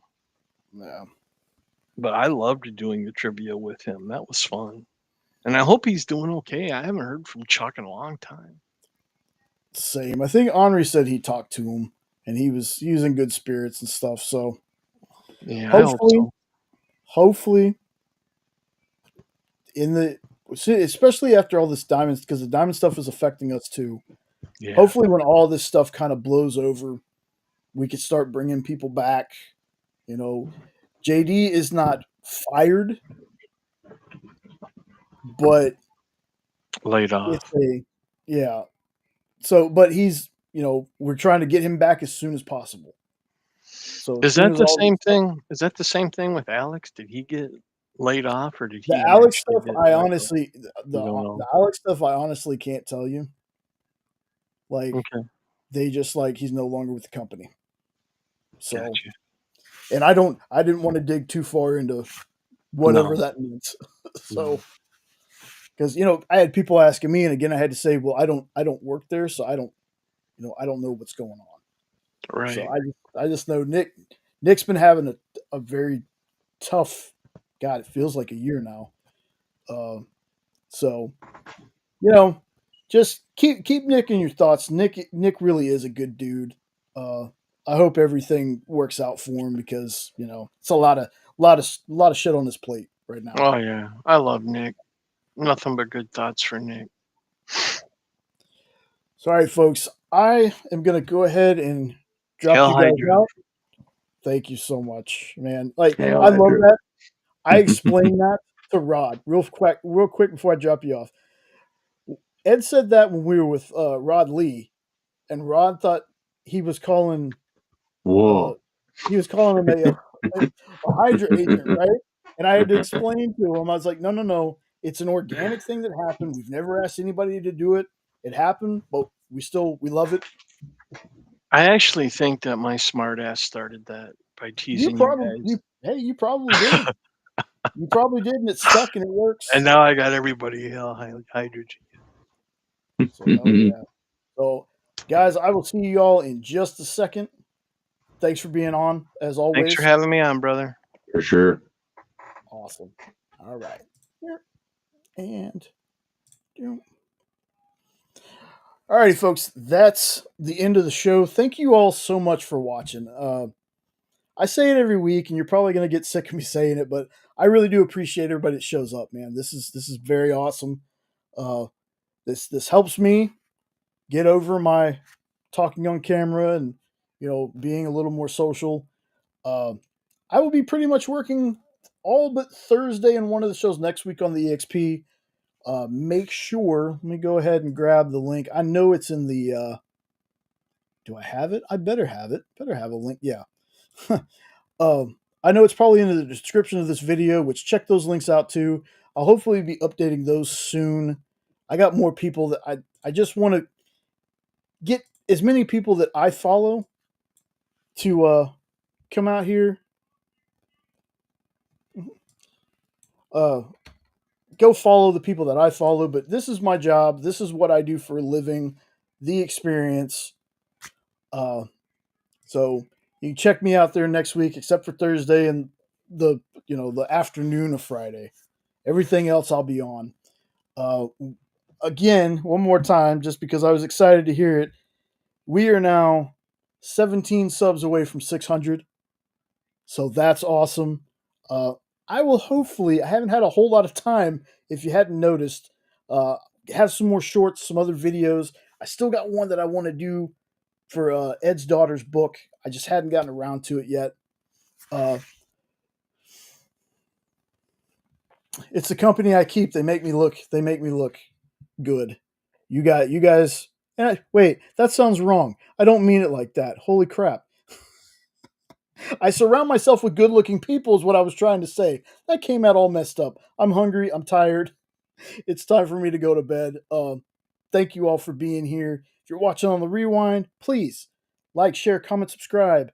Leave me any notes. I'm good with notes. I wanna make the show, as fun as I can, because this show is as much for you as it is for me. So again, appreciate you all being here. Please have an awesome night. I'm going to do my shut up, Sean. You know what I was trying to say, man. I'm just tired. Love you, brother. Hopefully we'll have you on, you're part of the show. But take care. I'm gonna do my weird, awkward pause so I make sure I don't cut myself off too early. Take care. Have an awesome rest of your night, your weekend. I'll catch you next time. Later.